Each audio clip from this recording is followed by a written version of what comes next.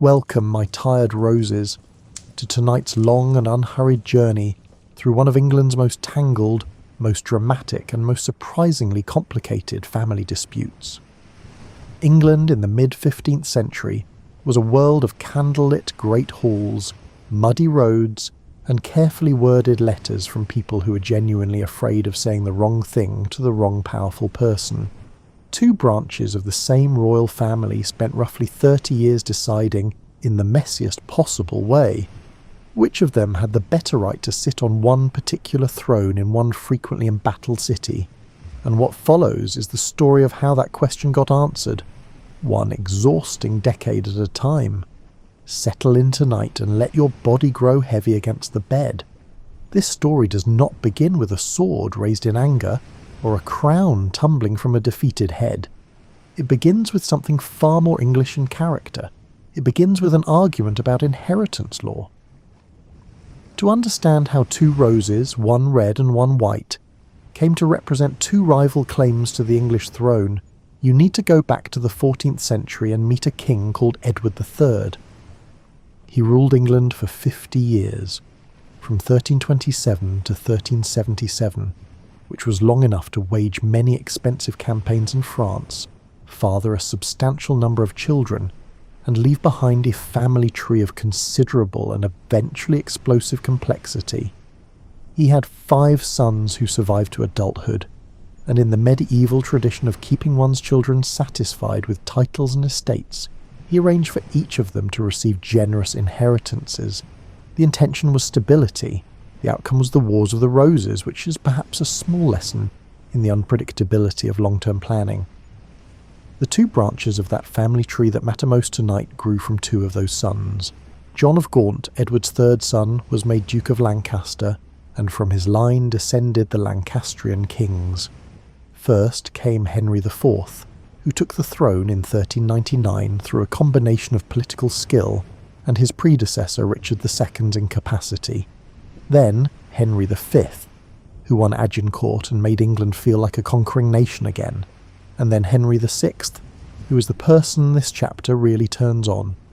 Edmund of Langley, the 4th son, became Duke of York, and from his line eventually came the Yorkist claimants, who would contest the throne through 3 decades of intermittent warfare. Both families were unquestionably royal. Both traced their blood directly to Edward III. The technical complication, the one that occupied lawyers, chroniclers, and parliamentary scribes for decades, was that the strongest bloodline argument for the Yorkist claim ran through a woman, through Philippa, daughter of Lionel of Antwerp, Edward III's 2nd son. Tracing back through that female line placed the Yorkist claim ahead of the Lancastrian one in the strict order of birth. The Lancastrians had been on the throne since 1399, however, and the practical weight of an occupied throne surrounded by loyal armies tends to count for more than the most compelling pedigree argument ever written on parchment. But the argument existed. It sat in the political background of England for 50 years, patient and quietly waiting for someone to use it.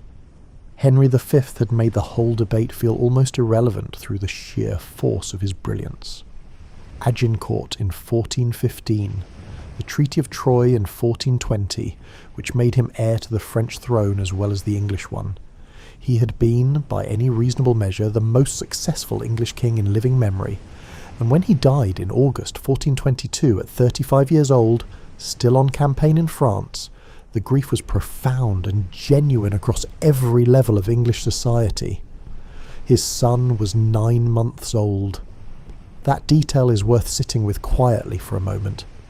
Henry VI was 9 months old when the weight of 2 kingdoms settled onto his very small shoulders. He was not yet able to sit unaided. He was simultaneously King of England and, in the terms of his father's treaty, heir to France. Experienced counsel stepped in to manage affairs during the long minority, as they were expected to do, and the realm functioned tolerably enough while the boy was growing up. The problem became apparent only gradually, over years, as Henry grew into a man who was not the person the situation had been waiting for.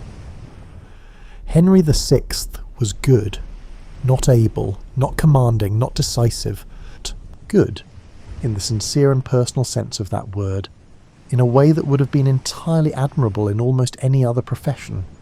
He was deeply and consumingly pious, with the religious devotion of a man who might have been genuinely content as a Benedictine monk in a well-ordered house, illuminating manuscripts in a warm scriptorium and tending a modest kitchen garden.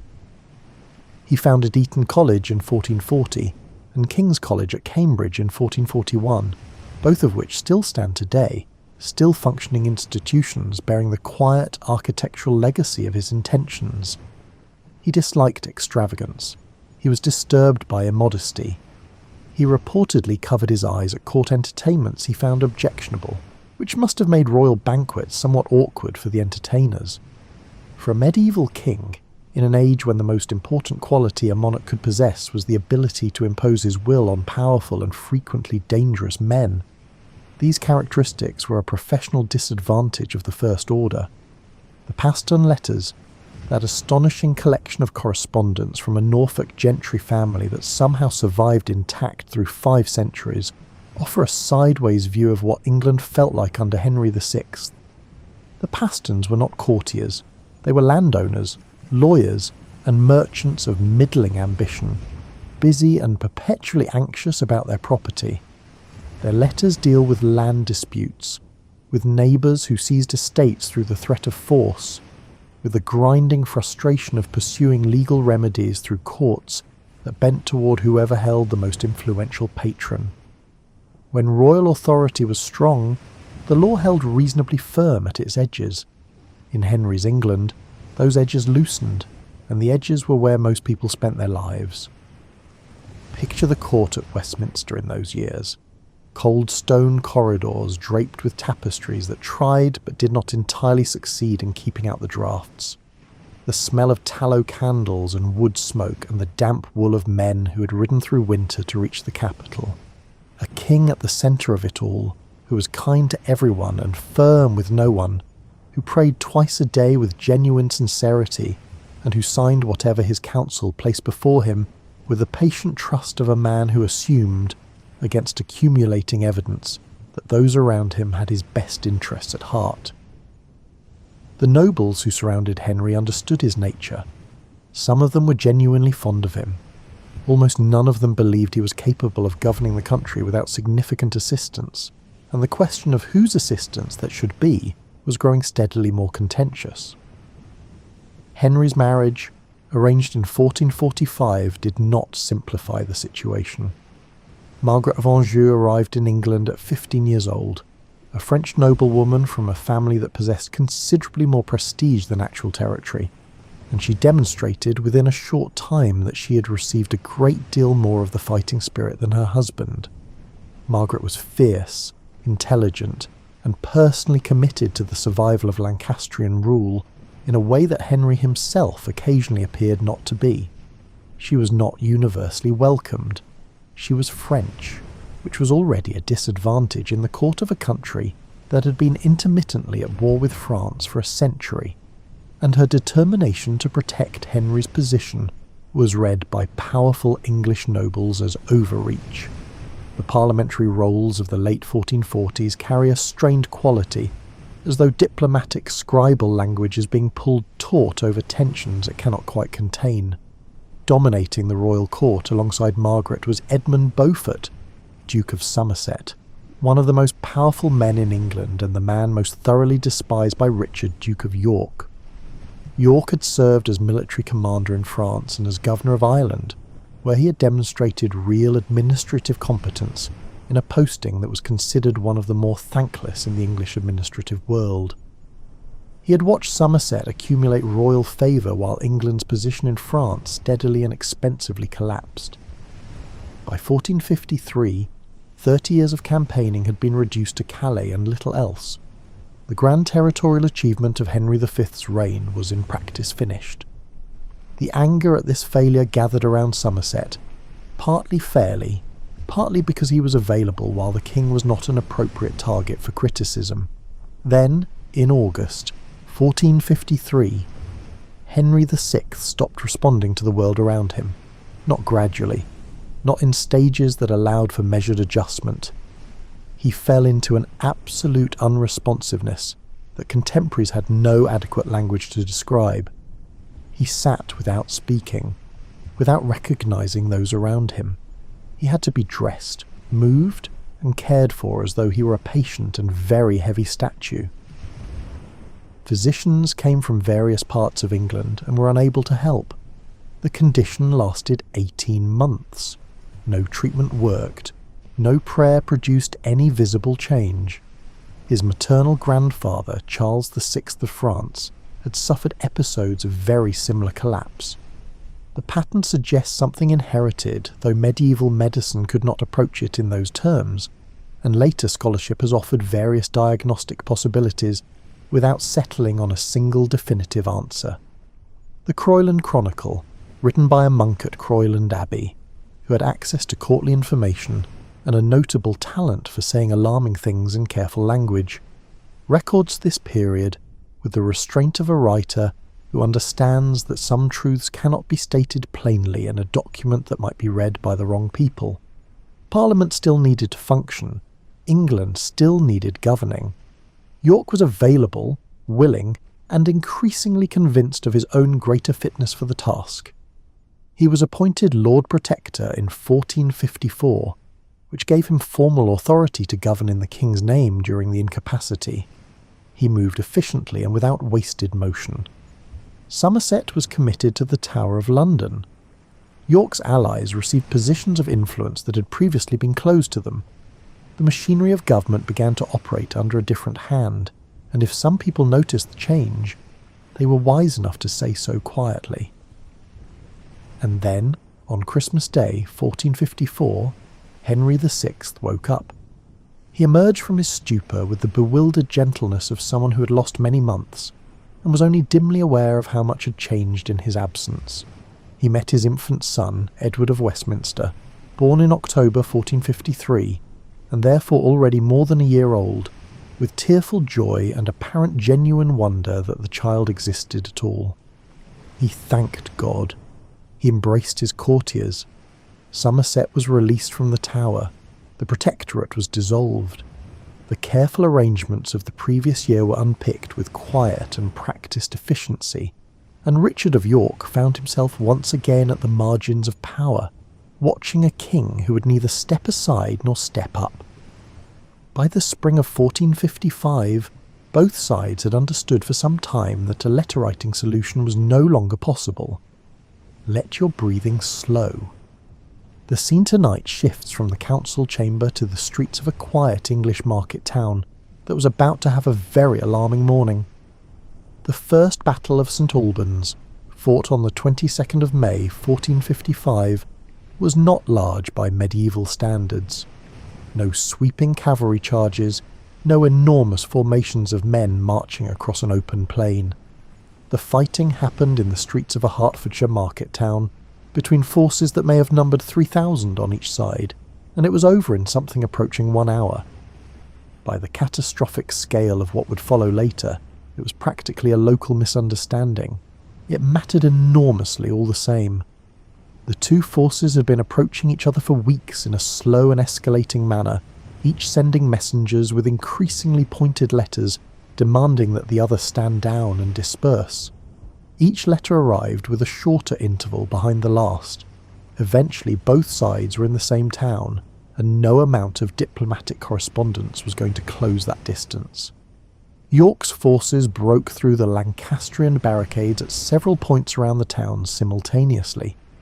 The fighting pushed through market streets and alleyways, around houses where ordinary people were presumably attempting to keep their heads down and their windows shut. Edmund Beaufort, Duke of Somerset, was killed in the fighting. Henry Percy, Earl of Northumberland, was also killed.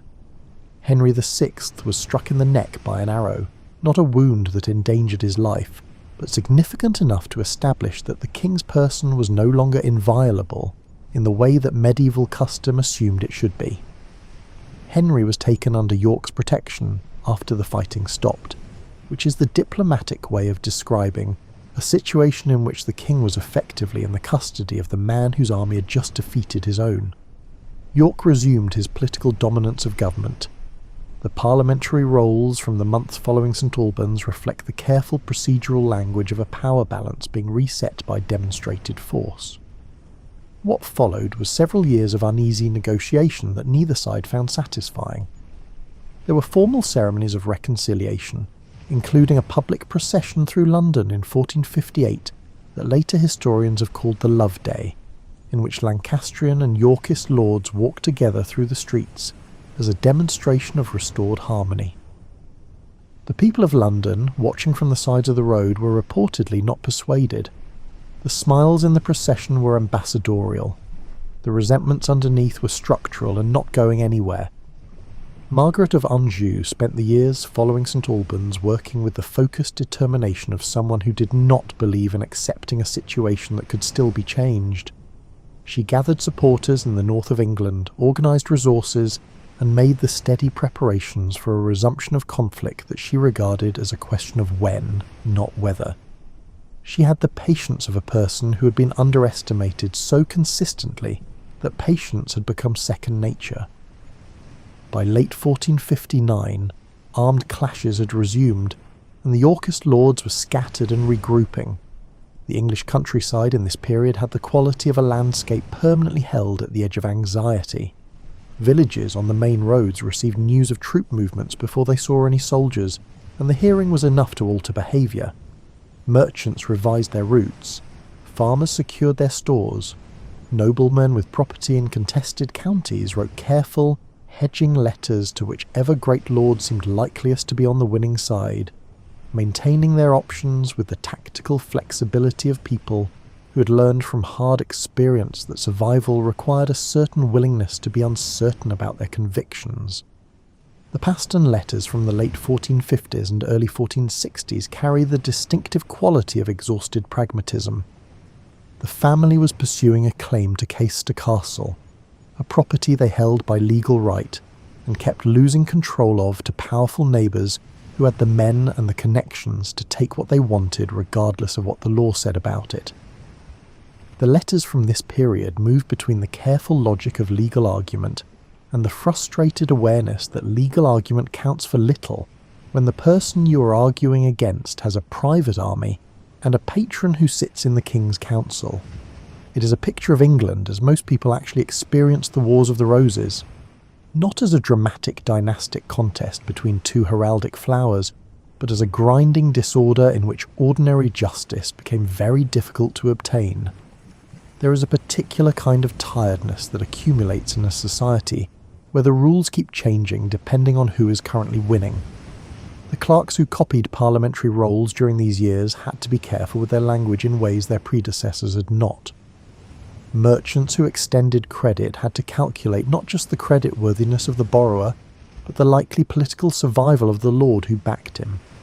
Priests who offered public prayers had to think carefully about which king's name to include in the liturgy, before news from the north made that choice either prescient or dangerous. This was the texture of England in the years between St Albans and what came after it, a country that kept functioning but kept one ear turned toward the sound of hooves on the road. Late in 1460, Richard of York took a step that surprised even his closest supporters. Rather than continuing to govern in the king's name and pressing his agenda through legitimate influence, he walked into Parliament and formally claimed the throne for himself, placing his hand on the royal chair in a gesture of such directness that the assembled lords apparently fell into a silence that nobody immediately knew how to end. His legal case, argued through parliamentary rolls and genealogical records, stretching back through the female line to Edward III's second son, was carefully constructed and genuinely formidable. Parliament reached a compromise that pleased no one entirely. Henry VI would remain king for the duration of his life. Richard of York would be recognised as heir, displacing the Lancastrian Prince Edward of Westminster from the succession entirely. Margaret of Anjou, who had not been consulted, gathered her forces in the north with the focused energy of someone who has received very bad news and has no intention of accepting it. At Wakefield, on the 30th of December 1460, Richard of York was killed. He had led a sortie from Sandal Castle into a Lancastrian force that turned out to be considerably larger than his assessment had suggested. His son Edmund, Earl of Rutland, was also killed in the fighting. Richard of York's head was subsequently displayed on the gates of the city of York, fitted with a paper crown, in what can only be described as a pointed and thoroughly Lancastrian editorial comment on his recent parliamentary ambitions. It was the kind of gesture that communicated contempt effectively, while also being, from a certain historical distance, almost impressively petty. It proved not to be the deterrent anyone had intended. News reached Richard's eldest son Edward in Wales in early 1461, where he had just won a Yorkist engagement at Mortimer's Cross in February. Edward was 19 years old, very tall, genuinely physically commanding in a way that 5 centuries of portraiture does its best to convey, and possessed of a military decisiveness that his father had occasionally lacked at critical moments. He did not linger. He turned south and moved with a speed that people around him quickly learned to match. London opened its gates to him with something close to relief. The city had endured too many years of uncertainty, and saw in this young man a quality it had been missing for a long time. The settled appearance of someone who was built for exactly this and who knew it. Henry VI was declared to have forfeited the throne. On the 4th of March 1461, Edward was proclaimed King of England as Edward IV. The proclamation needed military confirmation, and it came at Towton in Yorkshire on the 29th of March 1461. A heavy snowstorm blew from the south that day, driving into the faces of the Lancastrian army, and carrying Yorkist arrows further than any return could match. The battle was vast by the standards of the period, involving tens of thousands of men on a wide and bitter field, and it was decided when Yorkist reinforcements struck the Lancastrian flank at the point of maximum pressure. The Lancastrian line broke. Henry VI and Margaret of Anjou, who had not been on the field, fled north and then into Scotland. You do not need to carry the weight of that field tonight. Think instead of snow in the cold air, and then quiet. Edward rode south. He was 19 years old, and England was his. Take a slow breath. Let the sound of the last chapter settle. For a time, the story becomes one of a king who was genuinely good at his job, who had a natural talent for governance that England had been missing for 30 years, and who made one spectacular personal decision that nearly brought the entire structure down around him. Edward IV was the kind of monarch that medieval England had been conspicuously missing. He was tall, broad-shouldered, and had a natural ease in company that made people want to remain in his vicinity, without quite being able to explain why. He was commercially minded in a way that previous Plantagenet kings had not been, cultivating relationships with London's merchant class and engaging in personal trading ventures that were genuinely profitable for the crown. He paid attention to legal administration. He was good at rewarding loyalty and at recognizing when he needed to be seen to be generous. He was, by reasonable historical assessment, effective. Standing close behind him, with the quiet expectancy of someone who considered himself essential to the arrangement, was Richard Neville, Earl of Warwick. Warwick was the most powerful private subject in England at the time of Edward's accession, and he had been central to making that accession happen. His wealth defied easy summary. He held castles and estates across England, maintained a following of hundreds of personal retainers who wore his badge and answered his summons, and had diplomatic connections reaching across half of Europe.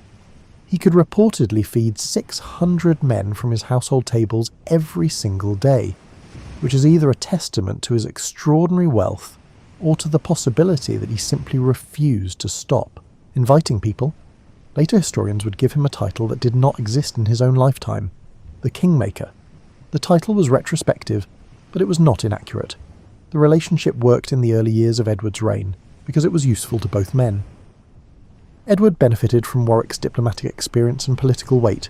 Warwick expected in return to remain the indispensable voice at the king's ear, particularly in matters of foreign policy. He was engaged in careful negotiations with France, working toward a diplomatic marriage for the king that would cement the New Yorkist dynasty's standing on the European stage. In May 1464, Edward informed Warwick that he had already married, privately, secretly, several months earlier. Elizabeth Woodville was English, not royal, not of ancient noble blood, and not who Warwick had in mind. She was a widow with 2 sons from her first marriage to a Lancastrian knight who had died fighting on the wrong side. She was, according to multiple contemporary accounts, strikingly beautiful, which may illuminate some portion of the king's reasoning, though the documentary record maintains a diplomatically tactful silence on exactly what Edward was thinking in that Northamptonshire garden when he decided that this was the woman he intended to marry. The wedding had been conducted in private at her family home, witnessed by a small number of people, and kept quiet until quiet was no longer possible. Warwick discovered that the marriage had taken place while he was in France, conducting the negotiations that the wedding had already rendered entirely pointless. Elizabeth and her large family moved into the English court with considerable efficiency. Her brothers and sisters were married into the established aristocracy at a pace that older noble families found genuinely alarming, watching matches they had assumed would be available for their own children disappear into Woodville arrangements. The late medieval chronicles from this period record the resentment with the careful language of writers who want to convey a great deal without committing it to the page quite directly. Warwick took detailed note of all of it. To understand Warwick's fury, it helps to understand what he had expected. He had spent years building the diplomatic architecture of the New Yorkist reign. He had travelled to foreign courts, negotiated through interpreters, hosted ambassadors in his own households, and presented Yorkist England as a stable and serious power worth making agreements with.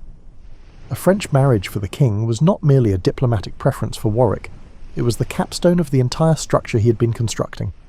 The news that Edward had contracted a private marriage to a widow of no great lineage, without telling anyone, was not just a personal slight. It was the demolition of several years of careful work, and the insult was so thorough that it could not easily be accommodated.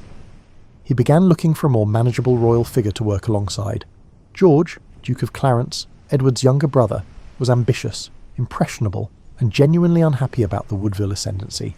Warwick offered George his daughter Isabel in marriage. George accepted with the enthusiasm of someone who had been waiting to be offered exactly this. Warwick now had a royal duke beside him, and the shape of a very serious problem was becoming visible to anyone paying attention. In 1469, Warwick and Clarence staged a rebellion against the king. They captured Edward at a moment when his supporting forces were scattered and widely spread, held him briefly at Middleham Castle in the north, and attempted to govern England in his name. The great lords of England declined to accept this arrangement. It turned out that being physically present next to a king, and being able to actually govern as though you were him, were meaningfully different things. Edward was released. A reconciliation was performed that convinced nobody, and the Croyland Chronicle records it, with the understatement of a writer who has decided the performance does not deserve generous commentary. By 1470, events had taken a turn so unexpected that even experienced observers seemed genuinely surprised. Warwick entered into negotiations with Margaret of Anjou. The man most responsible for destroying the Lancastrian cause was now planning to restore it, because restoring it was the only remaining path to the power he believed he deserved. Warwick's daughter Anne was married to the Lancastrian Prince Edward of Westminster, as a formal seal on this alliance between two people who had previously devoted considerable energy to wanting each other destroyed. It required a particular quality of political desperation to make this arrangement sound reasonable, and the chronicles of the period reflect a certain bewildered quality in their accounts of it. Edward IV, wrong-footed by the speed of events, left England in September 1470 and crossed to the Low Countries with a small group of loyal companions and a shortage of money that made the whole situation more uncomfortable than it needed to be. Henry VI was brought out of the Tower of London, where he had been a prisoner for several years, given fresh clothing, a supportive council, and the appearance of restored royal authority. The redemption of Henry VI, as historians have named this period, had begun. It lasted 6 months. Edward used those months with the efficiency that had always characterised him at his best. His brother-in-law, Charles the Bold of Burgundy, provided ships and funding. Edward gathered exiled Yorkist supporters and Flemish mercenaries, and in March 1471 he landed on the Yorkshire coast. He moved south through England, gathering support at each stage, and somewhere near Coventry he encountered Clarence, who had concluded that his association with Warwick had been a mistake, and that returning to his brother's side was the correct move. Clarence rejoined Edward with the easy manner of someone who expected the matter to be forgotten quickly, and Edward, who needed him, let it go. Warwick met Edward's army at the Battle of Barnet on the 14th of April 1471. The morning was foggy, which sounds like a detail borrowed from a fable but was simply weather. In the poor visibility, two of Warwick's own contingents mistook each other for the enemy and began fighting themselves. The Lancastrian line collapsed in the resulting confusion. Warwick was killed in the fighting. The Kingmaker's run was finished. On that same morning, news arrived that Margaret of Anjou had landed in the west of England with a fresh Lancastrian army from France. Edward moved west with a speed that had always been his most formidable military quality, covering the distances that contemporary accounts record with evident admiration. He caught the Lancastrian force at Tewkesbury on the 4th of May 1471. The battle was decisive. The Lancastrian prince Edward of Westminster was killed. Margaret of Anjou was captured, and she remained a prisoner in England for several years before being ransomed back to France, where she lived out the remainder of her days with the quiet endurance of someone who had spent 3 decades fighting for a cause that was now irrevocably over. Henry VI died in the Tower of London on the night of the 21st of May 1471. The official cause was recorded as grief. The royal records from the period, and the analysis of later scholarship, suggest something rather less involuntary, though no surviving document states this plainly. The male Lancastrian line was gone. Edward IV returned to London as undisputed king, and for the next 12 years England experienced something it had almost forgotten was available: a functioning government under a ruler who was actively and intelligently engaged in running the country.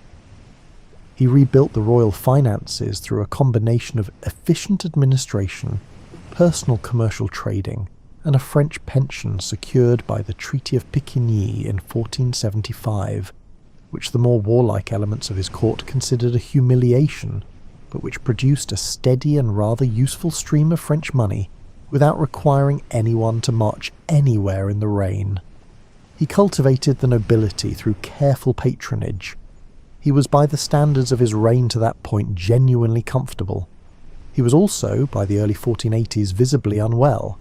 He had grown heavy through years of enthusiastic eating and drinking, and contemporaries noted this with the measured concern of people who could see which direction things were heading. The Italian diplomat Dominic Mancini, visiting England in 1482 and 1483 and later recording his observations, noted the king's continued political intelligence alongside his obvious physical decline. Both things could be true at once, and apparently were. Edward IV died on the 9th of April 1483. He was 40 years old. Breathe slowly tonight. This chapter is quieter than the last in its way, though the quiet has a distinctly uneasy quality. Edward IV had named his younger brother Richard, Duke of Gloucester, as Lord Protector for his 12-year-old son, the newly proclaimed Edward V. It was a reasonable appointment on the face of things.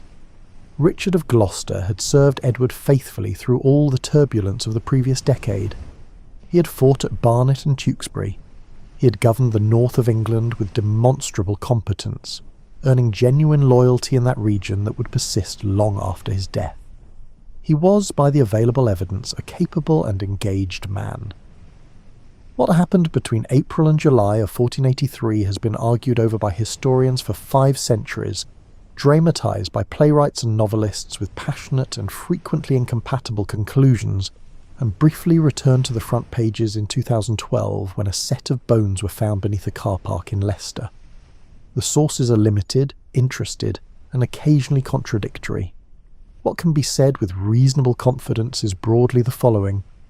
Richard of Gloucester intercepted the young king as he travelled from Ludlow to London, removed him from his Woodville escort, and had the Woodville men arrested.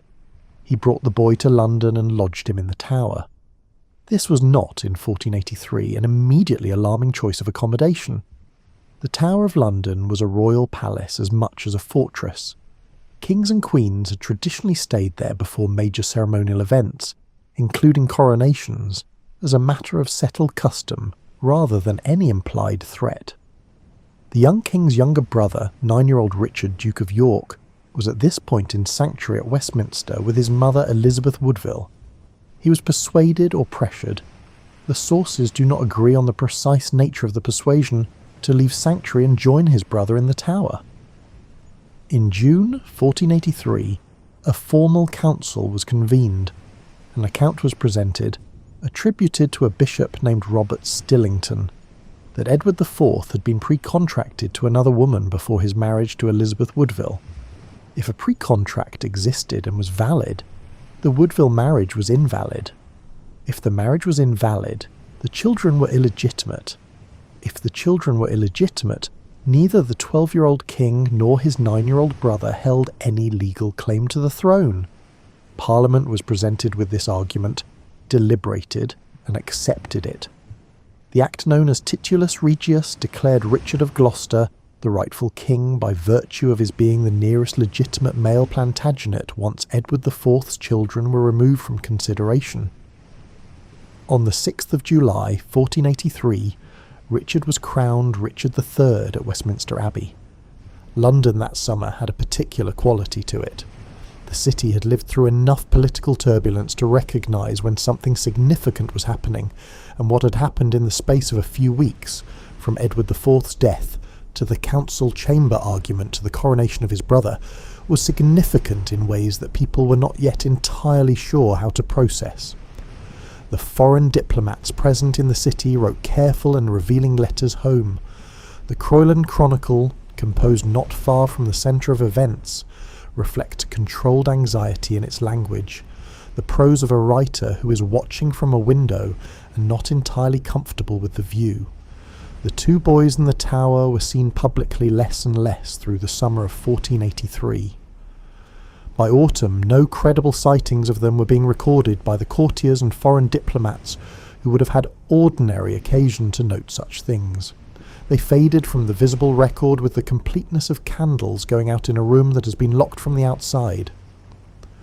The Croyland Chronicle, among the most valuable of the late medieval chronicles for this period, does not state explicitly what happened to the princes.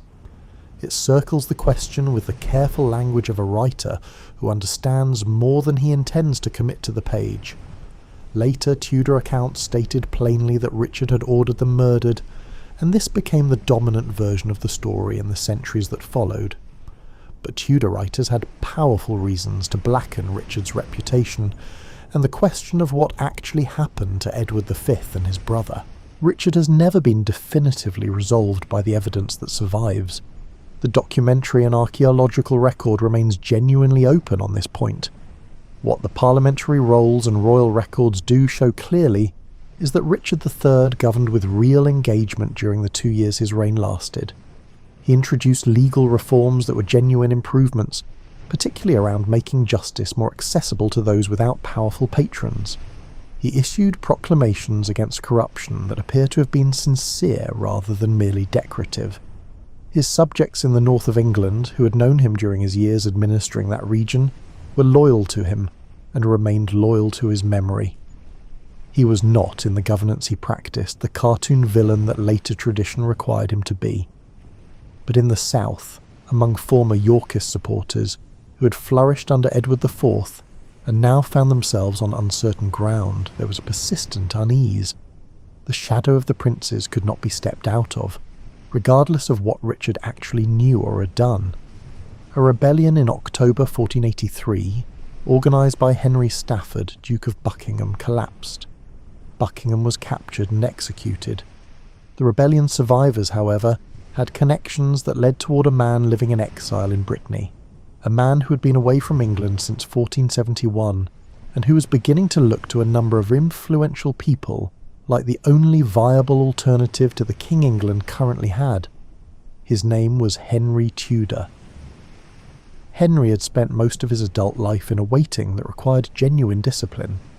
He had left England as a 14-year-old in the aftermath of Edward IV's restoration with his uncle Jasper Tudor, and had spent the intervening years in Brittany and then France at the tolerated edge of French hospitality. Duke Francis of Brittany had been broadly kind, but had also, at various points, been diplomatically pressured by Edward IV's agents to hand Henry over. Henry had been moved from house to house with a care that had as much to do with keeping him out of hostile hands as with genuine welcome. He prayed. He studied. He absorbed the diplomatic culture of the courts around him. He maintained correspondence with his mother, Margaret Beaufort, who was in England and was very far from idle.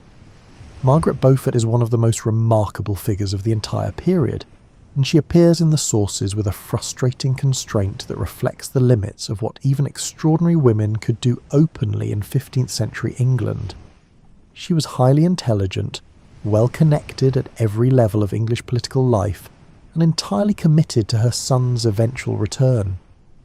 She operated from within the English court, maintaining a surface of appropriate loyalty to whichever king occupied the throne, while conducting a sustained campaign of correspondence, quiet alliance building, and practical support for her son across the Channel. The Croyland Chronicle notes her activities with the discreet language of a writer who finds the activities admirable, but who understands the dangers of admiring them too openly in a document. By 1485, enough English lords were prepared to either support Henry Tudor actively, or to wait and see how events developed before committing themselves.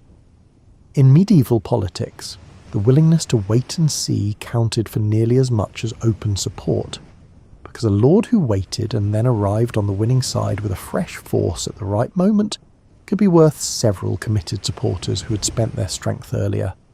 The moment, as it turned out, was approaching faster than most people had expected. Let your eyes close a little more.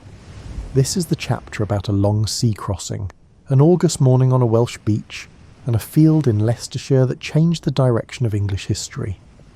Henry Tudor sailed from Harfleur on the 1st of August 1485, with a force composed of French soldiers, exiled English supporters, and the general atmosphere of people who understood that this was either a very good idea or a catastrophically bad one, with not much room for any position in between. He landed at Mill Bay in Pembrokeshire on the 7th of August, touching Welsh soil with deliberate and considered intention.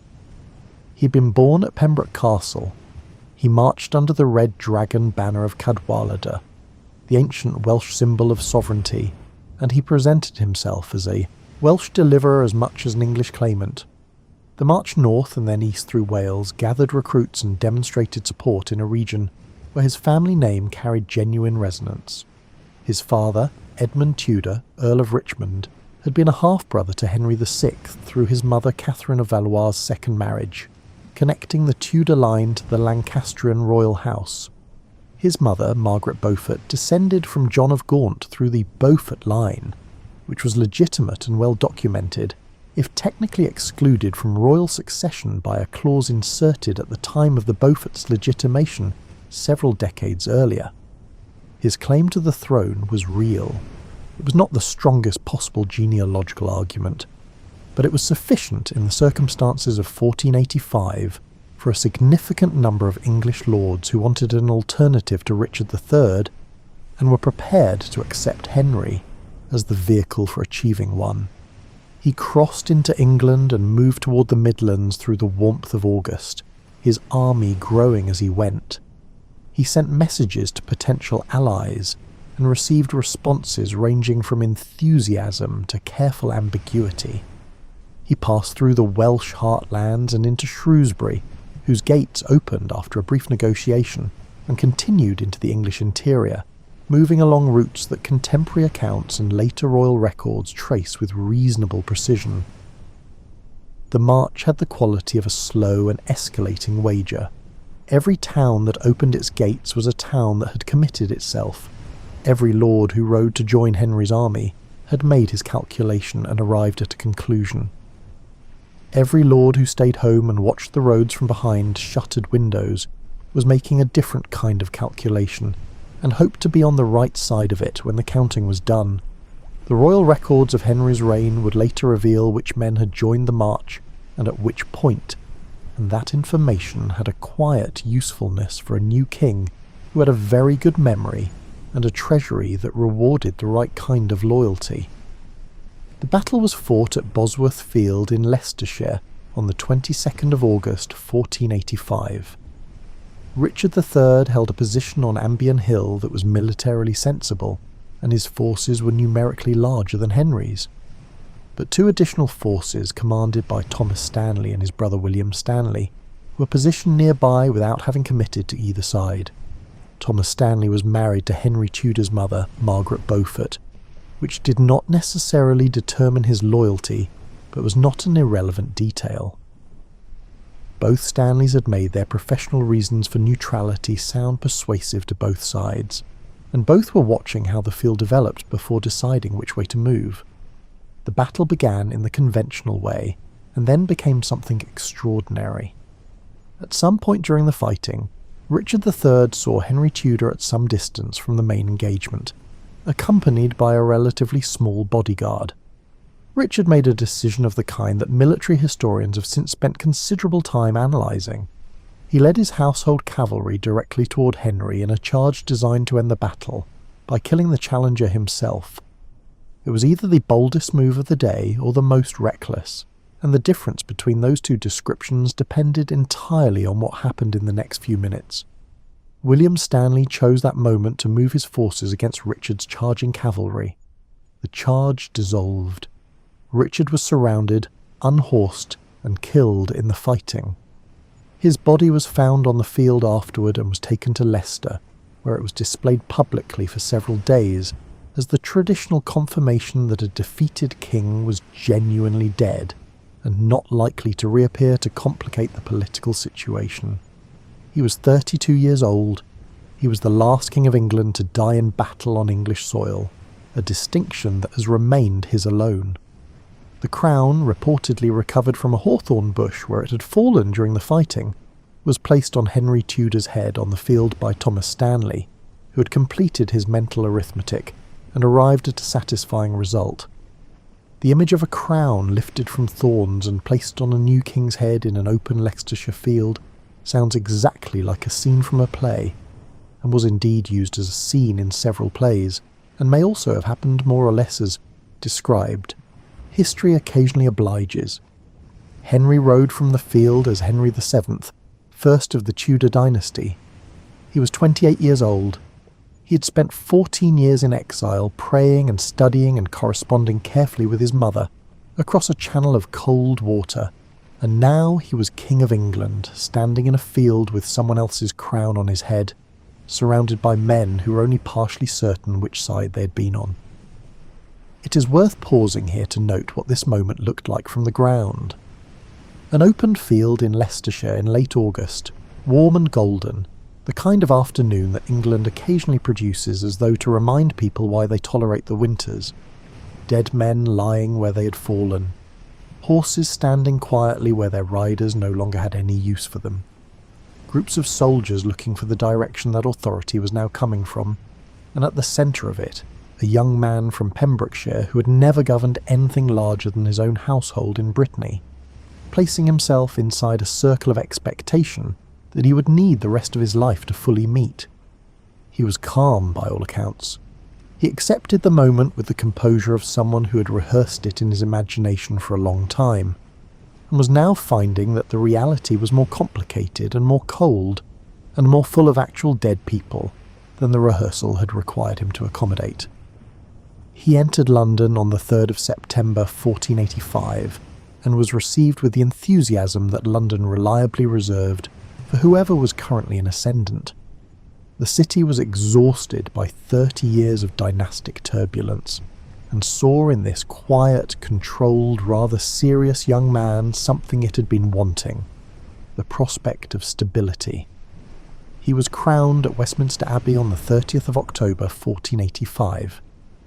The proclamation of Henry as king was dated, with the careful administrative intelligence that would define his entire reign, to the day before Bosworth. This placed Richard III in the position of a traitor who had fought against his lawful king, which meant that anyone who had fought on Richard's side could theoretically be attainted for treason, with their estates forfeit to the crown. Henry did not pursue this logic to its maximum extent, because alienating the entire English nobility at once would have produced a fresh set of enemies from people who might otherwise become cautious supporters. but he retained the option. The knowledge that the option existed was itself a form of control, quiet and undeclared and thoroughly effective. This was very much the mode of kingship that Henry VII would practice for the next 24 years. Patient, watchful, and always aware of the levers that could be pulled without being visibly pulled at all. Rest here for a while. The fighting is done. This chapter is about the slow and careful business of building something that might last. Henry VII was not a king who inspired extravagant poetry. He was careful, financially meticulous, suspicious, and possessed of an extraordinary patience for the long consequences of short-term decisions. He did not have Edward IV's natural charm or Henry V's military glory. What he had was the steady determination of a man who had spent 14 years as a pawn in other people's plans and had absolutely no intention of becoming one again. His first and most symbolically important act was the marriage that had been part of his coalition from the beginning. On the 18th of January 1486, Henry married Elizabeth of York, the eldest daughter of Edward IV and Elizabeth Woodville. The marriage had been central to the arrangement that had drawn Yorkist supporters toward his cause, because Elizabeth was the undeniable Yorkist heir. By marrying her, Henry united the two rival bloodlines in a single household. The red rose of Lancaster and the white rose of York were joined into the Tudor rose, the double flower that became one of the most powerful and deliberately deployed symbols of the new dynasty. The Tudor rose was not, strictly speaking, a device that had existed during the wars in the form that Tudor imagery gave it. The red and white roses had been used as heraldic badges by the two sides during the conflict, but with less consistency and universal application than later tradition implies. The union of the two roses was very much a Tudor creation, a piece of visual messaging designed to communicate that the quarrel was finished, that the country was healed, and that the new dynasty represented the synthesis of both claims rather than the victory of either one. It appeared quickly in art, architecture, illuminated manuscripts, and the decorative culture of the new court, and it did its work well. Elizabeth of York is a relatively quiet presence in the historical record compared to the louder personalities who surrounded her life. She appears in the royal accounts through household expenses, gifts given and received, religious observances and feast day celebrations, and the births of her children. Henry VII and Elizabeth had 4 children who survived infancy. Arthur, named with pointed Tudor symbolism that gestured toward the Arthurian heritage Henry's Welsh identity made available to him. Margaret, who would go to Scotland as Queen and become a crucial figure in the eventual union of the two crowns. Mary, who would eventually marry twice with very different degrees of royal approval. And Henry, the second son, who would become Henry VIII, though that particular future was not yet visible in the hopeful spring of 1486. What can be pieced together from the royal accounts and the household records is a picture of Elizabeth as someone who exercised her queenship with consistency and quiet care. She maintained a large household, managed its finances, supported religious foundations, and appears in the gift records as generous in a personal rather than a performative way. She was popular in the city of London, which does not always follow from being queen, but did in her case. Possibly because she represented the end of the conflict that had unsettled commerce and everyday life for so long. Her royal accounts show a woman who spent money on books, on music, on the small pleasures of a court that was, by comparison with the previous 30 years, peaceful. Arthur, Prince of Wales, was married to Catherine of Aragon in November 1501, in a ceremony of considerable splendour designed to announce the Tudor dynasty's arrival as a serious and permanent fixture in European politics. The Spanish match was diplomatically important and commercially valuable, and the celebrations in London were proportionate to its significance. Arthur was 15 years old, Catherine was 16. They travelled to Ludlow Castle together, where Arthur fell ill in the early spring of 1502. He died in April, most likely of sweating sickness, which was a disease that struck fast and was not reliably survived by anyone regardless of rank. He was 15 years old. He had been Prince of Wales for his entire life and married for 5 months. The royal records from this period show a king who continued governing with precise and unbroken attention to detail.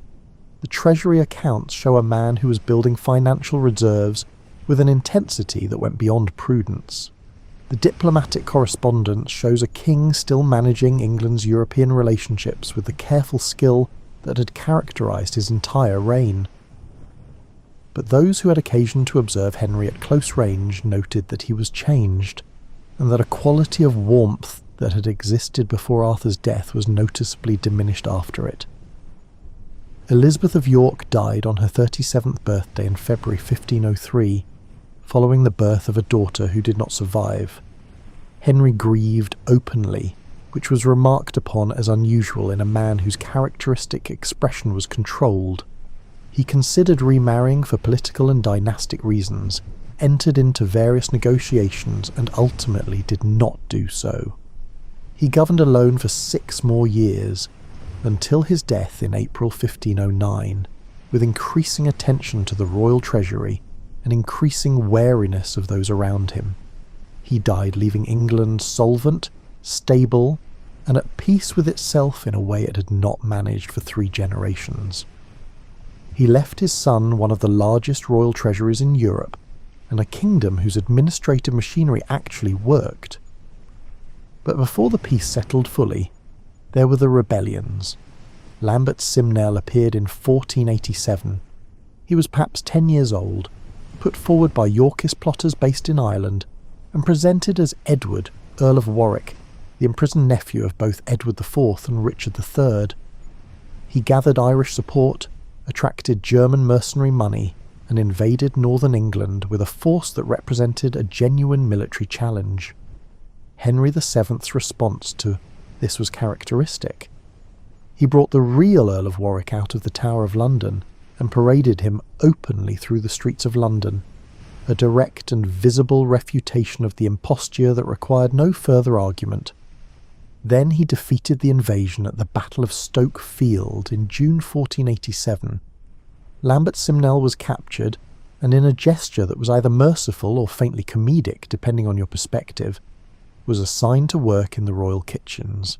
He apparently took to the work contentedly and rose eventually to the position of royal falconer, which is an outcome that even serious historical accounts find difficult to discuss with complete solemnity. Perkin Warbeck arrived in 1491 and proved a more durable challenge. He claimed to be Richard, Duke of York, one of the princes who had disappeared from the Tower in 1483.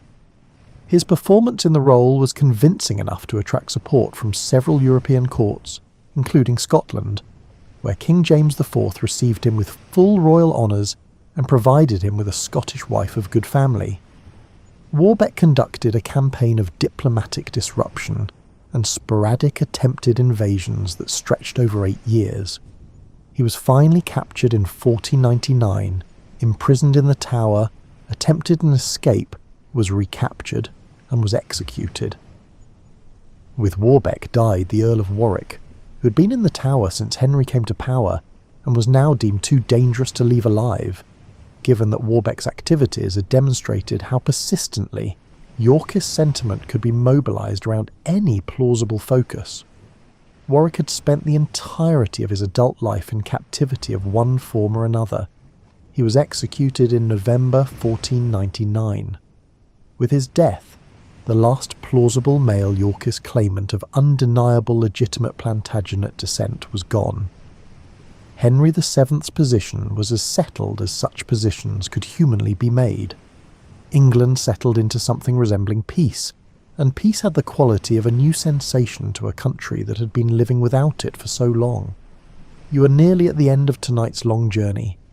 This final room is quieter than the others, and it is where the story turns to examine itself. The Wars of the Roses left a complicated legacy, and the complication began almost immediately, because the Tudors were thorough people who understood that controlling the memory of the conflict was as important as controlling the territory it had been fought over. Henry VII commissioned Polydore Virgil, an Italian humanist scholar who had come to England in 1502 on a papal administrative errand and stayed to write a comprehensive history of England. The result was the Historia Anglica, completed in the early 16th century, which approached English history with the tools of Renaissance scholarship and the political priorities of a Tudor patron. It was a serious piece of historical writing by the standards of its time, more critically engaged with its sources than most medieval chronicles had managed to be. It drew on parliamentary rolls, royal records, and earlier late medieval chronicles with genuine intellectual care. It was also shaped inevitably by an understanding of what narrative served the dynasty that had commissioned it. Richard III emerged from Virgil's account as a calculating and ruthlessly ambitious figure whose crimes had destabilised England and whose defeat at Bosworth was therefore the restoration of a natural order that the Tudors now embodied. Virgil's account fed into the work of later writers. Sir Thomas More, writing in the early 16th century, produced a history of Richard III that was brilliantly constructed, morally serious, and more theatrical than the evidence fully supported. More's Richard had a visibly deformed body, a scheming intelligence, and a villainy that was both dramatic and theatrically enjoyable. The physical distortions More described were exaggerated, as the discovery of Richard's actual remains in Leicester in 2012 confirmed. He had scoliosis, a lateral curvature of the spine, which would have been visible in his posture and his movement. It was not the monstrous crookback of literary tradition, but it was real enough to be worked with by writers who needed a physical sign to match the moral portrait they were constructing. And then there was Shakespeare.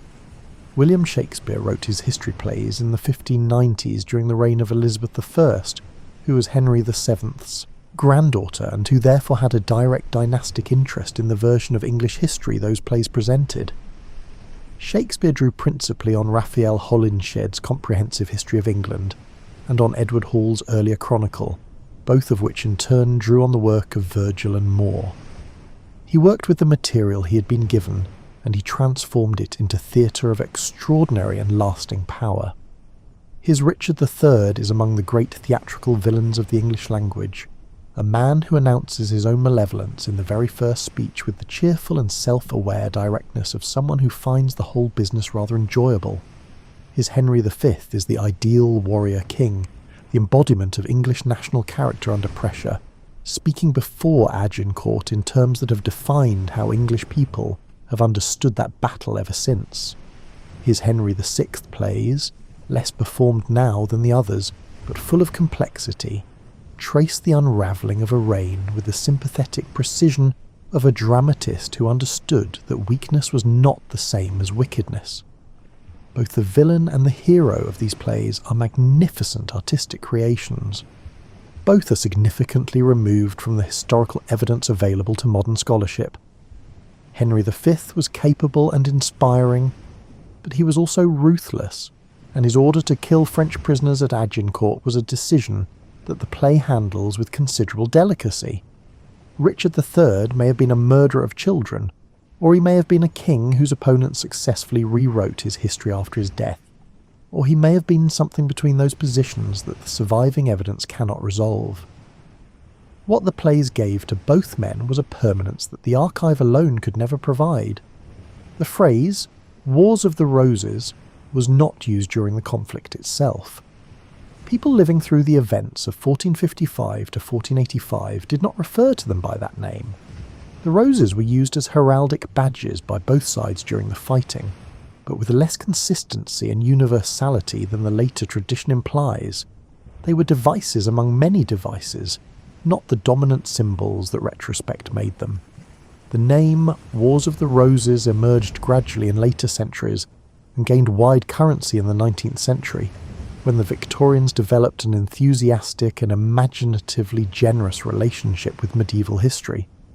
The image of a generational conflict neatly symbolised by two beautiful and fragrant flowers appealed powerfully to the Victorian romantic imagination, and the label stuck with a tenacity that scholarship has not entirely dislodged. the Victorian romanticisation did something interesting to the wars beyond simply naming them. It gave them a narrative shape that medieval people did not experience. It made the two sides more symmetrical, more clearly opposed, more cleanly colour-coded than the actual record supports. It produced novels and paintings and theatrical productions in which knights in shining armour declared their allegiances with a clarity that real 15th century men rarely felt comfortable expressing. The late medieval chronicles, by contrast, move with the ambiguity of writers who knew that today's winning lord might be tomorrow's attainted traitor, and who chose their language accordingly. Holinshed's chronicles, which Shakespeare used, had already processed a great deal of that ambiguity before the playwright encountered it, and Shakespeare refined the inherited material into something with the clean moral architecture that theatre requires and history rarely provides. The result of all this layering, Tudor political management, humanist scholarship, theatrical genius, and Victorian romanticism is a version of the period that is vivid, memorable, and significantly simplified. The real Wars of the Roses were messier than the story. The sides were less fixed and the loyalties far less stable than the dramatic narrative requires. People switched sides when it was practical to do so. Lancastrian lords Yorkist supporters became Lancastrian again, following the logic of survival and self-interest that was entirely rational in a world where the top of the political order was in violent and unpredictable motion. The Stanleys at Bosworth were not unusual in their willingness to wait. They were typical.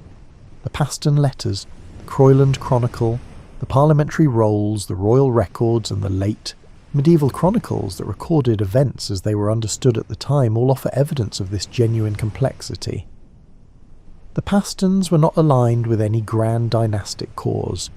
They were trying to hold Caister Castle against a powerful neighbour who exploited the national instability for local advantage. That is what the Wars of the Roses felt like for most of the people who lived through them. Not a contest of roses, but a background of uncertainty that made ordinary justice difficult to obtain and ordinary life more precarious than it needed to be. The people at the centre of the conflict, the warriors and the planners and the kings, had their own story, dramatic and well documented in its main outlines. Edward IV was genuinely effective and ate too much. Warwick was genuinely powerful and miscalculated the one variable, the king's independence of spirit, that he most needed to control. Margaret of Anjou was genuinely fierce and fought for 30 years and lost everything except her own survival, which she preserved with the pragmatic dignity of someone who had run out of alternatives. Richard III governed for 2 years with real engagement, and has been misrepresented for 5 centuries with a thoroughness that he might have found either flattering or infuriating, depending on what he actually did. Henry VII built something durable from the wreckage of everything that had preceded him, and then sat on top of it watching the treasury grow. And Elizabeth of York, who had been born a princess, declared illegitimate by parliamentary act, and then restored to legitimacy by the dynasty that had displaced her family, became the queen through whom the English future would flow. Her face appears in the portrait evidence of the period with a composed serenity that is impossible to read definitively and has therefore been read in every possible way. She was the white rose that became the Tudor rose, and what she actually felt about any of it, about the years of uncertainty in her childhood, about the brothers she lost, about the throne that she had watched pass through so many hands before arriving in her husband's, is not recorded in any document that the archive has yet revealed. That is, in the end, how history works at its most intimate. The public record captures what was documented and declared. The private experience, the weight of watching from a window as the world outside changed hands yet again, the sound of a messenger arriving in the dark, the pause before opening a sealed letter, the long mornings after a piece of news that cannot be undone, remains mostly silent. You have been walking through that silence tonight, through 5.5 centuries of it, through the candlelit great halls and the cold stone corridors and the carefully worded letters of people who were trying to do the right thing and were often genuinely uncertain what the right thing was. The Wars of the Roses ended at Bosworth Field in 1485, or they ended at Stokefield in 1487, or they ended in November 1499 when the last male Yorkist claimant of proven Plantagenet blood was executed in the Tower, depending on which historian you consult and what they consider sufficient to qualify as an ending. What is certain is that when they were over, England was different. The story of how they had happened was already being reshaped by the people who had come through it on the winning side, and the roses themselves had long since been pressed between the pages of a narrative that someone else had written. That narrative passed through Tudor chroniclers and Italian humanists, and a bishop's argument in Parliament, and a playwright's imagination in the 1590s, and it found its way eventually to you, lying here tonight in your quiet and warm and blessedly peaceful bed, centuries removed from the muddy fields and smoky hearths where the whole long argument began. Sleep well. The roses have gone quiet. If you enjoyed tonight's long and gentle wander through the tangled, dramatic and occasionally quite funny history of the Wars of the Roses, please do consider leaving a quiet comment, clicking the follow button and letting the channel know you are here. The next story is waiting whenever you need it.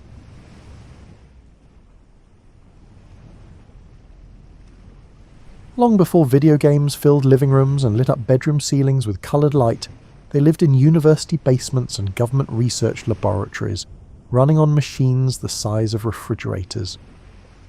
Nobody had planned to build an industry from them. A handful of curious minds simply wanted to know what a computer could do when given nothing more important than a game to play. Picture yourself, if you're not already half asleep, standing in a corridor in Cambridge, England, in the autumn of 1952. The hallway smells of old stone and warm electrical insulation. At the far end, through a heavy door, sits one of the most powerful computing machines in the country. Its name is EDSAC, which stands for Electronic Delay Storage Automatic Calculator, though virtually no one outside this building has ever needed to recall that particular string of words. What matters tonight is that a graduate student named Alexander Douglas has done something unusual with it. He has programmed it to play noughts and crosses. You would call it tic-tac-toe, depending on where you grew up, but the game is the same everywhere it has ever been played. 3 rows, 3 columns, 9 positions, an ancient ritual of marks in a grid, and the quiet hope that the person across from you makes a mistake. Douglas built this as part of his doctoral research into how human beings interact with calculating machines, which was a serious enough academic subject, and he named the program something that sounded nothing like a dissertation. He called it OXO. The display was a cathode ray tube, the same glass tube technology beginning to glow inside the television sets, appearing in British living rooms as the 1950s settled into their routines. When you made a move in OXO, the screen showed it. The machine responded. Marks appeared in the grid. The game moved forward. It was simple enough to seem almost inconsequential, and yet nobody who stood in front of it walked away in under 5 minutes. There was something impossible to dismiss about watching a machine decide where to place its mark, patiently and without hesitation, on a screen that a moment ago had shown nothing at all. The room holding EDSAC was not romantic in the way that laboratories in films tend to be. It was loud with cooling fans and smelled of warm components and the particular stillness of a space built entirely around function. The machine itself occupied most of the room, a long assembly of cabinets and racks connected by cables, flickering with indicator lights that communicated to engineers a constant stream of information that most visitors would have found unreadable. Against one wall, the cathode ray tube display was a modest addition, a round screen maybe 8 inches across, producing its grid of marks in a glow of greenish light. OXO did not change the world immediately. It was not meant to. Douglas completed his research and moved on to other projects. The machine that ran the game was eventually decommissioned, as early computers were, replaced by newer ones built with better components and greater capability. But the principle it demonstrated, that a screen could respond to a human choice in real time, that a computer could hold the logic of a game and enforce its rules and play against you, embedded itself somewhere in the ongoing conversation between mathematics and human curiosity. 3 years later, in 1955, a physicist named William Higginbotham was working at Brookhaven National Laboratory on Long Island, a facility dedicated to nuclear physics, and the kind of research that tends to produce technical reports rather than museum exhibits. Each autumn, the laboratory opened its doors to visitors from the surrounding communities, and Higginbotham was responsible for making the experience worth attending. He had grown tired of displays built around meters and charts and instruments that no one outside the building could meaningfully interpret. He wanted something that moved. Over a few weeks of spare hours and late evenings, he and a technician named Robert Dvorak assembled a circuit that could simulate a bouncing ball on an oscilloscope screen. An oscilloscope does not work like a television. It draws lines of focused light rather than assembling pictures from a grid of points. What this one showed was a simplified side-on view of a tennis court, a horizontal baseline, a short vertical net, and a small bright dot representing the ball. Each visitor could turn a dial to control the angle of their shot and press a button to send the dot arcing toward the opposite side. The player across from them did the same. The game was called Tennis for Two, and it stopped the annual open house in its tracks. People lined up to play it. Children pulled parents back for second and third turns. Laboratory researchers who had never attended the public exhibition found themselves waiting near the controls. That small glowing dot, bouncing back and forth on a screen no bigger than a dinner plate, held a crowd of scientifically literate adults in a state of unreasonable engagement for the better part of 2 days. Higginbotham found this mildly amusing, and then went back to work. He filed no patents. He never explored commercializing the game. Records preserved in the archives of the Smithsonian Institution include later interviews in which he expressed something close to genuine puzzlement at the historical attention others eventually attached to Tennis for Two. He had not invented anything, he maintained. He had tried to make physics approachable for an afternoon in October, and the afternoon had gone well, and that was approximately the extent of his ambition for it. 7 years after Tennis for Two blinked out of the Brookhaven Open House and went back into storage, a team of programmers at the Massachusetts Institute of Technology created the game that most technology historians regard as the true beginning of video game culture. The game was called Space War. The machine it ran on was a DEC-PDP-1, a computer that occupied a substantial corner of a laboratory room and carried a price tag that most institutions would have required considerable justification to approve. Access to it existed because the laboratory had more computing time available than its researchers needed during certain off-peak hours. Space War placed 2 players in command of small triangular spaceships, maneuvering in the gravitational field of a star positioned at the center of the screen. The goal was to destroy your opponent before they destroyed you, while managing a limited fuel supply and resisting the constant slow pull of the star's gravity. The physics model was mathematically grounded. The gravity was real in the sense that the numbers behind it corresponded to the equations used to describe actual gravitational attraction. This star field in the background was plotted from actual stellar positions, a detail the programmers added because they felt a fictional sky would be dishonest to the experience they were building. You could copy Space War onto any PDP-1 that existed, and that is exactly what happened. There were few such machines in the world. They lived in universities and research centres, each one representing a significant institutional investment. But wherever a PDP-1 operated, a copy of Space War eventually appeared on it, passed along not through any marketplace, but through the momentum of people who played it and could not imagine keeping it to themselves.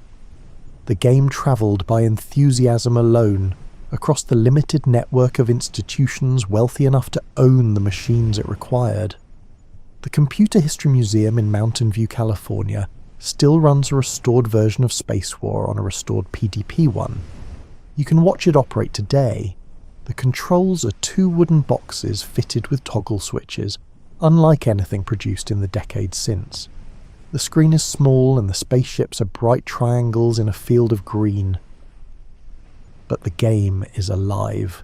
The gravity pulls at the ships. Your opponent is maneuvering. Someone is about to be hit. Nothing about the year it was built diminishes what it does to your attention when you stand in front of it. What Oxo and Tennis for 2 and Space War held in common was a quality that did not yet have a name. The screen was not displaying something to you. It was listening. It waited for your input and responded to it, and every choice you made determined what came next. And that cycle of action and consequence and further action was something no book, no film, and no radio program had ever managed to offer. The machines were enormous and confined to institutions, but they had stumbled onto the quality that would one day make interactive entertainment the most commercially successful media format in human history.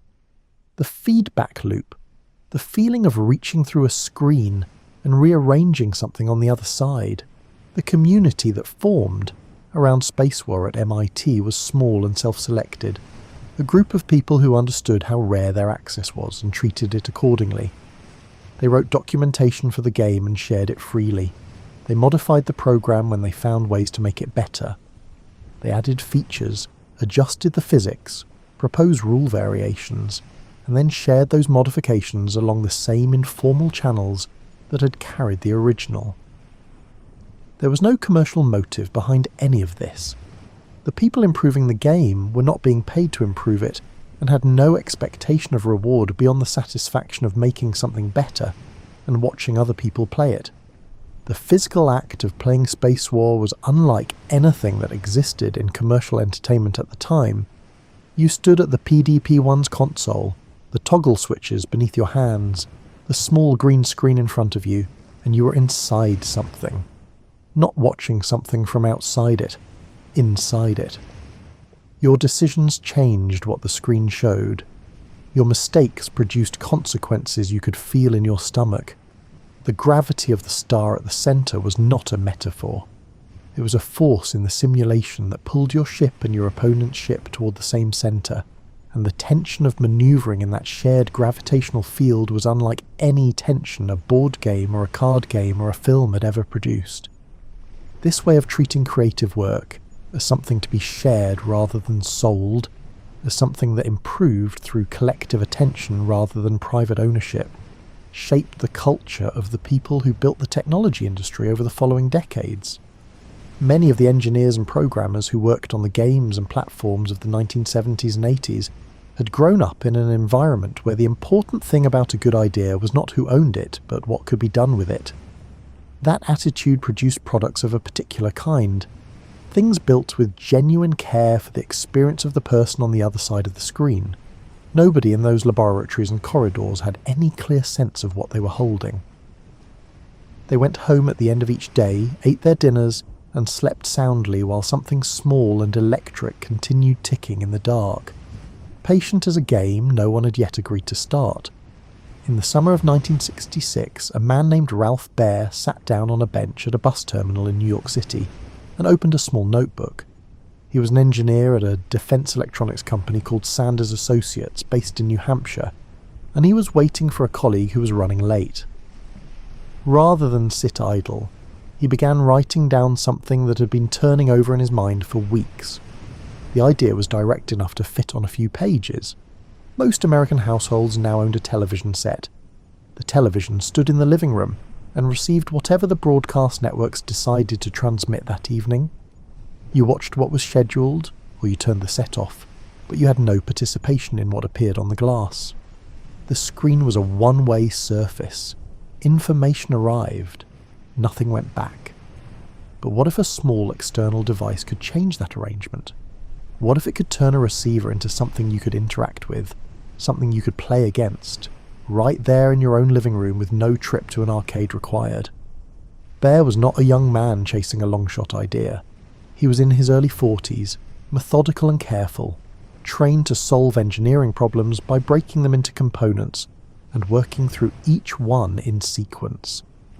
He thought through the problem at the bus terminal the same way he would have approached any technical challenge, by identifying what the thing would need to do and whether the physics of the time would allow it. By the time his colleague arrived, the outline of what would eventually become the home video game industry was written in a pocket notebook. He carried it back to New Hampshire and began to build. Sanders Associates allowed the project to develop over the following 2 years with a patience rooted in the culture of defence research, where engineers were sometimes permitted to pursue ideas that might eventually find applications in training or simulation environments. Bear made sure to frame the work in terms his supervisors could approve. What he was actually constructing, in the spare hours and extended evenings of that period, was something closer to a toy than to military technology, and the distinction did not seem to trouble anyone involved. The early prototypes were crude in appearance and genuinely interesting in effect. One version allowed 2 people to chase a single dot around the screen using hand controls. Another let players bat a small square back and forth like a tabletop version of tennis. A light gun could be aimed at targets appearing on the screen. Coloured plastic overlays, designed to be pressed directly against the glass of a television set, stood in for visual backgrounds the electronics could not yet produce on their own. Blue for a sky, green for a field, a grid suggesting a tennis court or a playing surface. By 1968, the device had been refined into something presentable. Bear called it the Brown Box, a name that described it with complete accuracy and almost no marketing instinct, since the unit was housed in a wooden case covered in brown vinyl and looked considerably more like something from an office supply room than from a toy shelf. It was not attractive. It was not compact. But it worked with a reliability that was difficult to argue against, and the games it ran produced a consistent reaction in anyone who sat down to try them. A moment of hesitation followed by the quiet absorption of someone who has accidentally become interested. Bear took the Brown Box to every major television manufacturer in the United States, and the response was almost uniformly negative. The reasoning varied depending on who was in the room. Some companies felt the games were too simple to constitute a real product. Others doubted that consumers would pay for an accessory to connect to a television they had already purchased. A few representatives expressed the genuinely held belief that no one would choose to play games on a screen when they could be watching a program instead. This last position is one of the more confidently wrong assessments recorded in the commercial history of consumer electronics, and it was widespread. One company said yes. That company was Magnavox, a well-regarded manufacturer of television sets known for reliable construction at a price point slightly above the middle of the market. Magnavox signed an agreement with Bear and Sanders Associates and began the work of turning the Brown Box into something that could realistically sit on a store shelf. The unit became smaller and cleaner in its lines. The controllers were redesigned into flat rectangular shapes with dials and a single button. Printed instructions were written for each game. The package was assembled with enough care that a person encountering it in a store would understand it was a finished product rather than a prototype. The Magnavox Odyssey appeared in American stores in the summer of 1972, and it was unlike anything else available. The unit itself was white and angular, suggesting an object from a science fiction setting, but grounded enough in the design language of the era to feel attainable. It came with 2 controllers, a set of plastic screen overlays for different games, a collection of game cards that selected between the system's various built-in activities, standard playing cards, dice, poker chips, and a printed booklet explaining each experience. Playing the table tennis game meant selecting the appropriate overlay, pressing it flat against the television screen, connecting the Odyssey to the antenna terminals on the back of the set, and adjusting the controls until 2 short white lines appeared near the screen's edges and a small square dot sat waiting in the centre. You turned a dial on your controller. One line moved. The dot travelled toward your opponent's side. They returned it or they did not. The game kept no score since the electronics were not sophisticated enough for that particular function, and the instruction booklet included paper score sheets for keeping tally by hand. This sounds more primitive than it felt in 1972. The experience of pressing a dial and watching something on a television screen respond to your specific input was genuinely new, and the novelty of it overrode the simplicity. Families who tried the Odyssey that summer describe a particular quality of attention settling over the room when the game was in progress, a shared focus that the television, in its ordinary role as a broadcast receiver, had never produced. The Odyssey sold around 300,000 units in its first year. Magnavox had expected fewer, and the market would eventually demand far more, but as a beginning it was substantial. In living rooms across the country, people were doing something they had not previously been offered the chance to do.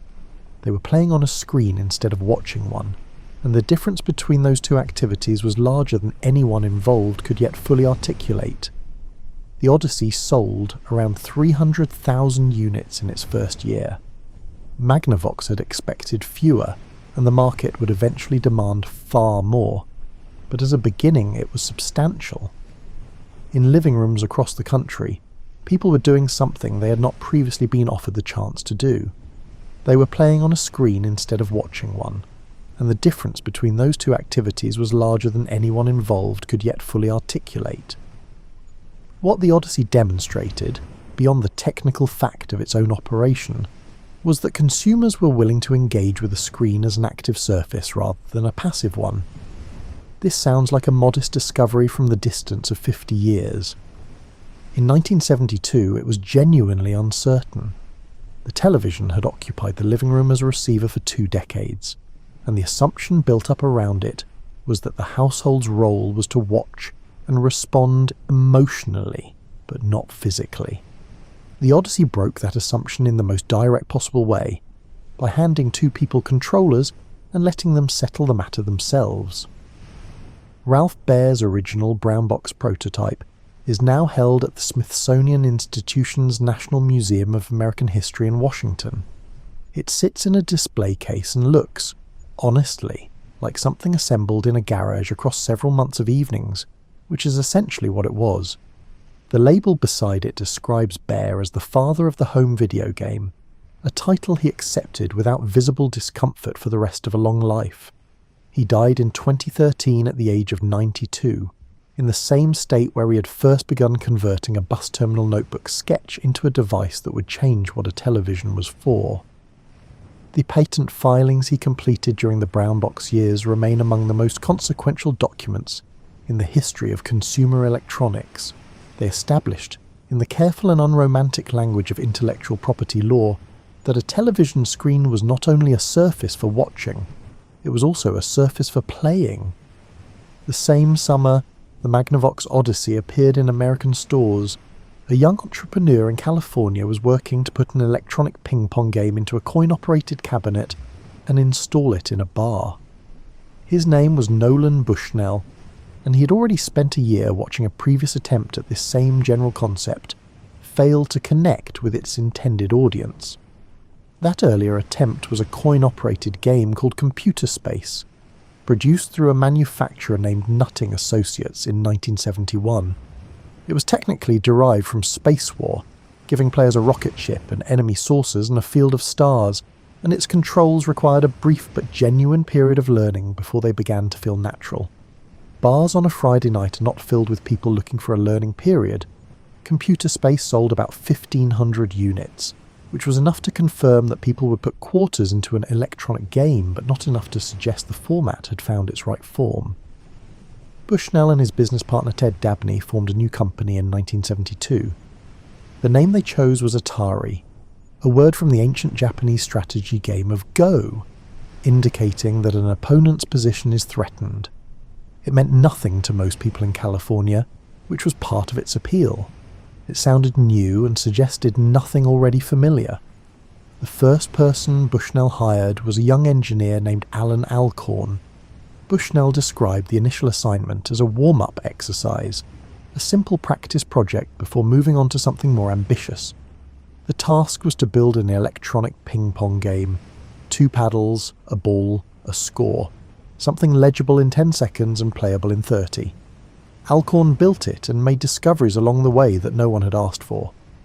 he found that the game became more interesting when the angle of the ball's deflection changed based on where it struck the paddle, returning at a steep angle from the edges and a shallower one from the centre. He added this without being asked. He added sound as well, a clean electronic tone for each paddle contact, a different register when the ball struck the border of the screen, and a distinct signal when a point was scored. These additions were entirely his own. All of them stayed. When Bushnell saw the completed game, he said it was too simple to be a serious product. Then he played it for an extended period and changed his position entirely. The game was Pong. By late 1972, Atari had installed a single prototype cabinet in a Sunnyvale bar called Andy Capp's Tavern. The cabinet was a wooden box containing a small black and white television, a coin slot, and 2 paddle controls mounted on the sides. Within 2 weeks, the bar's owner called to report a malfunction. When a technician opened the coin compartment, he found it packed so tightly with quarters that the collection mechanism could not move. The machine was not broken. It had simply filled up with evidence of its own success. Pong went into production, and Atari sold thousands of cabinets through 1973 and into the following year. Imitation units appeared almost immediately, some of them near identical copies, and others attempting modest variations on the concept. The coin-operated game business, which had existed for decades in the form of pinball and mechanical amusements, was being replaced by something with a different character entirely, something that updated itself through software rather than through springs and metal parts, something whose rules existed in code rather than in physical mechanisms. Magnavox noticed and acted. Ralph Baer's patents on television ping-pong were broad enough to encompass what Atari had built, and the matter moved into legal proceedings. Atari eventually settled, paying a licensing fee that acknowledged the intellectual connection between the brown box and Pong. Bushnell appears to have processed the settlement as a manageable cost of doing business, because Atari continued expanding at a pace that reduced the payment to a minor line in a ledger that was growing in every direction. The home version of Pong arrived in American stores in 1975, and the shape of that arrival was determined almost entirely by one retail partnership. Atari struck an agreement with Sears, which at that moment was not merely a large store but something approaching a national infrastructure, a company whose catalogue reached into homes in every American state, and whose retail presence was effectively unavoidable for anyone shopping for household goods. Sears carried the Home Pong unit under its own Telegames label, placed it prominently in stores and in the holiday catalogue, and sold well over 150,000 units before the end of December. People who experienced this firsthand remember the specifics with unusual clarity. You connected 2 short cables to the antenna terminals on the back of the family television. You found an outlet and plugged in the small plastic unit. You moved the channel selector to position 3 or 4, depending on which channel was available in your area. The screen resolved from static into a black field containing 2 white lines and a white square dot. You picked up the paddle controller, a smooth plastic rectangle with a single rotating dial, and turned it, and one of the lines moved. Your opponent across the couch turned theirs. The dot began to travel. What happened in American living rooms that winter was something new in the history of how people related to television screens. For 30 years, the television had been a surface through which information arrived from elsewhere, from a studio, a network, a distant transmission. What the Home Pong unit accomplished, in the course of a few cable connections and a channel change, was to make the screen into a surface that could be touched from inside the room. Children who played Pong in December of 1975 were learning something in their hands and their attention that would reshape how they understood every screen they encountered for the rest of their lives. Atari built its internal culture with a deliberate informality unusual for technology companies of that period. Dogs appeared in the offices. Finished products were celebrated with a looseness that periodically alarmed people from outside the building. Engineers worked unconventional hours and produced results that reflected genuine excitement about the work rather than obligation to a schedule. The company attracted people who cared intensely about what they were making, and that quality showed. By the mid-1970s, the company was reportedly growing faster than any other business in American history, a distinction it held for a brief and very loud period before the broader world caught up with the category it had created. The games Atari made were elementary by every measure applied after them. But elementary was not the same as insufficient. The simplicity of Pong was a kind of precision, a distillation of the feedback loop to its most essential form. The company attracted people who cared intensely about what they were making, and that quality showed in the products and in the atmosphere of the workplace. Engineers who joined Atari in those years often describe a place that felt different from the conventional technology company of the era, where the work was driven by curiosity about what was possible rather than adherence to a product roadmap. There were disagreements about design and arguments about what a good game should do, and those arguments produced better results than silence would have. Atari also demonstrated something important about the relationship between simplicity and longevity. The games the company produced in its early years were stripped down to their essential elements because the hardware required it, but the stripping down turned out to be a kind of clarity. A game built from a very small number of components, with rules that could be stated in a single sentence, was a game that anyone could approach and that no one could exhaust quickly. Complexity arrived later. Simplicity had its own particular endurance. 2 white lines and a moving square on a black screen. Enormous things begin small. The American shopping mall was still assembling itself through the early 1970s, adding anchor stores and parking structures and food courts and fountains, working out the logic of a space built to keep people indoors long enough to spend money on things they had not arrived intending to buy. Into this half-formed landscape walked the video arcade, and the two developed together over the following decade in a relationship that neither one had planned for. It did not start in malls. It started wherever foot traffic was reliable, and a corner of the room was available. Bars and bowling alleys and pizza restaurants and convenience stores were early hosts. Pong cabinets came first. Then the companies that made Pong-style games began producing different ones, and competitors arrived to make games none of the first companies had considered. And by the mid-70s, the coin-operated video game had become a distinct category of commercial entertainment, separate from pinball, separate from every earlier form of coin-operated amusement. Imagine you're 12 years old, or 14, or perhaps 16, and it is a Saturday afternoon sometime in the late 1970s. You're standing at the entrance to an arcade. The door is heavy and the light inside is different from any other light in the building. It shifts and pulses and cycles through colours that no afternoon sky produces. The noise is continuous and layered, a mixture of electronic tones and synthetic rhythms, and the musical signatures of a dozen games playing at once, all of it underlaid by the quiet collective focus of a room full of young people who are not talking much because they are concentrating on something.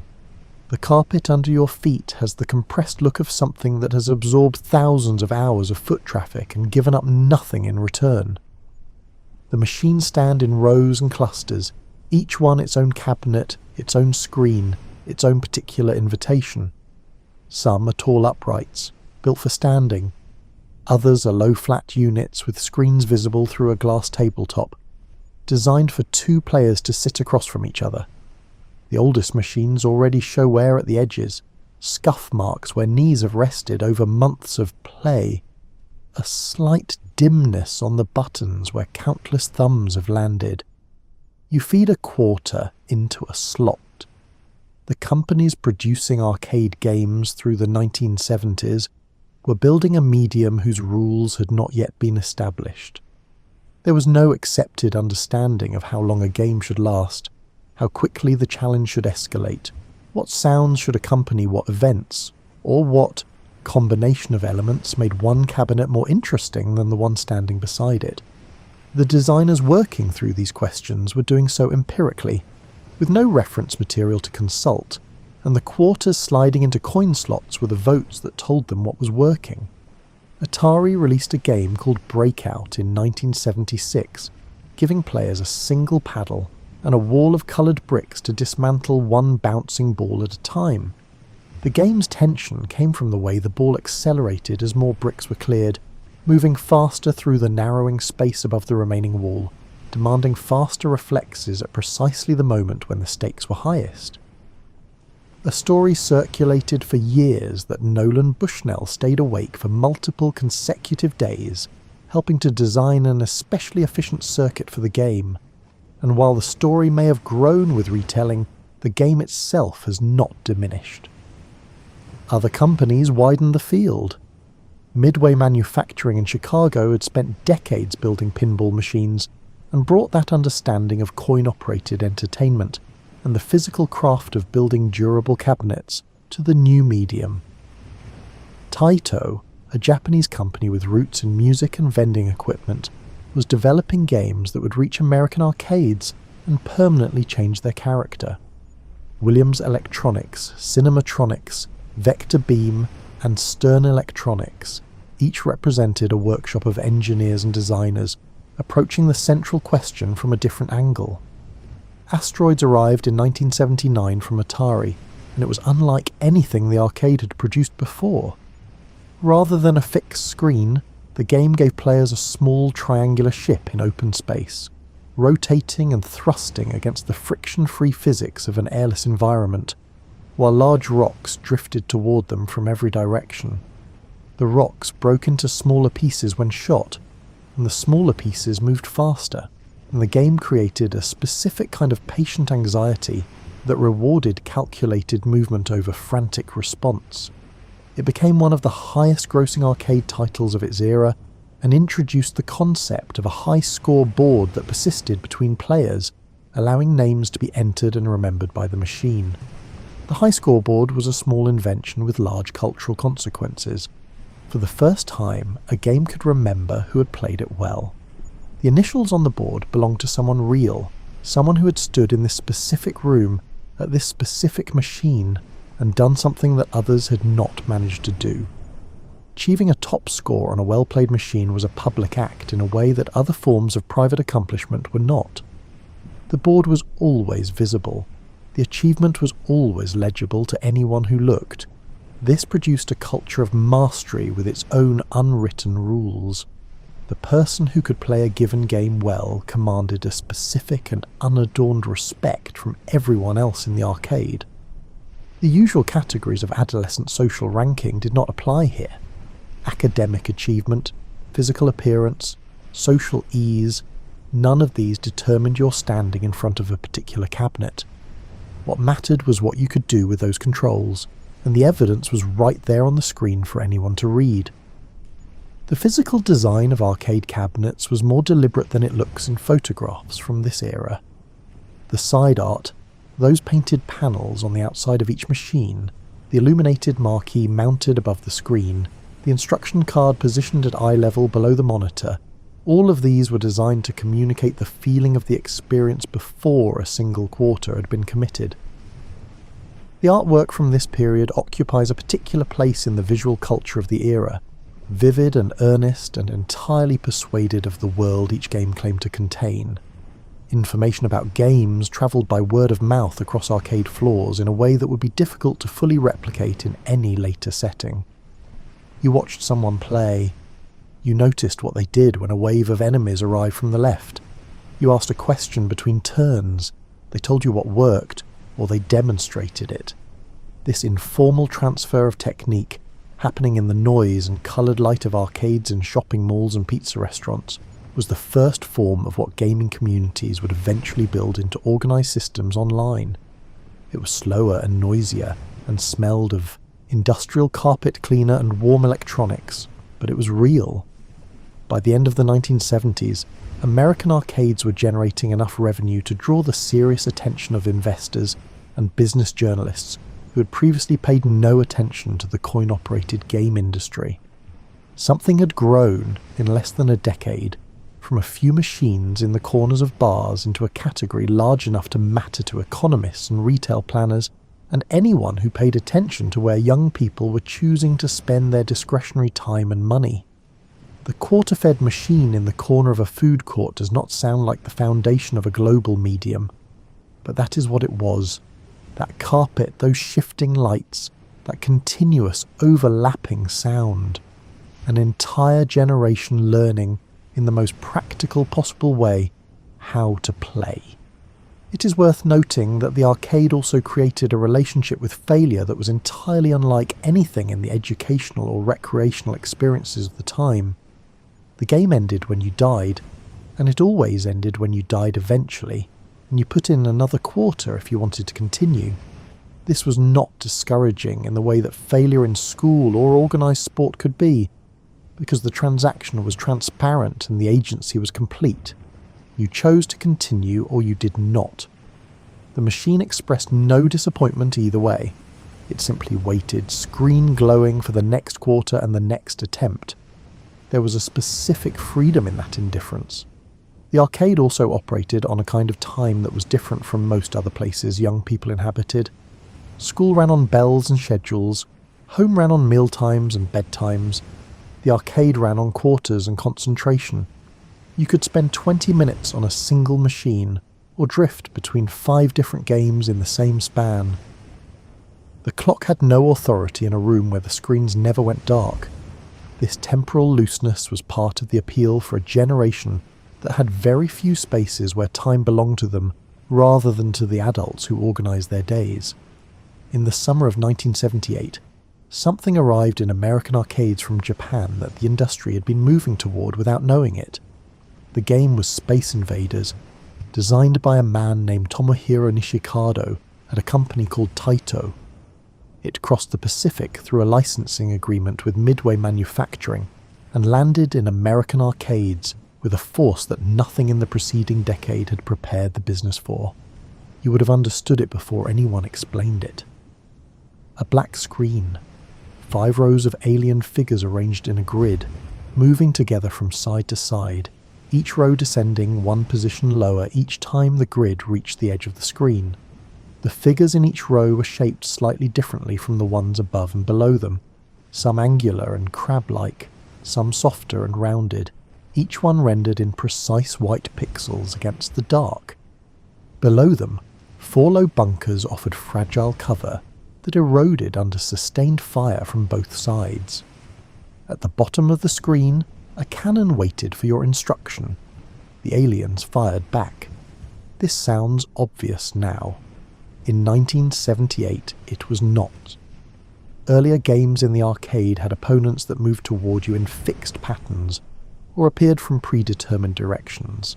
Space Invaders gave you an enemy that maintained a persistent formation, descended methodically and returned fire. The game could not end in your victory.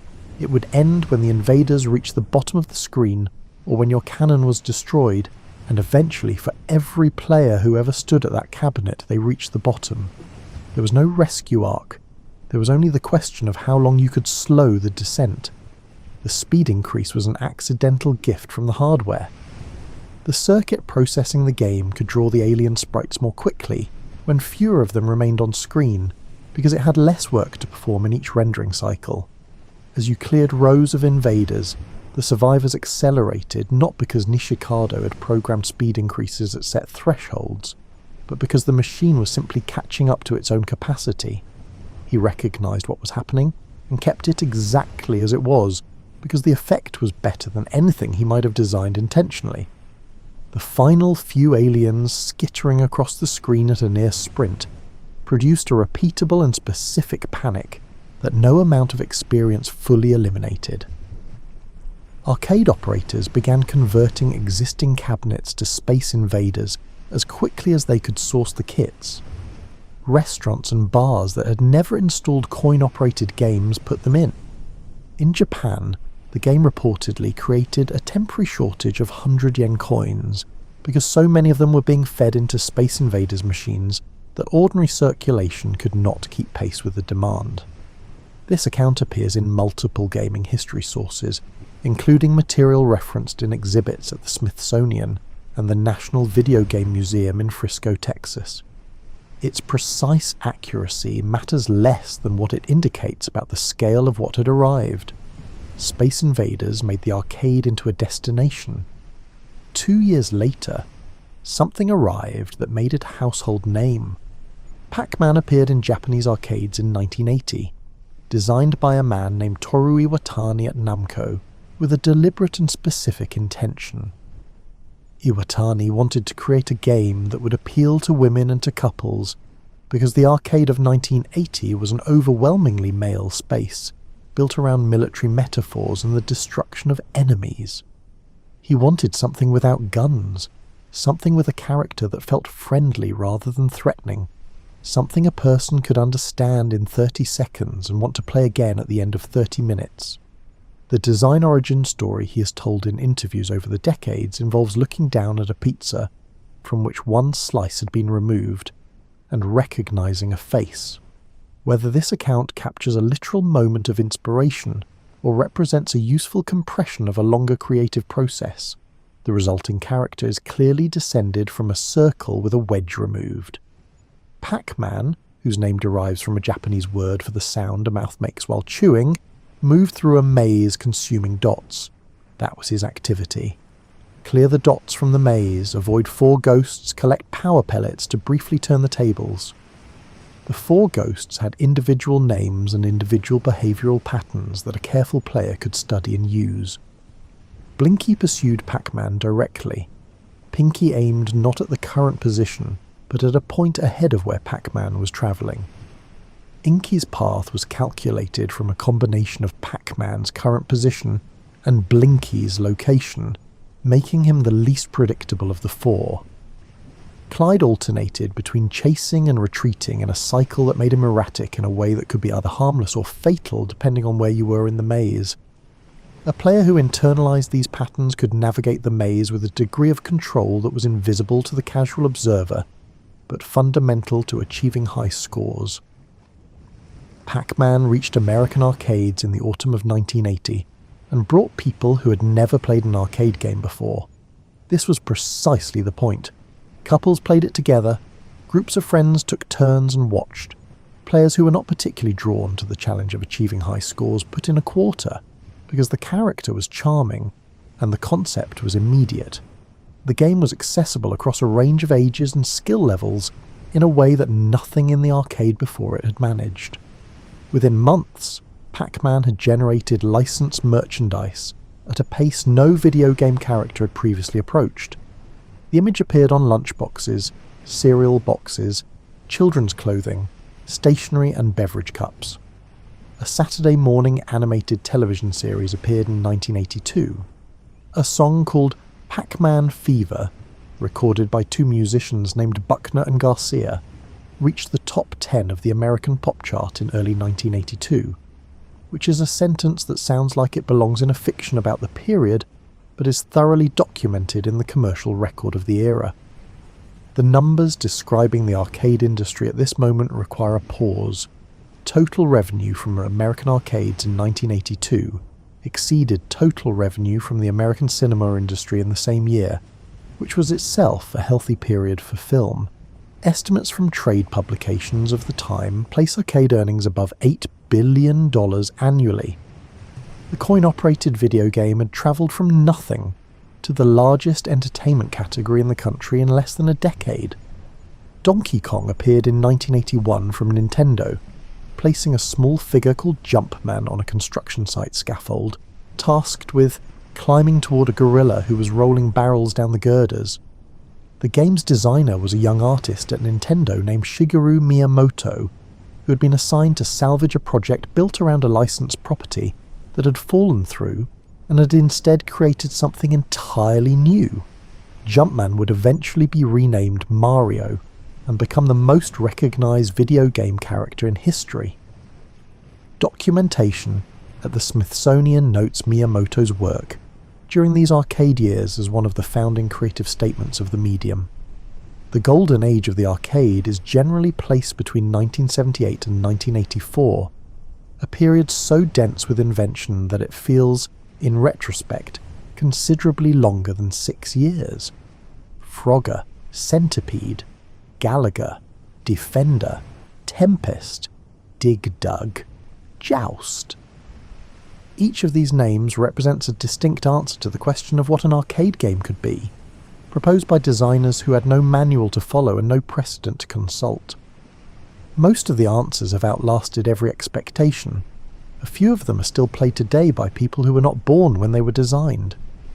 The Japanese game industry's contribution to this period cannot be understated.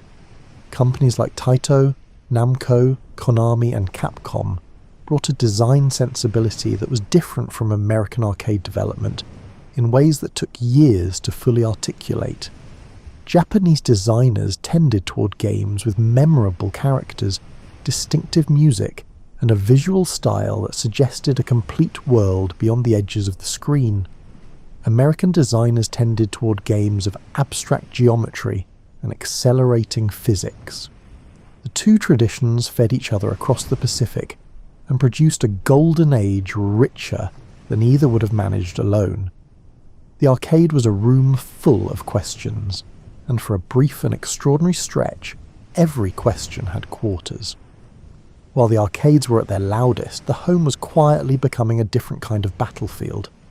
Atari had released a home console called the Video Computer System in 1977, a machine designed to play games stored on interchangeable cartridges that could be swapped in and out without opening the unit.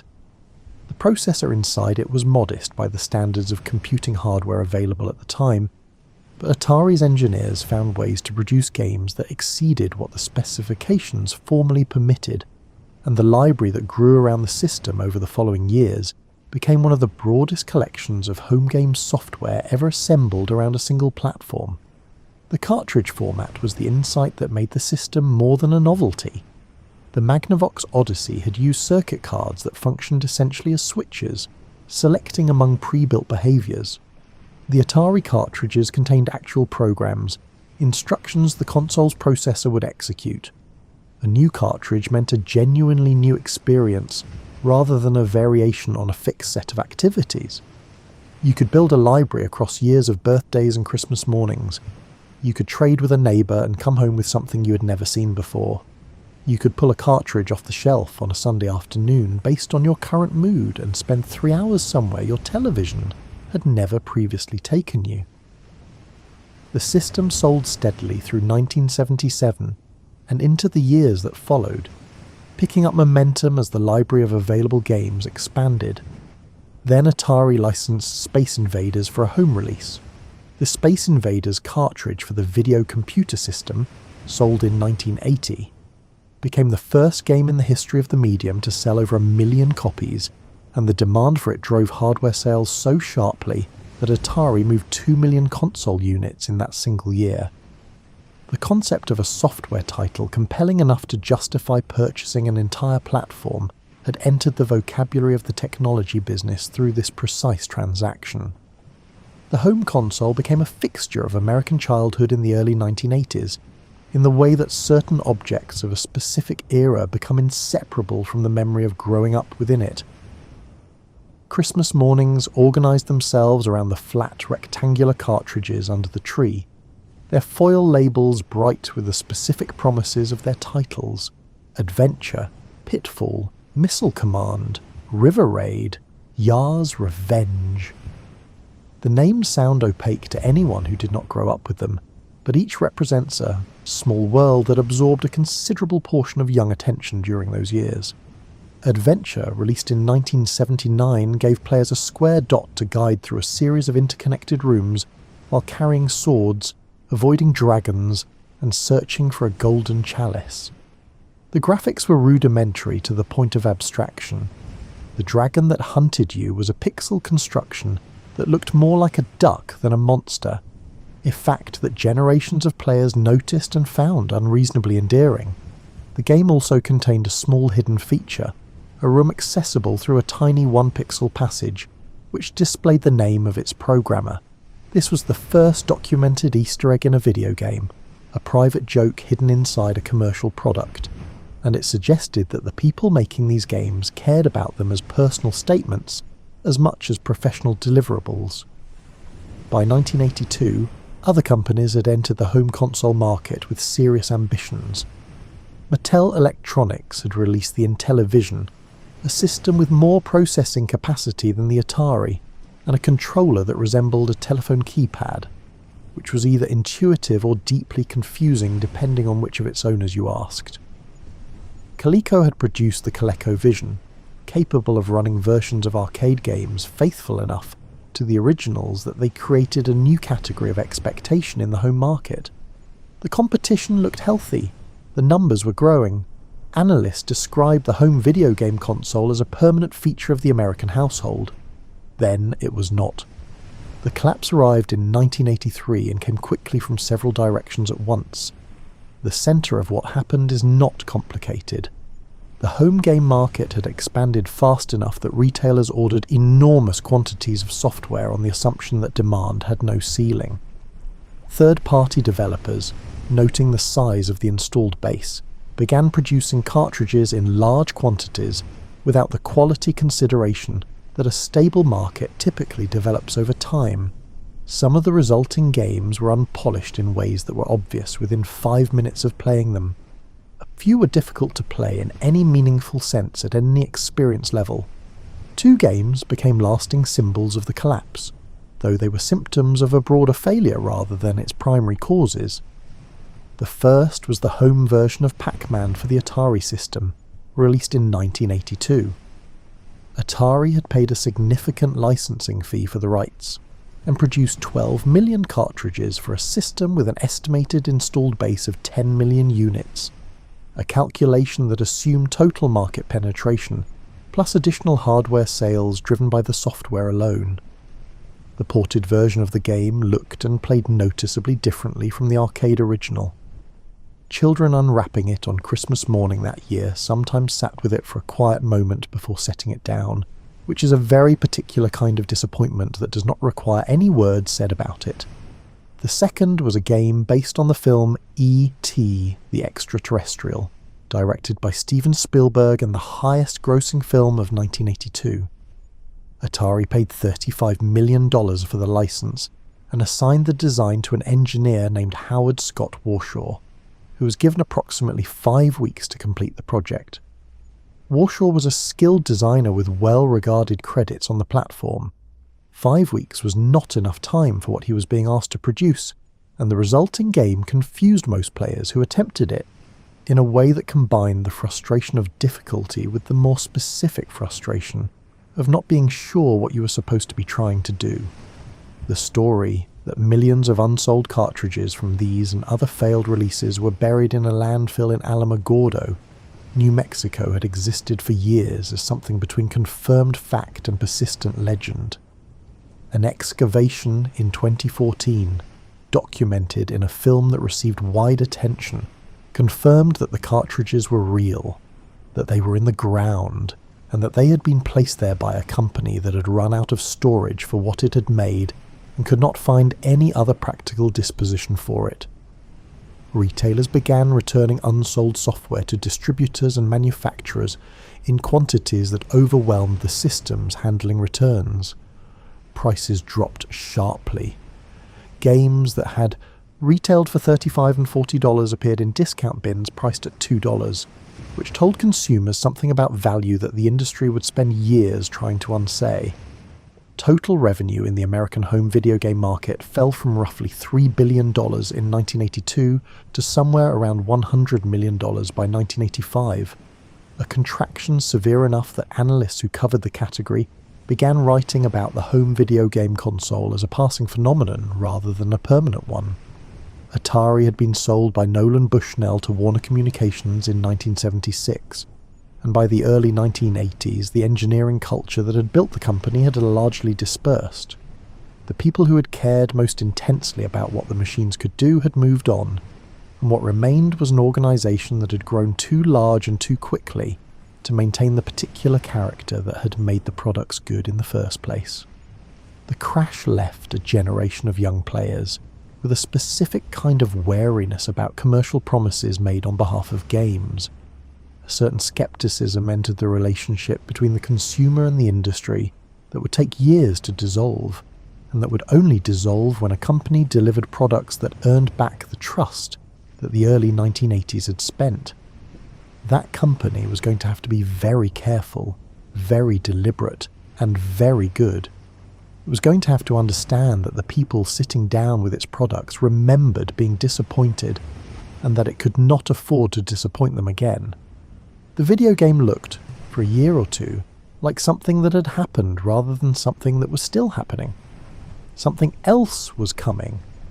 Nintendo had been making things in Kyoto since 1889. The original product was playing cards, specifically a traditional Japanese style called Hanafuda, and the company's founder, a craftsman named Fusajiro Yamauchi, built his business on the quality of the hand-decorated cards his workers produced. The company survived intact into the 20th century, survived the Second World War, survived several attempts to move into other markets that did not work out as hoped, and arrived at the late 1970s as a manufacturer of toys and coin-operated arcade cabinets, with a corporate history longer than almost any other organisation that would eventually participate in the game business. In 1980, while American arcades were generating record revenues and the home console market was still expanding, Nintendo introduced a line of handheld devices called Game & Watch. Each one was a flat, pocketable piece of electronics with a fixed LCD screen and simple button controls. None of them were programmable. Each unit ran a single game, and nothing more. But they were small enough for a child to carry anywhere, and durable enough to survive being carried there, and they introduced Nintendo's design sensibility to an international audience for the first time. That sensibility had been articulated most clearly by one of Nintendo's senior engineers, a man named Gunpei Yokoi, through a phrase he used to describe his design philosophy. He called it lateral thinking with withered technology. The idea was that the most valuable creative resource was not access to the newest and most powerful hardware, but the imagination to find genuinely new uses for technology that was already proven and already inexpensive. Do not exhaust your resources chasing the frontier of what is technically possible, he argued. Instead, find what no one has yet thought to do with what already exists. This philosophy would produce the Game Boy, the Nintendo DS, and the Wii over the following decades. In the mid-1980s, it produced the Nintendo Entertainment System. Nintendo had launched the console in Japan in 1983 under the name Famicom, a compression of the words family computer. The machine was compact, relatively inexpensive, and arrived with a library of games that were, by the measure of what the home console market had offered before them, noticeably well made. The system sold successfully in Japan through the following year, and Nintendo began examining the American market with the careful attention of an organisation studying a landscape that had recently been badly burned. The challenge was retail.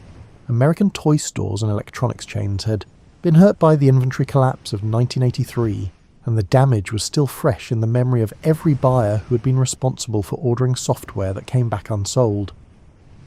Some stores had removed their video game sections entirely. Convincing a retail buyer to accept a new home gaming platform required addressing a skepticism that was not merely cautious, but specifically wounded, rooted in the experience of having been wrong about this exact category less than 2 years earlier. Nintendo's American team found an approach that avoided the most contested ground.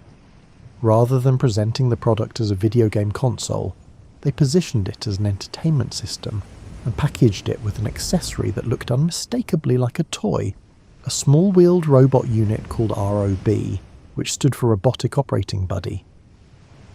The robot's practical role in the game library was limited, but it looked like something from the toy aisle rather than something from a category that had recently destroyed buyer confidence, and toy buyers were willing to consider new products in a way that electronics buyers in 1985 were not.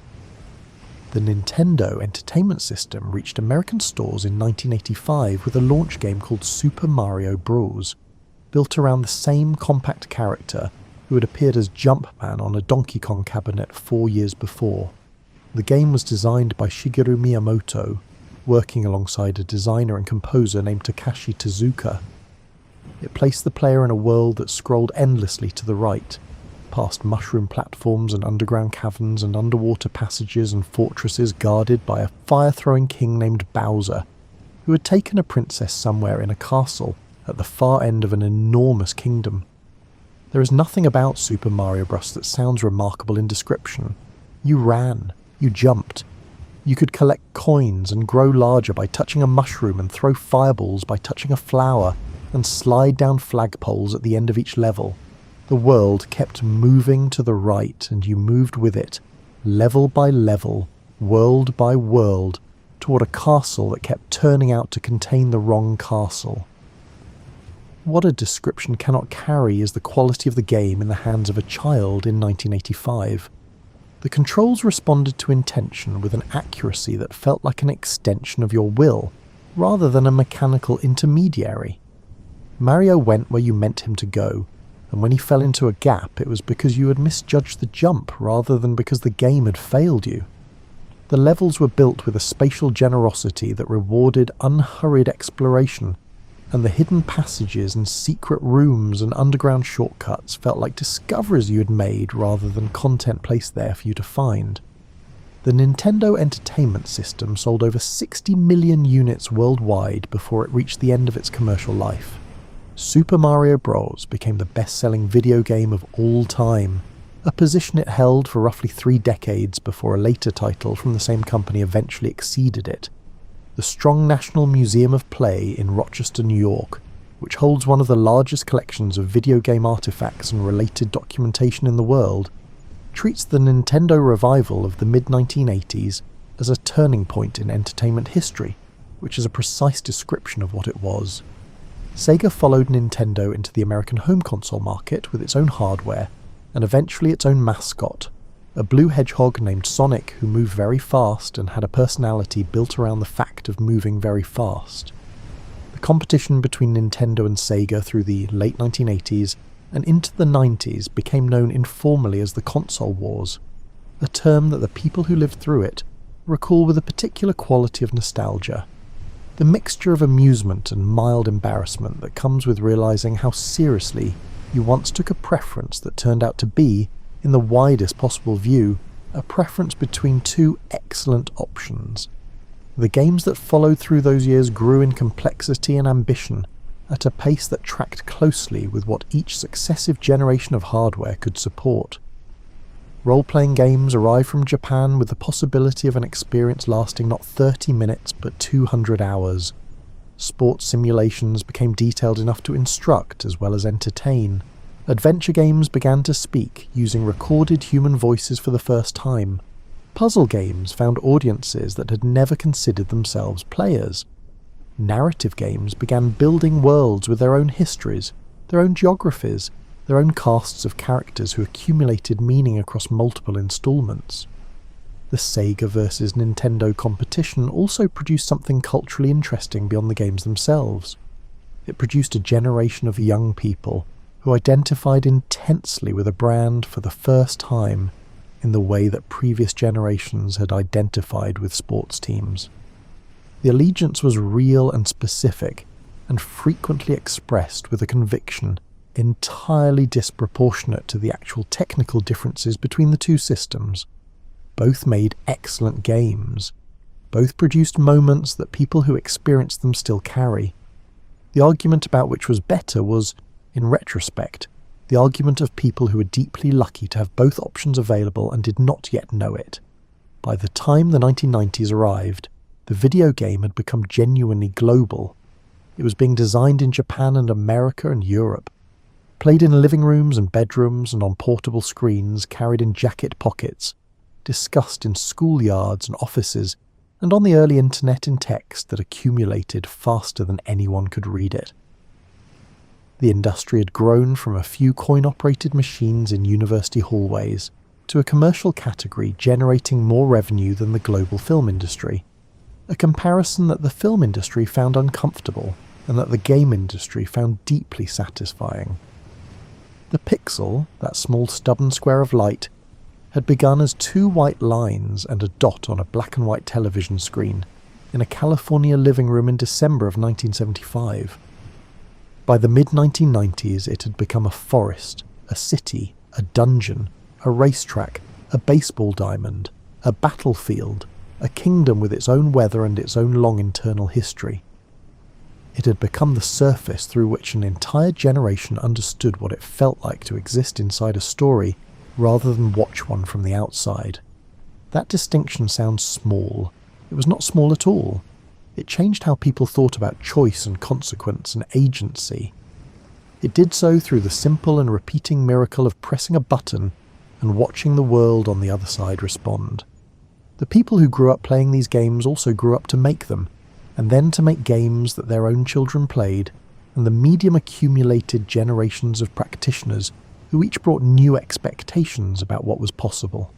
A child who played Super Mario Bros. In 1985 and felt for the first time what it was like to control a character with that kind of precision grew up with an internal standard for what a game should feel like. When they eventually made their own games, or played the games others made, that standard travelled with them. The medium was passing something invisible from hand to hand across time. You grew up in some portion of this history, or close enough to it that some piece of it belongs to you. The machines changed continuously around you.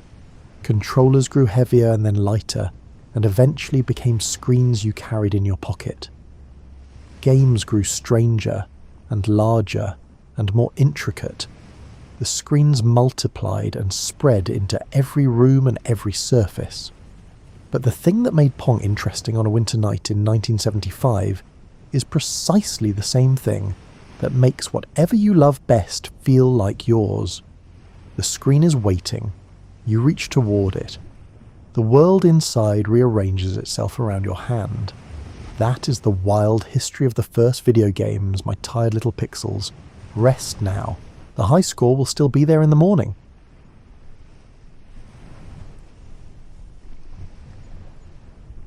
Long before the human world had a reliable word for shadow, the Norse cosmos arranged itself across 9 realms, strung between the roots and vast upper branches of an ash tree older than memory itself.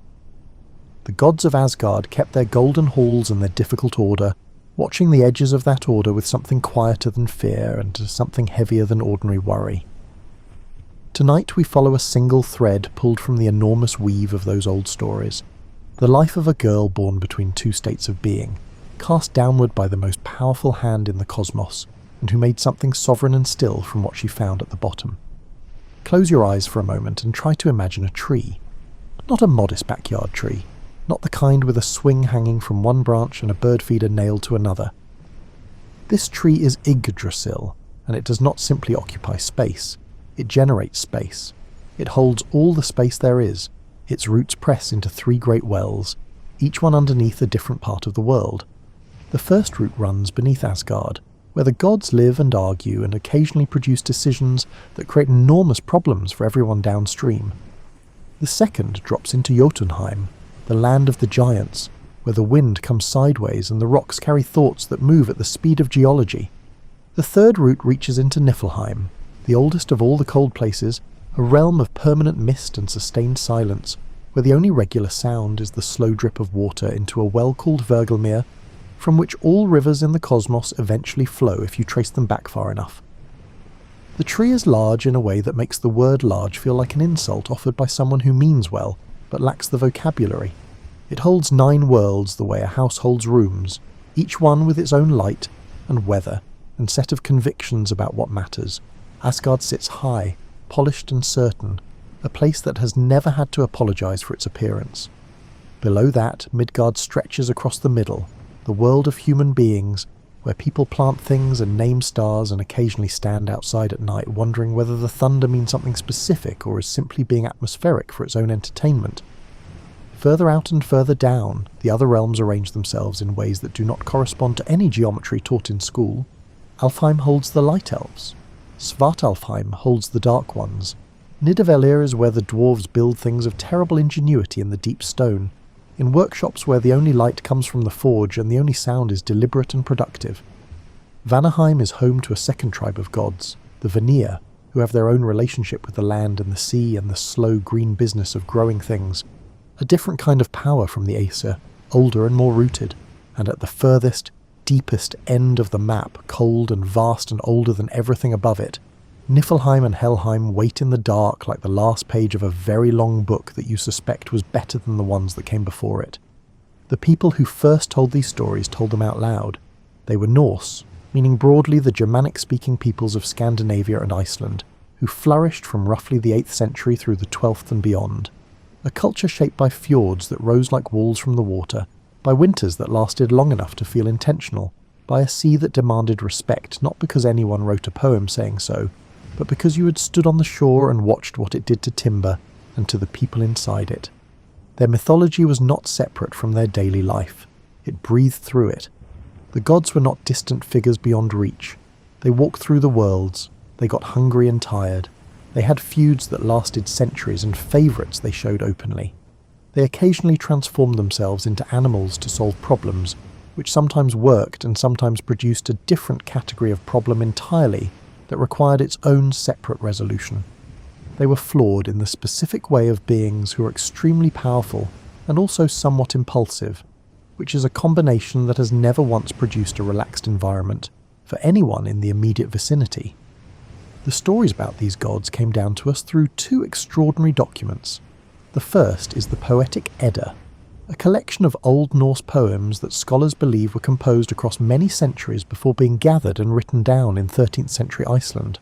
The most famous surviving manuscript is called the Codex Regius, discovered in 1662 and considered one of the most significant texts in Northern European literary history.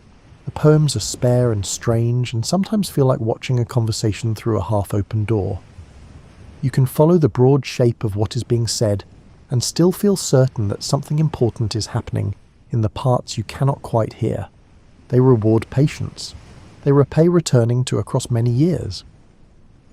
The second document is the Prose Edda, written around 1220 by an Icelandic chieftain and scholar named Snorri Sturluson.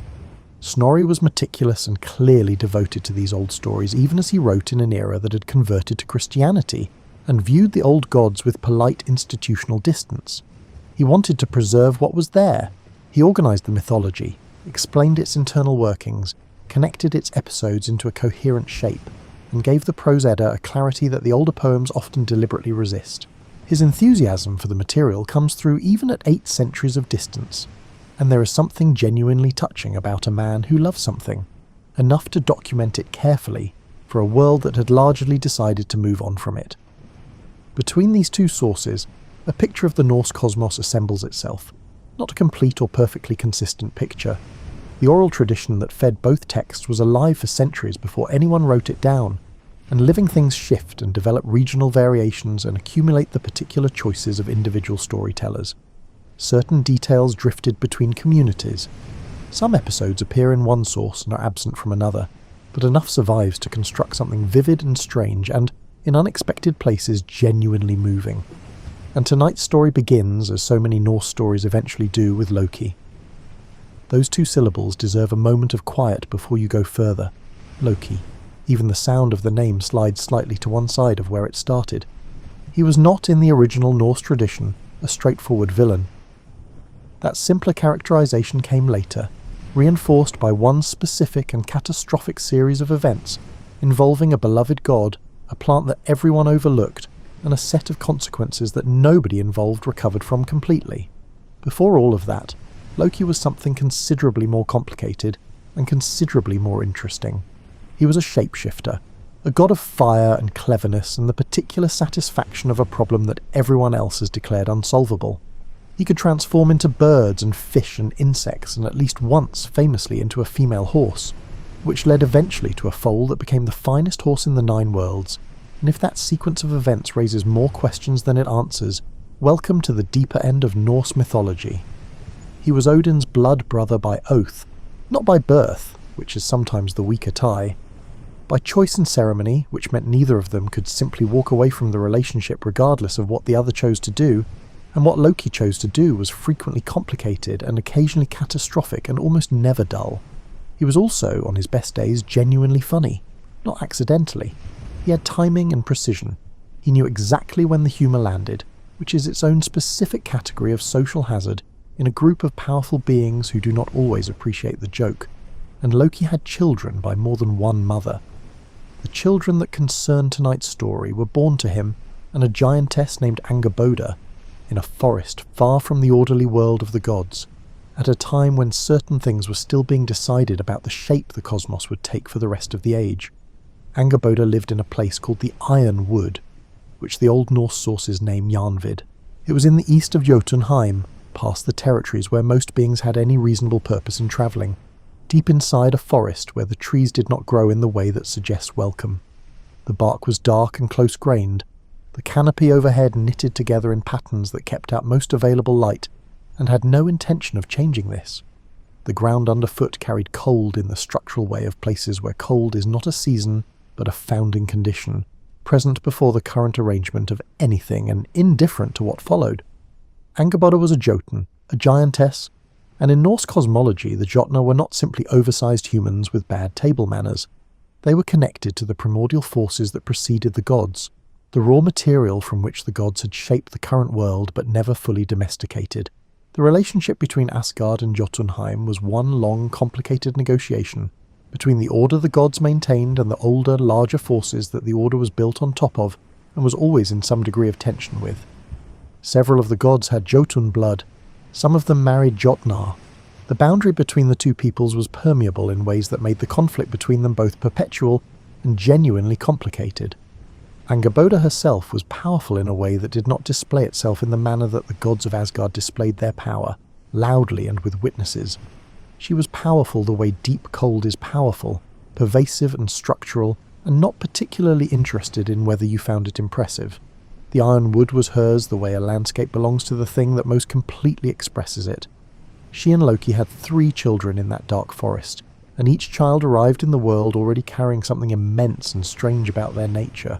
Before they arrived, it is worth pausing on the particular quality of the union that produced them, because it tells you something about where the children came from in the deeper sense. Loki was a being of fire and cleverness, and the specific energy of things that will not stay in the shape you put them in. Angerboda was a being of the iron wood, of cold and old power, and the kind of patience that does not require anything to justify it. The two forces that produced Fenrir and Jormungandr and Hel were not opposites in any simple sense. They were more like the fire and the ice that the Old Norse sources describe at the very beginning of everything, distinct in nature, capable of meeting, and producing from that meeting things that had the qualities of neither original force and the potential of both. The 3 children were that meeting made flesh. They were Loki's restless creativity, and Angerboda's ancient permanence combined into forms that the cosmos had not previously needed to accommodate. The first was Fenrir. He was a wolf. That sentence is technically accurate and also entirely inadequate to the subject. He was a wolf the way a storm system is a weather event. He was born already significant, and from there he simply continued. He grew with the momentum of something for which no ceiling had been set, because no one had thought to establish one in advance. The rate of his growth was the first problem. The fact that it was accelerating was the second. Those who watched him in his early months exchanged the kind of glances that people exchange when a situation has moved clearly beyond the parameters anyone planned for, and the most important thing now is to figure out what to do rather than who to blame. The second child was Jormungandr. He was a serpent, and that sentence is also technically accurate and also comprehensively insufficient. Jormungandr was the great world serpent who would eventually grow so immense that he could encircle Midgard in its entirety and hold his own tail between his jaws. The ocean surrounding the human world became his dwelling. The ocean received him with the composure of something vast enough not to be surprised by anything. He grew there year after year, circling the world, learning the taste of salt water, patient in the way of things that have found exactly the space they require. The third child was Hel. She came into the world looking like 2 different things simultaneously, and this was not a phase she grew out of. Half of her body carried the pink warmth and ordinary aliveness of the living world. The other half was the colour of deep earth, dark and cold, and the shade of the layer beneath the layer, the stratum of ground that has never in its entire existence been touched by light. The Prose Edda describes her appearance with a care that it does not extend equally to her brothers, as though Snorri Sturluson understood that her physical description was also her theological description. Her siblings announced what they were through sheer scale and the quality of energy they displaced. Hel announced what she was through stillness. She was quiet from the beginning. This comes through consistently in the way the sources approach her. Fenrir and Jormungandr both carry a sense of coiled momentum, of power that wants to move and break against what is in front of it. Hel watched. She took things in. She held her 2 halves together with what looked, even in infancy, like a fully formed equilibrium, though no one had taught her how to manage it. She simply arrived already knowing how to be what she was. She was neither alive nor dead, which sounds like a poetic attempt to describe something indescribable, except that in the Norse cosmos it was a precise statement. The boundary between life and death was not a metaphor in this tradition. It was a real location with real geography, a road and a bridge and a gate and a giantess keeping count. Hell was the boundary itself, made flesh and given a face and two eyes that took everything in without apparent strain. There is a concept in the Norse sources of beings who exist at the edges of categories, who are not simply one thing or another, but are instead the place where two things meet. The Norse world was full of such thresholds. The point where ocean met land was sacred. The point where day met night had its own significance. The point where the living met the dead required a guardian, a presence that was native to both and alien to neither. Hel was that guardian, born to it. The position had not been vacant waiting for her to fill it. She was the position, born into existence already knowing what she was for. Word of Loki's 3 children with Angerboda eventually reached Asgard. It reached the way word always reaches in a cosmos whose world tree has roots pressed into the foundations of knowledge itself. Odin was aware. The gods gathered. They looked at what had been made in the iron wood while they were busy with other things, and their looking had the specific quality of beings who understand that something they cannot simply ignore has come to their attention. Underneath the looking ran a current that made it more difficult than it might otherwise have been. The current was prophecy.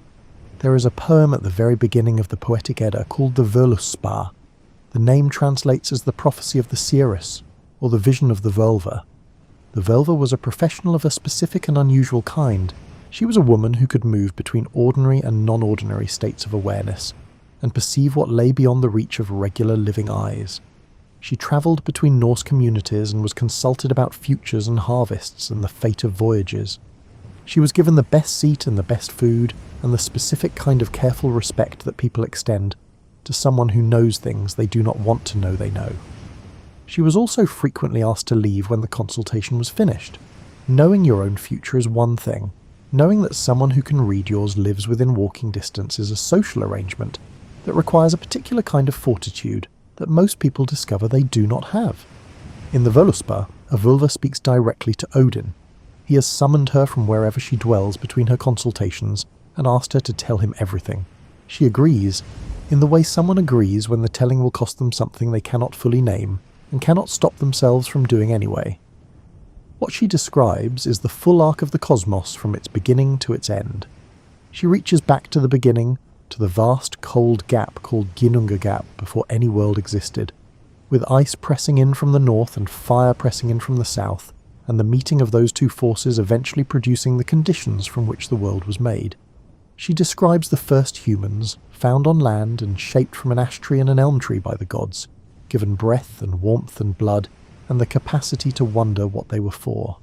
She describes the building of Asgard, the great events of the early mythological era, the first war between the Aesir and the Vanir, and then she looks forward. What she sees ahead is Ragnarok. The word carries meanings that shift around each other depending on the source, the twilight of the gods, the fate of the ruling powers, the end of the current ordering of the cosmos. It names the point at the far end of the timeline at which everything the gods have built and maintained will come apart, not suddenly, not as a punishment, as a structural event the way ice melts in spring, the way a fire eventually exhausts its fuel, because even the current age of the world was never going to last forever, and the cosmos was not arranged to pretend otherwise. The Völuspá describes what Ragnarok contains with the calm of someone who has already been to the edge of what will happen, and returned without flinching. The great wolf will break free from his chains. The world serpent will rise from the ocean and the coasts will flood. Loki will come loose from the punishment the gods eventually bind him with for the death of Balder. The fire giant Surt will arrive from the south carrying a blade that outshines the sun. Yggdrasil will shudder through its entire vast structure. The stars will fall from their positions in the sky. Hel will open her gates. The dead gathered over all the long centuries of her reign will sail northward on the ship Naglfar toward the last gathering, the final accounting of the age. Odin knew all of this. He had paid considerable prices over a long span of time for the kind of knowledge that did not allow comfortable simplifications. He had hung himself from Yggdrasil for 9 days and 9 nights, with no food and no water, wounded by his own spear, in a sacrifice of himself to himself, in order to understand the runes, the fundamental symbols underlying the structure of everything real. He had travelled to the Well of Mimir, which sits beneath the second root of Yggdrasil in the territory of Jotunheim, and he had given one of his own eyes to drink from it, not as a figure of speech. He reached into his own face, placed his eye in the well of the deepest knowledge, and drank. He returned with one eye, seeing more clearly than most beings manage with two.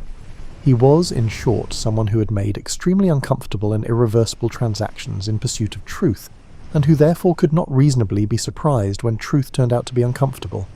The Völvers had spoken about Loki's children. The Norns, the three fate weavers who lived at the foot of Yggdrasil beside the Well of Urd, had woven what they had woven. The pattern did not unweave itself because someone above it found it inconvenient. What the Norns set down, the cosmos did not generally choose to undo. What Odin felt in the presence of this knowledge is difficult to describe precisely, because the Norse tradition did not have much room for fear as a productive emotion. Fear was understandable, but not useful when what you feared was already woven into the pattern of what was going to happen. What Odin seems to have felt was the particular mental state of a skilled administrator who has been handed a timeline he cannot revise and must now decide how to spend the interval between now and its completion. He could not stop Ragnarok. The Völvers had spoken it. The runes did not contradict themselves. The three children of Loki and Angerboda were on the timeline with specific roles that the prophecies had described with uncomfortable clarity. But the interval before the timeline completed was vast, and how things were arranged inside that interval was not yet settled. The Norns themselves are worth considering here, because their presence runs beneath this entire story like a current you feel before you understand its source. There were three of them. Their names were Urd, Verdandi, and Skuld, and the old sources associate them with what has been, what is becoming, and what shall be. They lived at the foot of Yggdrasil beside the well that shared Urd's name, and they drew water from that well each day to pour over the roots of the tree, mingling it with the white clay beside the well to nourish the roots and keep the tree from decaying. They also, according to the sources, carved runes into the trunk of the tree itself. The marks they carved were the fates of beings, written into the living wood where they could not easily be erased.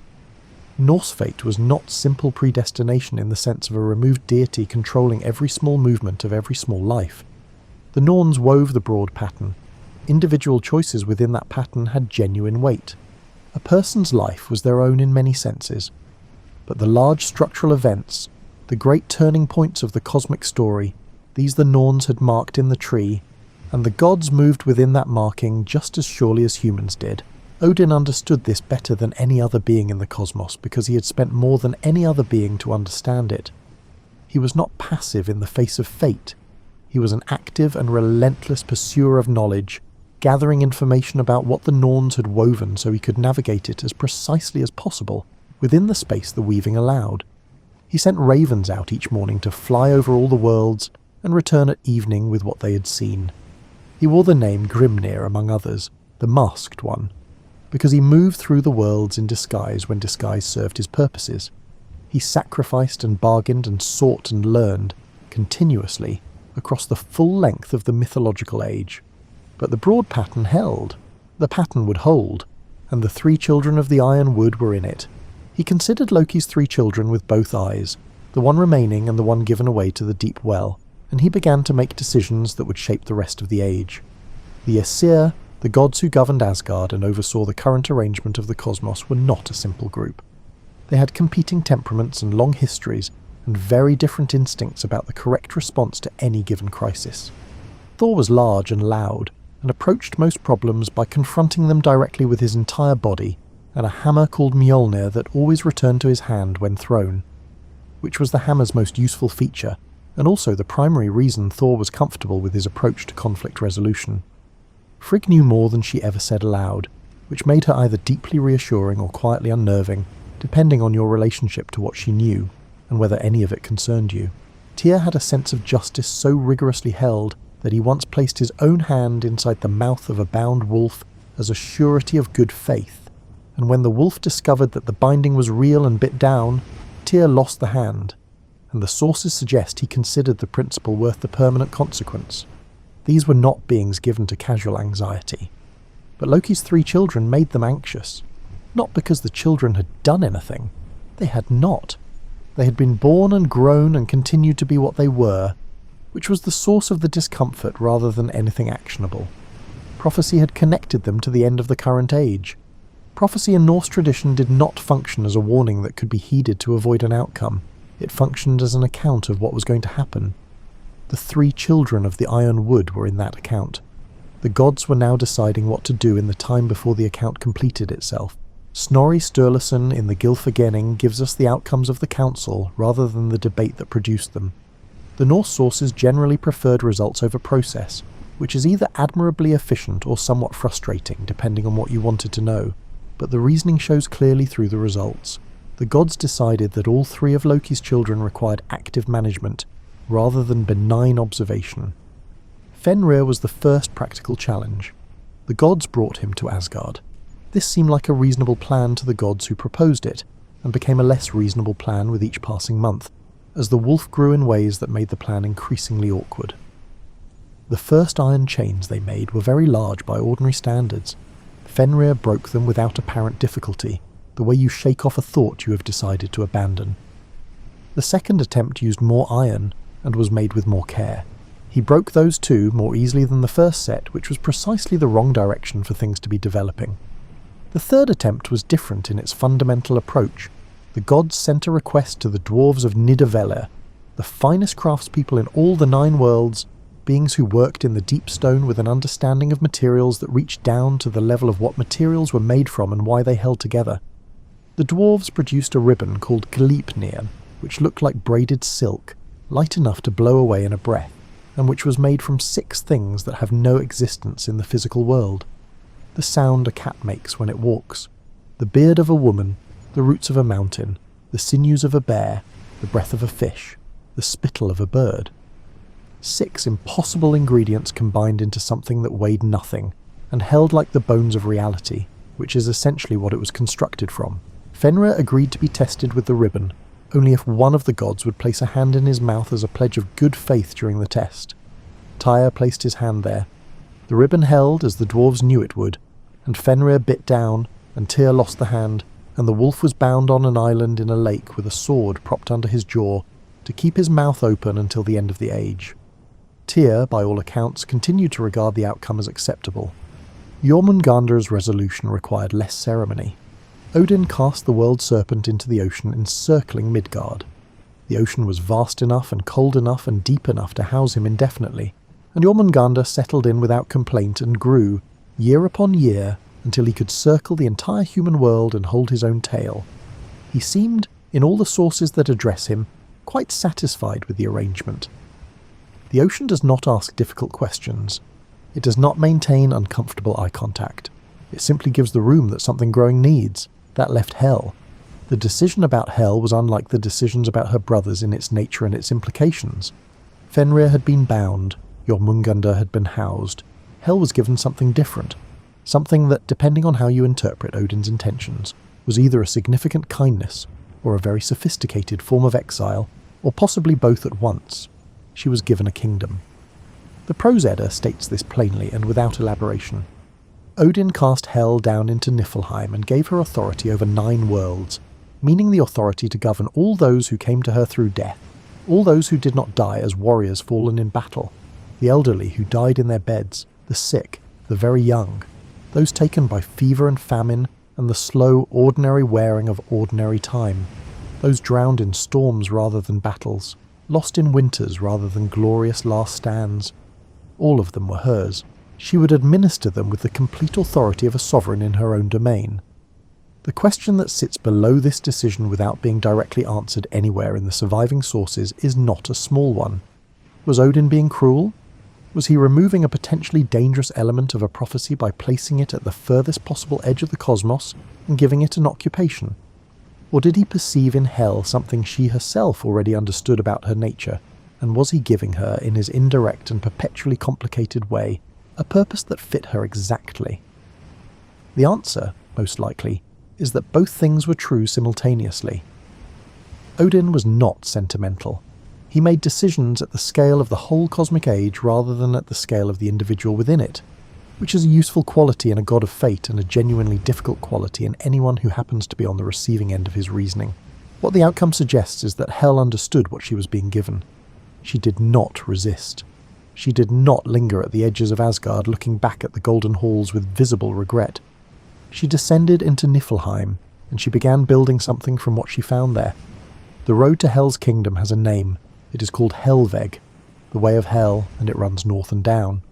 Hold those two directions together for a moment, because in Norse geographic imagination they carry specific weight beyond their compass bearing. North was the direction of cold and deep mystery, the direction of what lived outside the warmth and structure of human settlement, the direction from which nothing comfortable arrived. Down was the direction of roots, of the oldest layers of the world, of what predated the current arrangement of things and would outlast it. North and down together is the direction of everything that precedes the present and everything that will follow it. Imagine the descent if you let your mind follow it slowly. The light does not end in a single sharp moment. It changes the way light changes on a winter afternoon when the sun has decided it has done enough for the day. From the amber of late afternoon to the pale grey of the early dusk to a shade of blue that has no satisfying name in most languages. A blue that exists at the boundary between something you can see and something you are beginning not to be able to see. The warmth leaves in the same gradual way. It does not become cold so much as cease. The warmth simply stops being present the way a sound stops, when what was making it has moved far enough away. The air changes as you go lower. At the surface of the world it carries the smell of green things and recent weather, and the ongoing ordinary business of living things. As you descend, those smells thin and fall away one by one, until what replaces them is something mineral and ancient, the smell of stone that has never been warm, of water that has moved through darkness for a very long time, of the deep parts of the world that conduct their existence entirely without reference to the sun. The ground changes underfoot, stone first, solid and dark and carrying the cold, with the permanent commitment that stone manages, as though the cold has been embedded at a level beneath any temperature you could measure with any instrument the living world has produced. Then the stone gives way to something beneath stone, a stratum of the world that has no geological designation, because it predates geology entirely. This is the oldest earth, the material that was there before the gods shaped the world from it, the layer that has never once been warm in any way that warmth is usually meant. The rivers come next. Norse tradition names several of the rivers of the underworld, dark waters that flow through the deep places in ways that do not follow the logic of rivers in the world above. The one that matters most for this journey is the Gjoll. The Prose Edda describes it as roaring. That seems surprising at first, a roaring river in a place otherwise defined by cold and quiet, but perhaps the surrounding silence gives the river's sound an enormous scale it would not otherwise possess. A single instrument played in an empty stone hall fills the hall completely. The Gjoll fills its valley in the same way, larger than itself because of what surrounds it. A bridge crosses the Gjoll. Its name is the Gjallabru, the Gjoll Bridge, and it is thatched with gold. Gold in the darkness catches whatever faint light exists in this deep place, and returns it in the concentrated way that gold returns light, warm and deliberate and specifically present. It looks, in the dark of the underworld road, like the lit window of a house you pass on a cold night, inviting and carrying the clear implication that something on the other side is very much awake. A giantess named Modgud guards the bridge. Her function is to ask and to count. She tracks who passes and notes the numbers and maintains the data of the dead with professional precision. When the god Hermod later rides Sleipnir to Hel's domain to petition for Baldur's return, Modgud stops him at the bridge and informs him that more dead had crossed her bridge on that particular day than in the entire previous year. She delivers this as information, not alarm. The numbers are the numbers. She records them. She reports them. She has been at this position for a very long time and has the calm of someone who has seen everything there is to see in her corner of the cosmos. Beyond the bridge, the gates of Hel's realm rise. The Prose Edda calls them Helgrind. They are large. They are always closed. They operate on a principle that requires no posted explanation, because the principle is understood by everything that approaches them. The crossing goes one direction. What passes through the Helgrund from the living side does not return by the same route. This is not cruelty built into the architecture. It is the nature of the boundary that Hel embodies. Genuine transitions do not generally run in reverse. Inside the gate, Helheim opens around you. Snorri Sturluson describes the hall with specificity that is unusual even for him, as though this was a description he considered important to get right. The hall is called Eljudnir. The name translates as something between sprinkled with snowstorms and damp with misery, depending on the translation consulted, and this range tells you something important about the Norse understanding of this place. Not punishment, not reward. An atmosphere. Specific, consistent, climatically accurate. The hall itself is large in the sense that matters for what it holds, meaning it has room for everyone who has ever arrived. Every being that has come to Hel since the current age began is there. That is an enormous accumulated population across an enormous accumulated span of time, and Eljudnir holds them without crowding or urgency, the way a deep lake holds what flows into it, with room to spare and no visible strain. The light inside, if light is the right word, is its own kind, not the fierce gold of Valhalla which burns like a hall that has something to prove about warmth, not the pure darkness of a place that has given up entirely on being seen. Something in between, something that exists without reaching toward either extreme, a visibility that allows you to see what is there without pretending that what is there is brighter than it is. The hall has named furnishings, which is worth pausing on carefully. In Norse tradition, objects earned names when they mattered enough to individuate from other objects of their kind. Significant weapons were named. Significant ships were named. The household objects of Hel's hall are named, which means someone considered them significant enough to distinguish. Her dish is called hunger, which means hunger. Her knife is salter, which means famine. Her bed is kor, which means sick bed. Her threshold is named Farlandafarad, meaning stumbling block. Her two servants are called Ganglati and Ganglo, whose names translate as tardy and slow. They moved through Eljudnir at the pace the hall required, which was not an urgent one. None of this is comfortable by the standards of Asgard, with its mead halls and its constant fires, and its atmosphere of vigorous, eternal preparation for battle. But the hall exists. It is furnished and staffed and named. It is a functioning space that reflects its owner with complete precision. Hel did not arrive at a bare cave and sit in the dark. She built something from the cold and the quiet, or the place built itself around her, the way spaces sometimes arrange themselves according to the person who inhabits them most fully.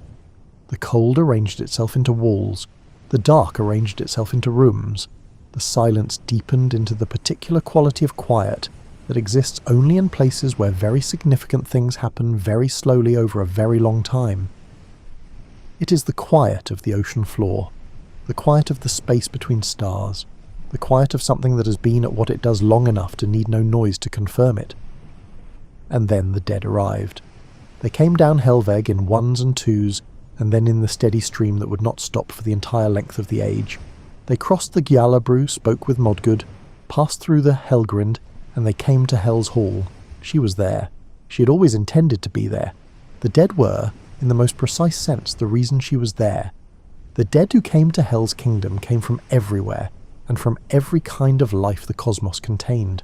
They came from farms in Midgard, where the last thing a person registered before the light went out was the smell of turned soil and the sound of a wind moving through a grain field not yet harvested. They came from fishing boats and longhouses and the beds of people who had lived 60 or 70 or 80 years, and then simply stopped, the way a fire stops when the last of the wood has given everything it had. They came from travellers who didn't reach the next settlement before the cold found them, from those who drowned in storms rather than battles, from those who were taken not by dramatic misfortune, but by the slow and absolute wearing of ordinary time. They came from the very young who never got to be anything else. They came from those whose bodies failed them over long months of illness.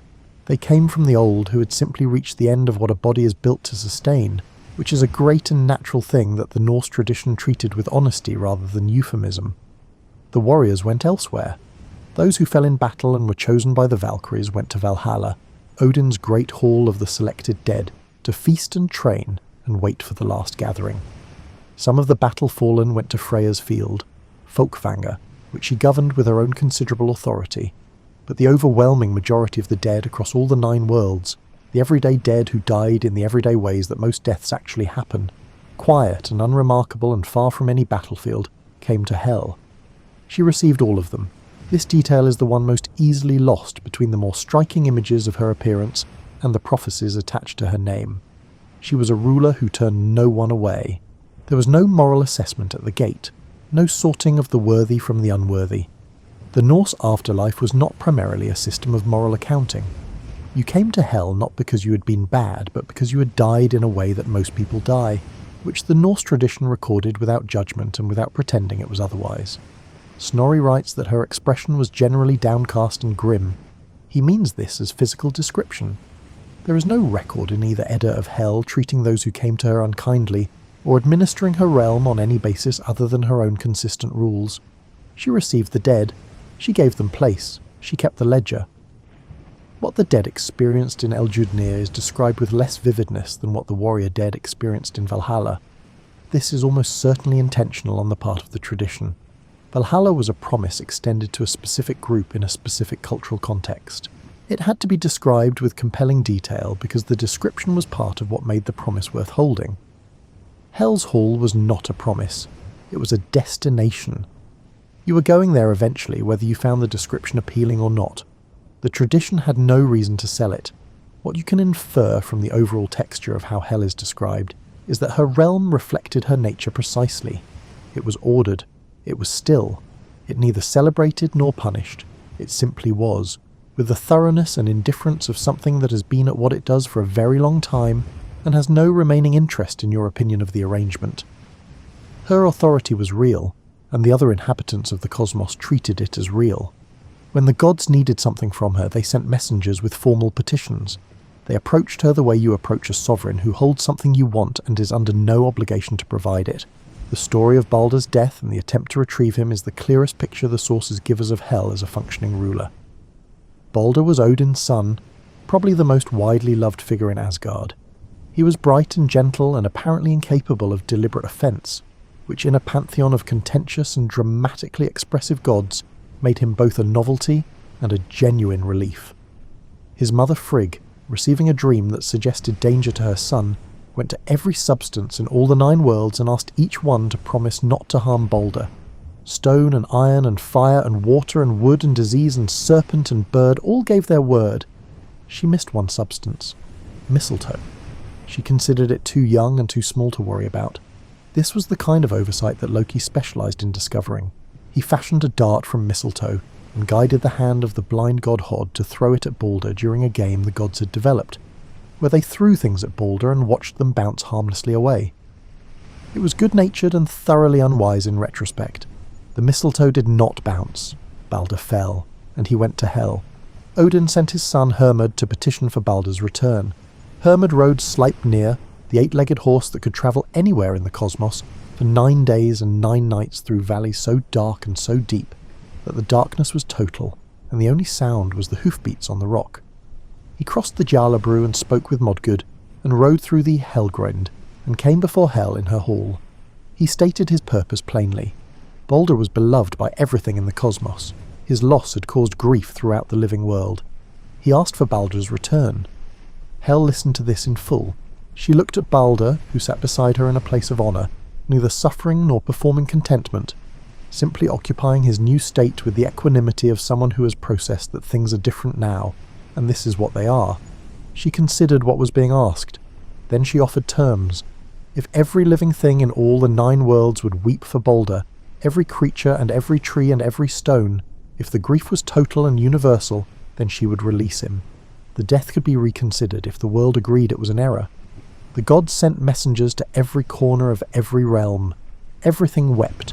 Trees expressed their grief through moisture. Stones wept in the slow way of stones. Animals lowered their heads and offered what they could. For a span the sources describe as complete, the grief was everywhere and genuine and spreading outward from its centre, except for one being. A giantess in a cave refused. She said she had no use for Baldur. She said he had never done anything for her. She said Hel was welcome to keep what she had. She would not weep for him. The giantess was almost certainly Loki. The sources do not state this explicitly, but Loki's history with disguise and with appearing at exactly the moment when maximum damage is possible makes the interpretation difficult to argue against. The condition was not met. Hel kept Baldur. Not from cruelty, not from appetite. The terms she had offered were the terms, and they had not been fulfilled. She had not invented those terms out of caprice. They reflected a genuine threshold in her understanding of when a death could be overridden. When the entire living world agreed that a particular death was wrong, then perhaps the dead could be returned. One refusal meant the world did not agree. She operated on the terms as stated. She sent Hermod back with the explanation. Balder remained in Eljudnir, in his place of honour, permanent. There is something in this episode that clarifies Hel considerably. She was not unmoved by the petition. She listened and she found terms that were, by her understanding, fair and achievable. She was willing to negotiate. She was not willing to abandon the internal logic of her realm for incomplete reasons. The fact that her realm operated according to an internal logic at all, that it had principles rather than simply doing whatever the most powerful being in the room wanted on any given day, says a great deal about the quality of her governance. The dog Garm kept watch at the gate. He appears in the Völuspá several times, always at thresholds, always positioned at the place where one state of existence gives way to another. His howl in the poem is one of the sounds that signals the approach of the end. He knows the difference between the ordinary daily arrival of the newly dead and the gathering pressure of something vastly larger building on the far side of the gate. Some later interpretations treat Garm and Fenrir as the same creature, which may reflect regional variations in how the tradition travelled between communities across centuries of oral telling. What matters in both cases is the function, the marker at the threshold, the announcement that you have arrived somewhere from which return is not a straightforward matter. She was never described as lonely in the sources. This detail is worth dwelling on carefully. The setting, viewed from outside, has all the elements. A cold hall at the base of the world. No seasons, no sunlight ever reaching this deep. The perpetual arrival of the newly dead, steady as water through stone. Servants who moved through the space at a pace just barely distinguishable from stillness. If you placed a person in that setting and checked back in a month, loneliness would be the first thing reported. But Hel was not a being who could be lonely in the way that requires choosing one side to feel it from. Loneliness is a condition of separation. The living feel it when they are cut off from others who share their living state. Hel contained both states within herself simultaneously. She was never cut off from either, because she was the place where they met. She was complete in a way that required nothing from outside to make it so. What she had instead was purpose, held steadily across the entire length of the age, without the kind of drama that decorated the more visible stories of the Norse cosmos. She governed, she maintained. She applied her terms consistently to everything that came through the Helgrind, from the first dead of the current age to the last, in the same way that the Gjöll ran, in the same way that the roots of Yggdrasil pressed into their three wells, because that was the nature of what she was, and she had long since settled into it. There is a version of Hel's story that frames her primarily as a complication the gods identified and managed.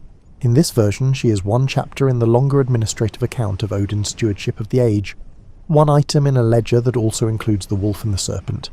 She is the third problem, handled efficiently and moved from the active agenda. A variable contained. This version is not wrong. It simply does not describe the whole of what she was. The closer you sit with the surviving sources, the more Hel accumulates into something beyond a managed complication. The Völuspá mentions her with a consistency that exceeds what a managed complication warrants. The Gylfaginning takes time and care to furnish her hall with individually named objects, a level of specificity that Snorri did not include for atmosphere. Objects in Norse tradition were named when they mattered enough to individuate from other objects of their kind. Hel's hall has named objects. This means someone, somewhere in the long transmission of these stories, thought the hall and its contents warranted the specificity that naming requires. What Hel appears to be, across everything that survives, is a working component of the Norse cosmic order, present and necessary and functioning according to her own internal logic for the entire length of the age, without the interruptions and reversals and dramatic failures that characterize the careers of most of the beings above her. The gods of Asgard were magnificent and consistently imperfect. Odin accumulated wisdom at great personal cost, and then spent that wisdom pursuing more wisdom at more cost, in a cycle that never resolved into satisfaction. Thor was heroic and also repeatedly outmaneuvered by giants who were, by any physical standard, much weaker than he was, a pattern that became familiar enough in the sources to qualify as a recurring narrative theme. Loki was brilliant and comprehensively self-destructive in ways that created consequences for everyone connected to him, across the entire span of the mythological age. Hel was consistent. She sat at the base of the world and she did the work required. The dead came, and she received them. Petitions arrived, and she heard them and applied her principles. The centuries accumulated above her kingdom, while she maintained her station at the bottom of everything. There was no period in the sources where Hel decided not to show up, or showed up and made poor decisions, or changed her approach based on how she was feeling about it. She simply governed steadily from the beginning of her appointment to the end of the age. There is a particular kind of reassurance in this quality. Not the cheerful reassurance of warmth and light, and a fire at the end of a cold journey. The other kind. The kind that mountains provide by being exactly where they were last time. The kind that the turning of the night sky provides by doing the same thing it has always done regardless of what is happening beneath it.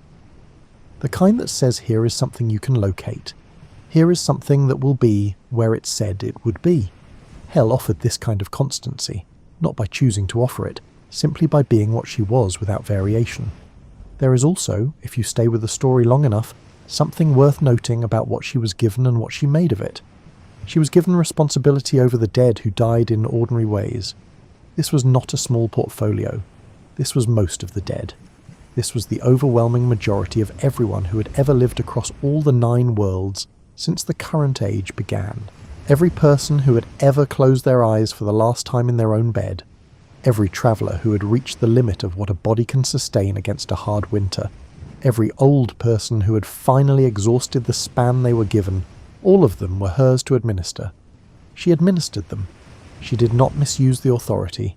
She did not interfere with the living world above in ways the sources record.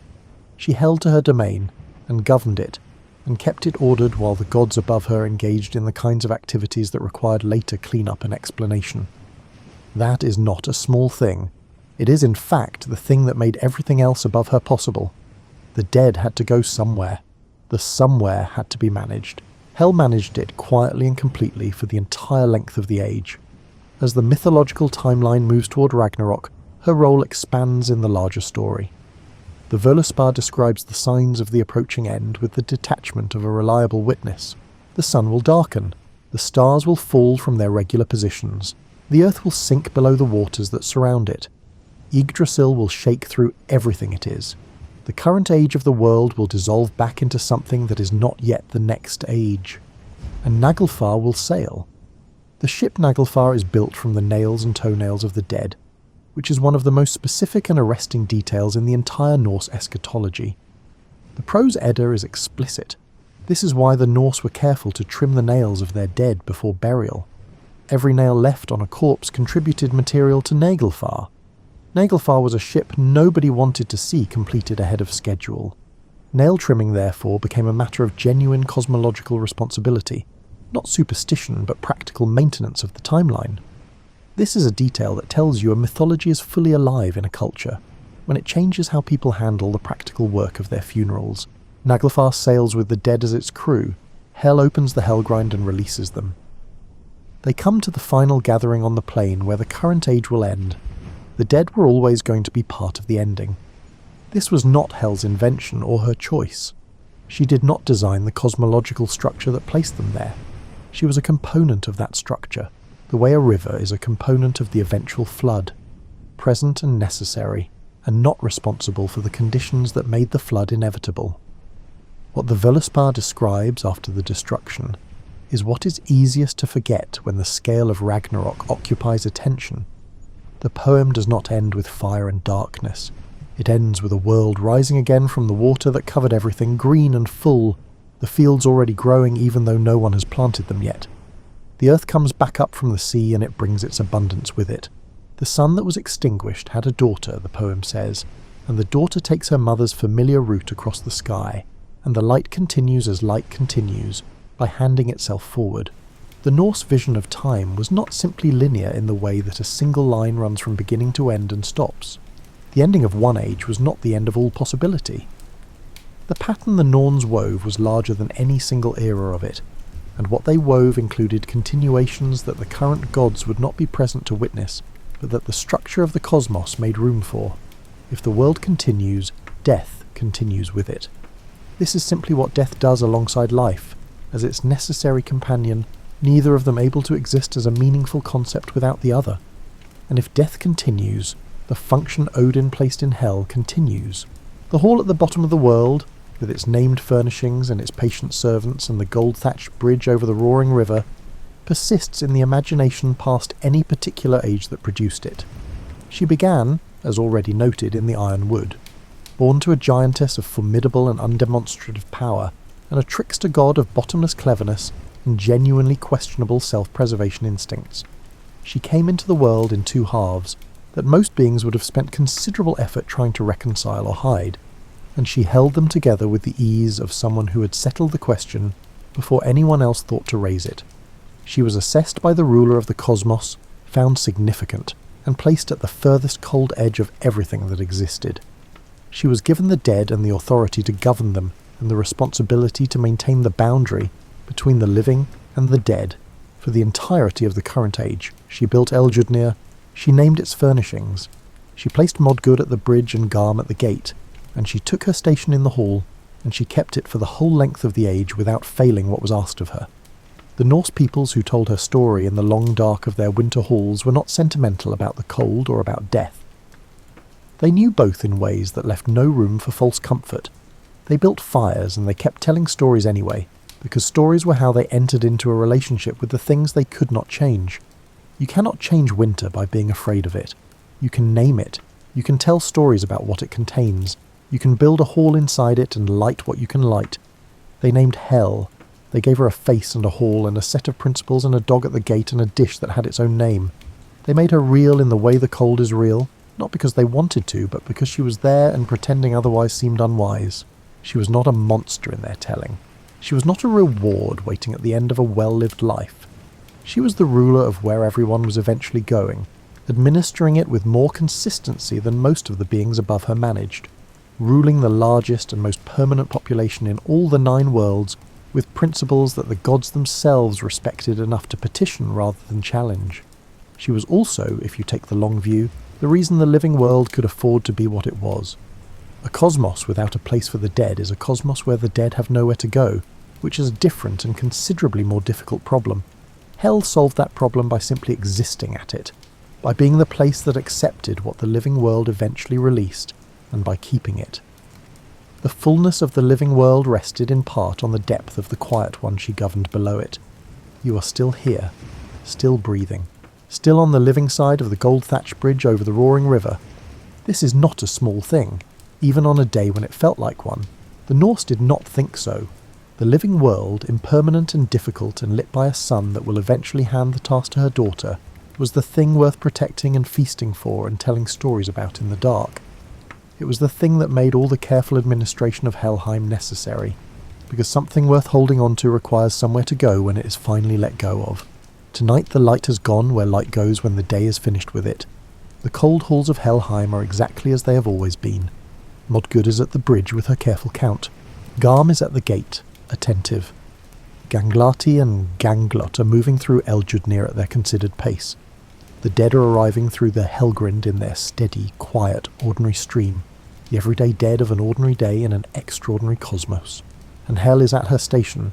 She is always at her station. Yggdrasil stands in its 9 worlds. The squirrel Ratatoska carries its messages up and down the trunk between the eagle at the top and the serpent at the roots, a communication system that has been operating without interruption since before most of the current world was built. And far below all of it, quiet and complete and entirely herself, the ruler of the dead rules on. Rest now. Let the weight of the day go where weight goes when you stop being the one who carries it. The dark outside your window is not empty. It is the world conducting its ordinary business after the light has passed through it. The same business it has conducted every night for longer than memory extends. Everything is where it belongs tonight. The halls are quiet.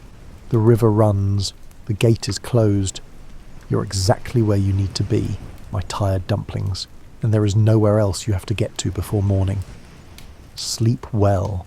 If tonight's story kept you company in the long dark, there are more waiting here when the next night needs filling. Leave whatever small sign your rested hands feel like leaving when you wake. and come back when you are ready.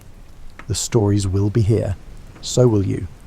All script research draws from the Poetic Edda, preserved in the Codex Regius manuscript of the late 13th century, and the Prose Edda by Snorri Sturluson, written circa 1220 in Iceland.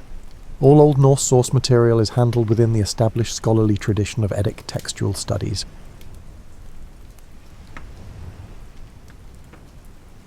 You wake to the sound of the church bell marking prime, the first service of the day.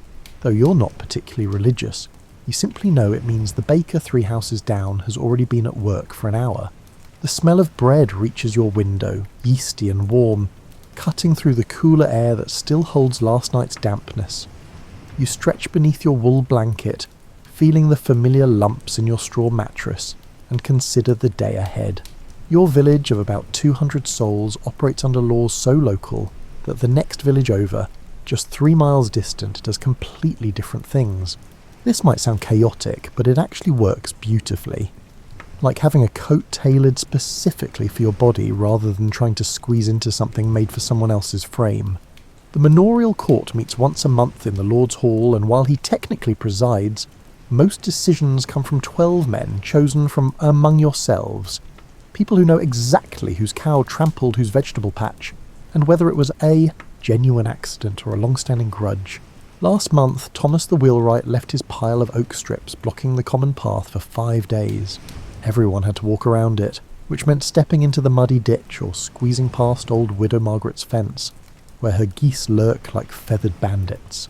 The court fined Thomas 3 pence, not because blocking paths warrants biblical punishment, but because the fine equalled roughly what he earned from the wheel he'd been building. The math worked out to inconvenience repaid with inconvenience. Thomas paid, grumbled a bit for form's sake, and moved his lumber. The path cleared. Life continued. You understand that these local courts handle perhaps 90% of actual daily governance. The king has his laws certainly handed down through sheriffs and justices who ride circuit through the countryside like merchant ships visiting ports. But between their visits, you live under rules created by people who know that John's pig has a talent for breaking through fences, that the stream floods every March and needs its banks reinforced, and that the common oven belongs to everyone, but someone needs to clean out the ash every Saturday. The beauty of local law sits in its flexibility. When your village decided that gleaning rights, the practice of gathering leftover grain after harvest, should extend an extra day for families with more than 4 children, nobody needed to consult legal scholars in London. The 12 men of the court simply noticed that the Cooper family with 6 hungry mouths could use the help, and that 1 extra day cost the Lord nothing from his share. They announced it, everyone agreed, and it became as binding as anything written on parchment in a monastery. You've seen the system work even in delicate matters. When young William was caught with Alice behind the mill, both unmarried and both clearly up to activities that would make their parents creative with kitchen implements, the court could have imposed harsh penalties. Instead, the 12 men, who'd all been young once and remembered exactly what they felt like, gave William a choice: marry Alice within the month, or pay a fine equivalent to a month's wages and face public scolding. William married Alice. They seem happy enough, and their first child arrived at a suspiciously convenient 7 months later, fooling absolutely nobody. The system survives because it knows you. It knows your cousin drinks too much during harvest festivals and needs watching. It knows that Peter the tanner works hard but his memory leaks like an old bucket. So when he forgets to repair the fence around his drying racks, a reminder usually works better than a fine. It knows that Martha grows the best herbs for 50 miles, and probably shouldn't be bothered with too many official duties, because everyone benefits from her skill with feverfew and meadowsweet. You rise fully now, pulling on your linen under tunic and woolen outer tunic, both dyed the muddy brown that hides stains admirably. The local laws govern even what you wear. Sumptuary laws restrict certain colours and fabrics to certain ranks, though in practice nobody enforces these much unless someone really oversteps. If you showed up in silk and purple, questions would arise. In sensible brown wool, you move through your day unmarked and untroubled. Outside, the village stirs into motion like a body waking joint by joint. Smoke rises from cooking fires. Children who should be helping with chores are instead seeing how close they can get to the blacksmith's forge without being shooed away. The blacksmith, Robert, waves his hammer in their direction without real menace. He was one of those children once, and his father's hammer waved just as lazily. The morning court session, held right after Prime on Tuesdays, handles small matters. Disputed boundaries, broken agreements, and minor debts. You're not involved today, but you stop to watch for a moment. Listening to these proceedings teaches you the invisible rules that make community possible. Not the grand pronouncements about justice and law, but the practical acknowledgement that people are complicated, that circumstances matter, and that mercy and firmness both have their place. Geoffrey the Hayward, the officer who manages the fields and meadows, reports that someone's been cutting across the newly planted spring wheat instead of walking the longer path around. The stalks show it clearly, a diagonal scar of broken stems across the southeast corner. The court considers. Nobody confesses, but everyone knows it was probably young Edward, who's 14, and operates on the principle that straight lines between 2 points make excellent sense regardless of what's growing in between. Rather than accuse Edward directly, he's not a bad boy, just thoughtless in the way 14-year-old boys have been thoughtless since time began, the court simply announces that the next person caught crossing planted fields will repair the damage, personally, on their hands and knees, replanting every broken stalk while the entire village watches. Edward, sitting in the back, goes slightly pink and studies his feet. The message lands without humiliation, and the southeast corner of the wheat field remains unmolested thereafter. This is local law at its finest, shaped like water to fit the vessel of community, flexible enough to handle human nature, and firm enough to prevent chaos. You head toward the market square where different laws apply but where the same principle holds. Rules made by people who'll live with the consequences. The market operates under regulations so detailed they'd make a merchant's head spin, yet somehow it all flows like a well-rehearsed dance. You arrive as the sun fully clears the eastern trees, painting everything gold and making the dust motes visible in the air above the gathering crowd. The market cross stands in the centre, a stone monument that serves as both spiritual reminder and legal marker. All sales within sight of the cross fall under market law, which protects buyers and sellers alike. Agnes the baker has a table set up with yesterday's dark bread at a reduced price, and today's white manchet loaves, still warm, at full price. The market regulations specify exactly how much a loaf should weigh for its price, but more interestingly, they require that the prices be clearly announced, and that the bread be available for inspection before purchase. You watch a customer squeeze a loaf gently, checking its freshness, and Agnes doesn't flinch or complain. This openness is mandated. Hiding your goods or refusing inspection suggests you're selling something you'd rather people not examine too closely. The alewife, Beatrice, serves from a large jug marked with her seal, a crude but distinctive bee carved into the wax. The seal matters enormously. When the ale taster, yes, that's an actual appointed position, and yes, everyone wants it, comes by, he'll check that seal. If the ale is watered down or sour, that seal identifies Beatrice as responsible. She could pay a fine, or worse, be subjected to the cucking stool, dunked in the village pond while neighbours jeer. The public humiliation generally does more to ensure quality than any fine could. Nobody wants to be the alewife who serves bad ale and ends up soaked and mocked. But here's what makes the system clever. Beatrice can also use that seal to prove her ale is good. If someone claims they got sick from her brew, she can point to all the other customers who drank from the same batch without issue, to the ale taster's approval, and to her reputation. The seal protects her as much as it identifies her. Accountability cuts both directions. You notice Robert the fishmonger, his table covered in fresh perch and pike from the river, their scales still gleaming. Market law requires fish to be sold fresh, not kept for days until it borders on toxic. The inspectors can and do check, smelling the fish and examining the eyes and gills. Bad fish gets confiscated and the seller gets fined. This isn't mere fussiness. Food poisoning can kill, and in a community where everyone knows everyone, poisoning your neighbours makes you a pariah faster than any legal punishment could. The weights and measures fascinate you every time. A bushel of grain, a pound of cheese, a yard of cloth. Each has a standard, often represented by actual physical objects kept in the market house. When disputes arise about whether someone's measuring correctly, out come the official weights and measures. You've seen merchants caught using false weights, tipping the scales with hidden thumbs or using stones a few ounces light. The penalty involves public destruction of the false weights, a substantial fine, and sometimes banishment from the market for a period. 3 offences and you're out permanently. What you appreciate is how this system prevents the powerful from crushing the weak. When the Lord Steward comes to buy grain for the manor house, he pays the same price as everyone else and accepts the same standard measures. The market laws explicitly forbid preferential pricing or secret deals. If you sell to one person for a shilling, you sell to the next person for a shilling. This keeps merchants honest and prevents the wealthy from gaming the system. The regulations extend to placement and timing. Butchers must set up downwind of other vendors. Nobody wants the smell of blood drifting over the bread table. Sellers of live animals stay in the far corner, where the noise and mess bother fewer people.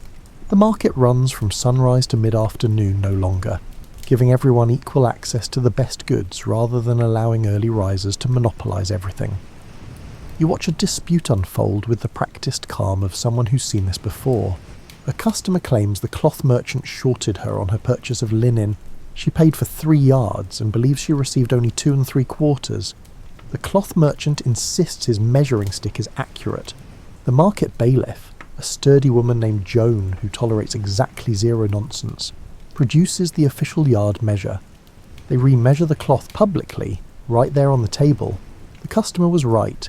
The merchant's stick has warped slightly, making his yards about an inch short. Joan notes this in her record book. The merchant wasn't cheating intentionally, just using a bad tool, so the fine is light. But he must make good the shortage to every customer from this morning, and he must acquire a new measuring stick before next market day. He nods, embarrassed, but not ruined, and begins calling back his morning customers. This is market fairness in action, swift, public and proportionate. The customer gets her missing inch. The merchant learns to check his tools. Other merchants note what happened and resolve to verify their own measures before next week. The system self-corrects through transparency. You purchase a small cheese from a vendor you trust, enjoying the sharp smell of it and the slight give when you press the wrapped package. The vendor wraps it in clean cloth and ties it with twine, chatting about the weather and his daughter's upcoming wedding. This personal connection matters too. It's harder to cheat someone you'll see at church on Sunday, whose family intermarries with yours, and who remembers when you fell in the duck pond during Harvest Festival 3 years ago. As you leave the market, you pass the pillory, currently unoccupied but recently used. Its presence reminds everyone that market laws have teeth. Last month, a travelling merchant sold saffron that turned out to be dyed flower petals. He spent half a day locked in the pillory, while market-goers pelted him with rotten vegetables and creative insults. He won't return to this market, and word will spread to other villages. His reputation travels faster than he does. The market empties as afternoon settles in, vendors packing away unsold goods and sweeping up scattered straw and dropped vegetables. Tomorrow it will be an ordinary square where children play and chickens scratch. But today, for these hours, it was a kingdom of fair dealing, governed by laws that recognise something profound. Trust forms the foundation of commerce, and trust requires both protection and accountability. After the midday meal, bread, cheese, and the small beer that tastes barely of alcohol but keeps you safely hydrated better than water from questionable sources, you head to the open fields. The 3-field system spreads before you in strips, a patchwork quilt of different crops and fallow land that looks chaotic until you understand the pattern. Your family holds several strips scattered across the fields, never all in one place. This distribution isn't accidental or cruel, it's brilliantly practical. Some land is better drained, some gets more sun, and some has richer soil. By scattering strips, everyone gets a mixture of good and poor land. Nobody monopolises the best plots. You might have a strip on the sunny hillside and another in the lower field that stays damper. Your neighbour has the same variety. Over the course of the year, the advantages and disadvantages balance out. But this system only works if everyone cooperates, and cooperation requires rules. The field regulations govern when you plough, when you plant, and when you harvest. You can't just decide to plant your wheat 2 weeks early, because you have a good feeling about the weather. If you plough before the agreed upon time, you'll damage the stubble that everyone's livestock is currently grazing on. The fields serve as common pasture after harvest until spring ploughing begins. Similarly, you can't harvest late. When the wheat is ready, it's ready for everyone.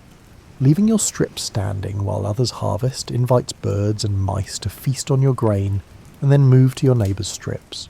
The community sets harvest dates, and everyone works to meet them. This isn't tyranny, it's survival optimised through collective action.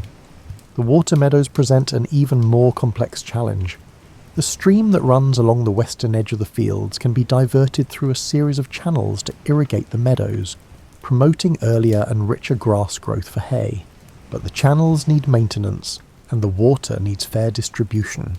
The meadow laws specify exactly when the water can be diverted, how long each section receives irrigation, and who's responsible for maintaining which parts of the channel system. You've spent spring mornings clearing channels with your neighbours, digging out accumulated silt and fallen leaves, and repairing the small wooden gates that control water flow. Nobody loves this work, but everyone benefits from it, so the labour is shared according to how much meadow each family holds.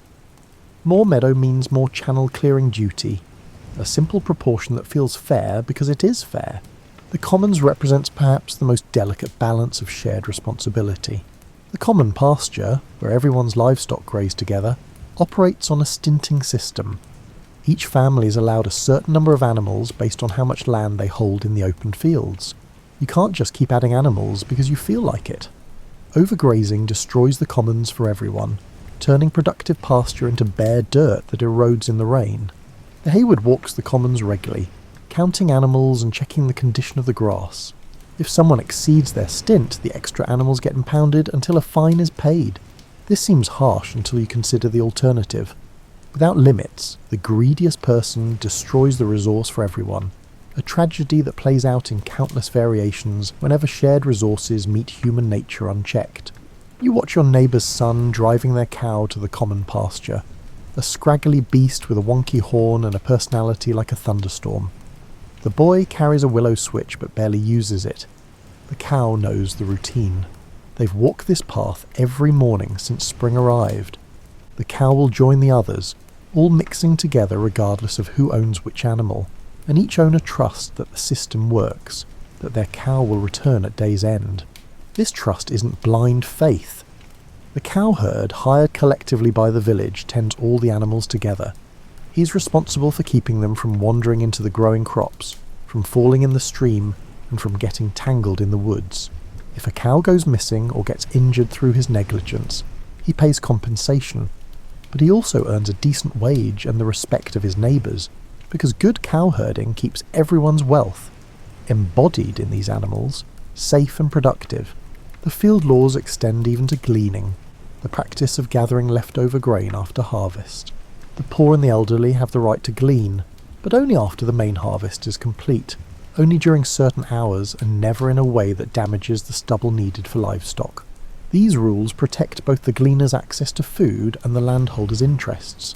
You've seen children gleaning with their grandmothers, nimble young fingers and patient old wisdom working together to gather enough grain to make a difference in their winter diet. Cooperation manifests most clearly during harvest.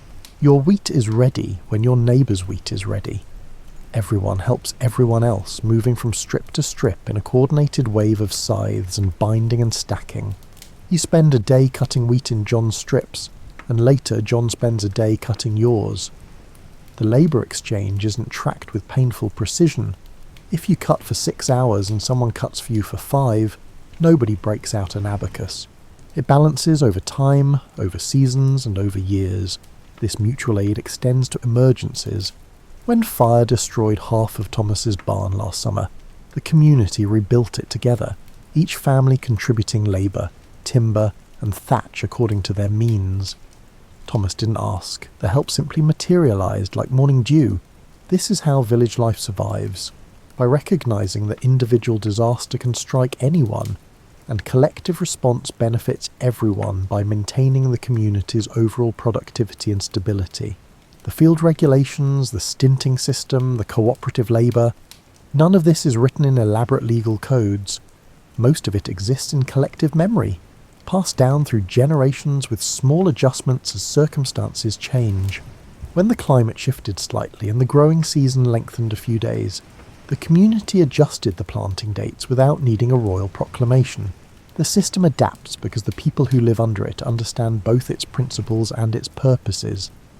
As afternoon light slants golden across the fields, you feel the weight of this shared endeavour. The land feeds you, but only if you treat it right, and treating it right requires treating each other right. The laws that govern these fields aren't about punishment. They're about making cooperation possible, about preventing the selfishness that would destroy what everyone needs. Evening finds you at home, sitting with your father as he explains the family's land holdings in detail. He's been sharing more frequently lately. He's not sick, just aging in the way that makes people think about continuity. The evening light through the small window turns his weathered face into a map of years spent outdoors, and his voice carries the particular care of someone transferring important knowledge. Your family's land came through inheritance, but the rules governing that inheritance are more intricate than simply oldest son gets everything. In this region, partible inheritance means the land gets divided among sons, each receiving a portion. This prevents the concentration of land in single hands, but also means holdings fragment over generations, strips splitting into smaller strips until some parcels barely merit the name. Your father traces the history. His grandfather held 30 acres scattered across the fields, divided among 3 sons, giving your grandfather 10 acres. Your grandfather had 2 sons, so your father received 5 acres. You have 2 brothers, which means the 5 acres will be split 3 ways, leaving each of you with plots that sound pathetic until you remember that 3 acres worked efficiently, combined with common rights and cooperation, can support a family. But here's where the land laws reveal their sophistication. You can't divide indefinitely without creating absurdity. The manorial court won't recognise holdings below a certain size, and more importantly, the community won't grant common rights for tiny fragments. If your holding becomes too small to be viable, you have options.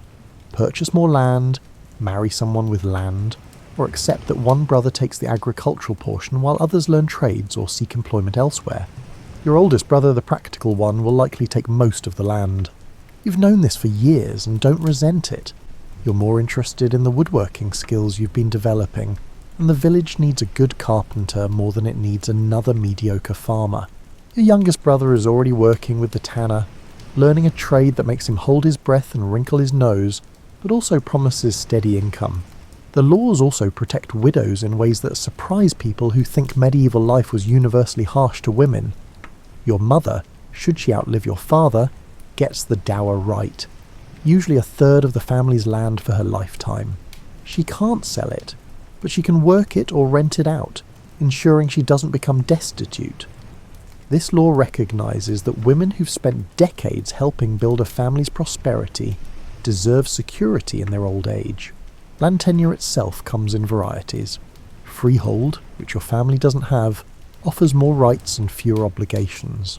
Your family holds land through copyhold, recorded on the manor court rolls, paying rent to the lord and owing certain labour services. But even copyhold has protections. The lord can't arbitrarily evict you or increase rents beyond custom. Custom is the magic word, the accumulated practice of generations that carries legal weight. If rents have been 3 shillings yearly for a century, the lord can't suddenly demand 6 without serious justification. The court rolls document everything: transfers, inheritances, disputes and resolutions. Your father once consulted them when a neighbour claimed your family's western strip, extended farther than it actually did. The rolls showed clearly where the boundary had been for 3 generations. The neighbour, confronted with a written record, backed down. The rolls serve as communal memory, preventing the past from being rewritten to suit present convenience. Inheritance disputes can turn ugly, brother against brother or widow against stepchildren, but the manor court handles them with procedures designed to find truth.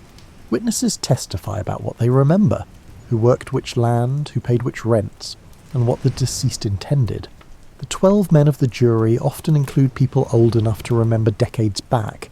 their memories forming a human archive more detailed than any written record. You've watched cases where common sense matters as much as strict law.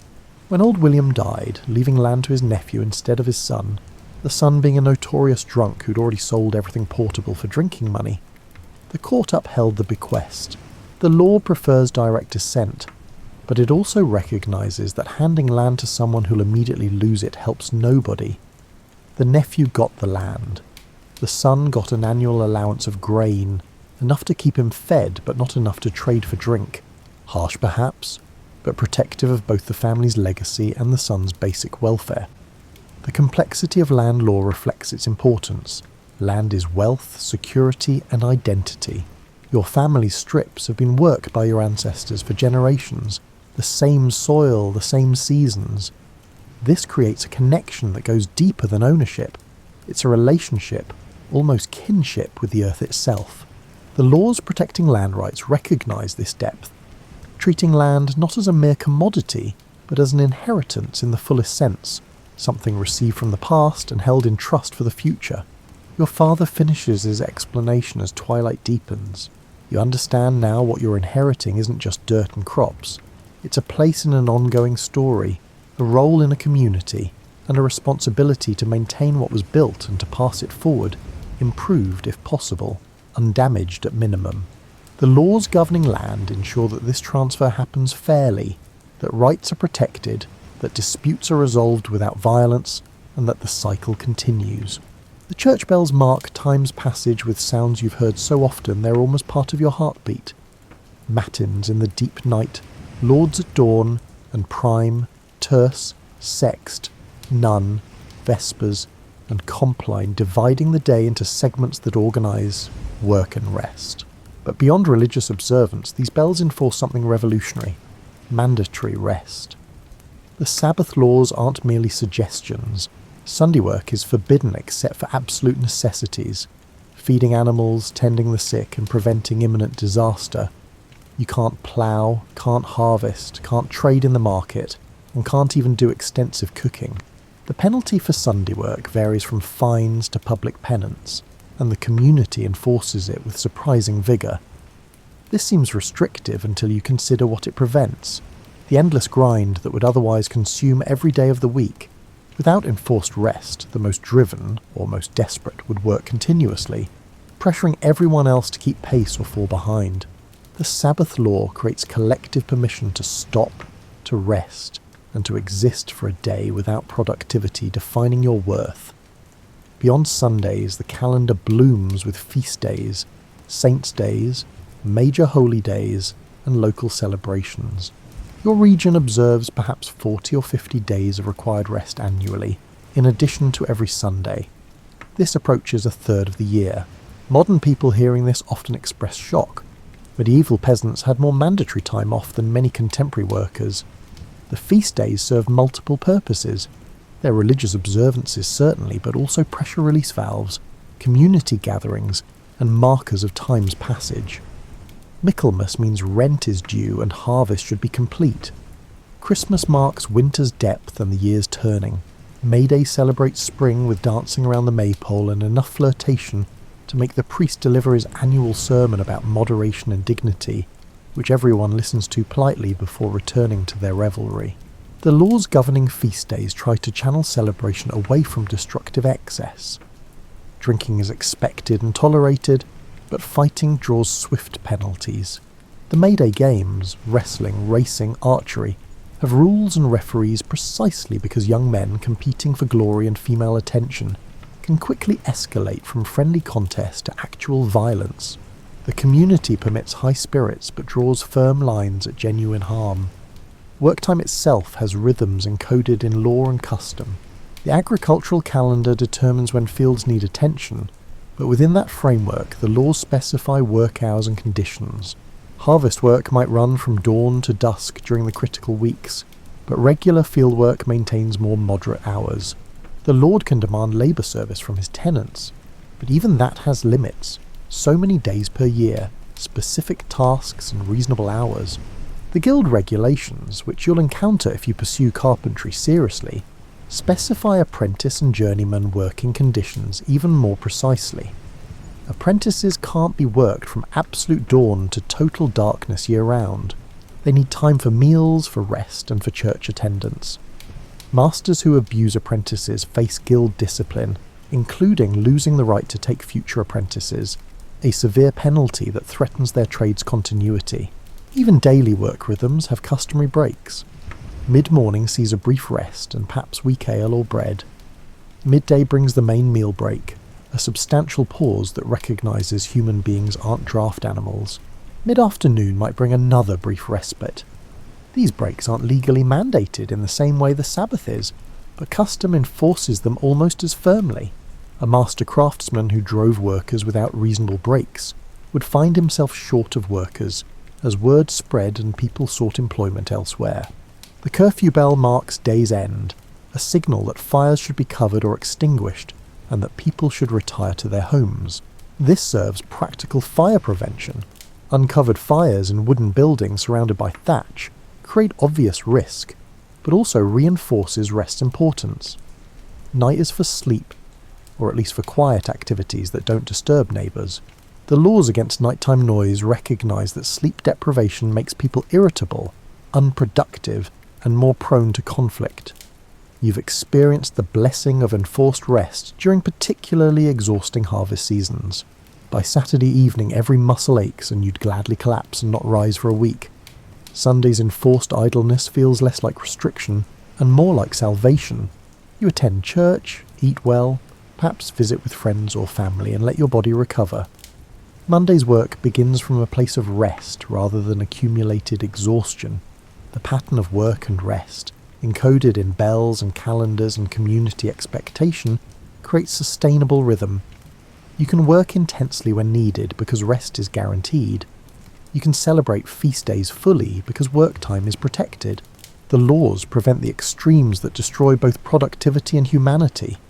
Endless work that breaks bodies and spirits, or endless leisure that brings poverty. As Compline rings across the village, marking the day's formal end, you feel gratitude for these rhythms.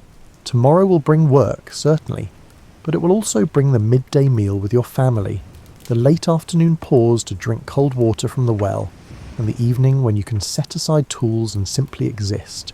The laws that mandate rest give you permission to be human, not merely productive, and that permission matters more than you might realise until it's absent. Your developing interest in carpentry brings you increasingly into contact with the guild system, that elaborate network of craftsmen's organisations that govern trades with regulations denser than the legal codes governing entire kingdoms. The Carpenters' Guild in the nearest town operates with rules you're only beginning to understand, but their purpose shines clearly. Maintain quality, ensure fair dealing, and protect craftsmen from exploitation and excessive competition. The Guild's quality standards start with apprenticeship. You can't simply declare yourself a carpenter and start taking work. First comes years as an apprentice, bound to a master craftsman who teaches you the trade in exchange for your labour. The Guild regulates this relationship carefully. Contracts specify terms, duties and treatment. An apprentice can't be treated as mere cheap labour. There's a genuine teaching obligation. Masters who fail to actually instruct their apprentices face Guild censure. Your potential master, Hugh the Carpenter, explains the progression. 7 years as an apprentice, learning basics, then advancing to complex joinery and finishing work. Then several years as a journeyman, working for wages, travelling perhaps to learn techniques from other regions. Finally, if you prove capable, you create your masterpiece, an actual piece of work demonstrating full mastery of the craft, and if the Guild approves it, you become a master craftsman yourself, entitled to take apprentices and run your own workshop. This progression ensures quality control through generational knowledge transfer. Hugh learned from his master, who learned from his master, stretching back generations in an unbroken chain of expertise. The techniques he teaches you, how to read wood grain, where to place joints for maximum strength, how to finish surfaces smooth as river stones, represent accumulated wisdom that can't be learned from books, because most of it isn't written down. The Guild regulations extend to business practices. Masters can't undercut each other's prices too severely. A race to the bottom benefits nobody except customers seeking impossibly cheap work, and impossibly cheap work means corner cutting that produces garbage. The guild sets minimum prices for standard work: a basic table, a joined chest, and a door frame. Masters can charge more for exceptional work or difficult commissions, but they can't charge less than the minimums without guild investigation. This prevents the situation where a desperate or unscrupulous craftsman destroys market conditions for everyone by offering work at unsustainable prices.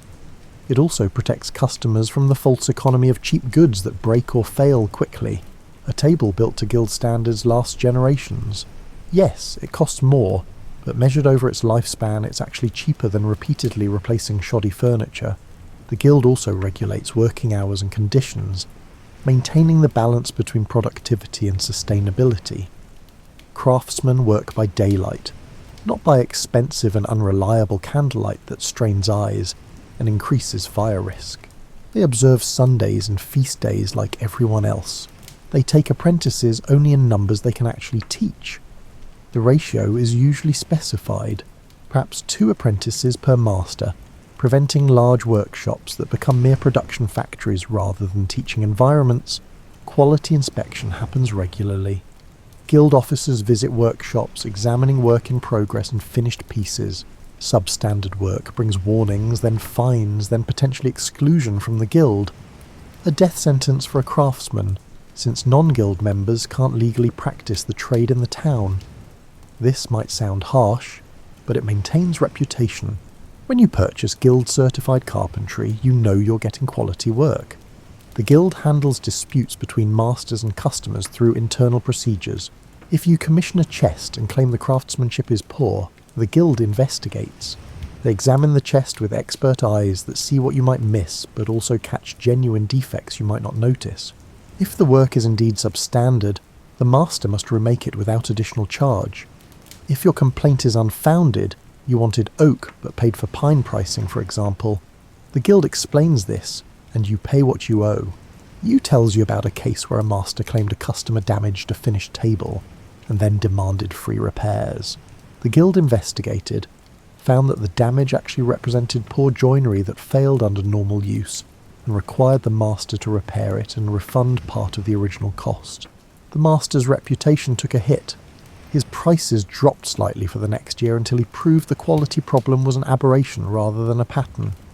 Beyond quality and business practice, the guild serves social functions. It maintains funds for members who fall ill or suffer injury, providing support that prevents immediate destitution. When Hugh broke his arm 2 years ago and couldn't work for weeks, the guild provided a small weekly stipend that kept his family fed.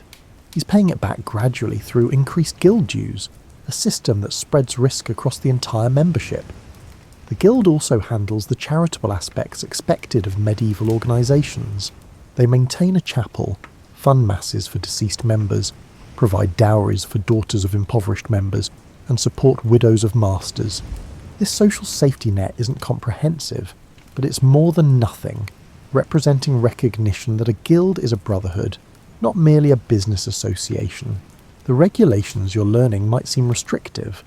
So many rules about techniques, materials, pricing, and conduct, but you're beginning to understand their logic. They create stability that allows craftsmen to build careers and reputations over decades.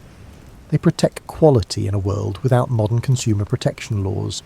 They ensure knowledge passes to new generations. They make the craft sustainable not just economically but as a way of life. As you practice planing wood smooth in Hugh's workshop, the curl of shavings falling away to reveal clean grain beneath, you feel connected to something larger than yourself. Every carpenter who learned this motion, who developed the muscle memory that makes the plane sing across the wood, participated in the same tradition you're entering. The guild regulations maintain that tradition, protecting it from the short-term thinking that would sacrifice quality for quick profit. The human talent for disagreement finds full expression in any community, and yours is no exception. But what prevents disputes from escalating into feuds and violence is the elaborate system of mediation and arbitration that intercepts conflict before it metastasizes into genuine hatred. The laws and customs governing dispute resolution might be the most important rules you never think about until you need them. When your neighbour's pigs rooted up your vegetable garden last month, destroying weeks of work and a significant food source, you felt anger hot enough to consider violence. The pigs weren't the first offence. The fence between your properties has been a source of tension for years, each of you claiming the other lets it deteriorate. This time the pigs broke through and wreaked havoc, and you wanted compensation or revenge, or preferably both. But between that flash of anger and any action stood a series of procedures designed specifically to prevent your rage from causing permanent damage to community relations. First, you consulted with your father and uncle, both of whom had the perspective of age and the dampening effect of having seen many similar disputes.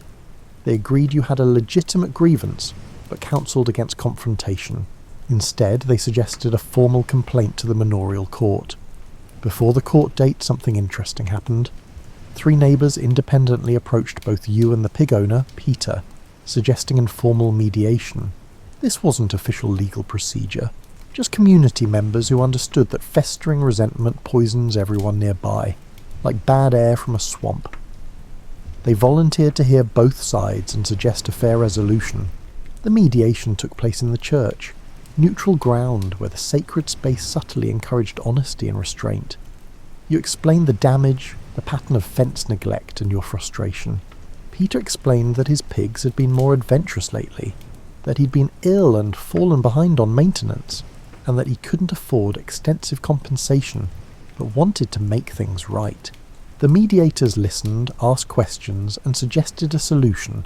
Peter would repair the fence section immediately and provide you with a piglet in compensation, to be raised and slaughtered in autumn, replacing the food value you'd lost from the destroyed vegetables. You agreed. Peter agreed. The dispute was resolved without court involvement, without fines, and without permanent enmity.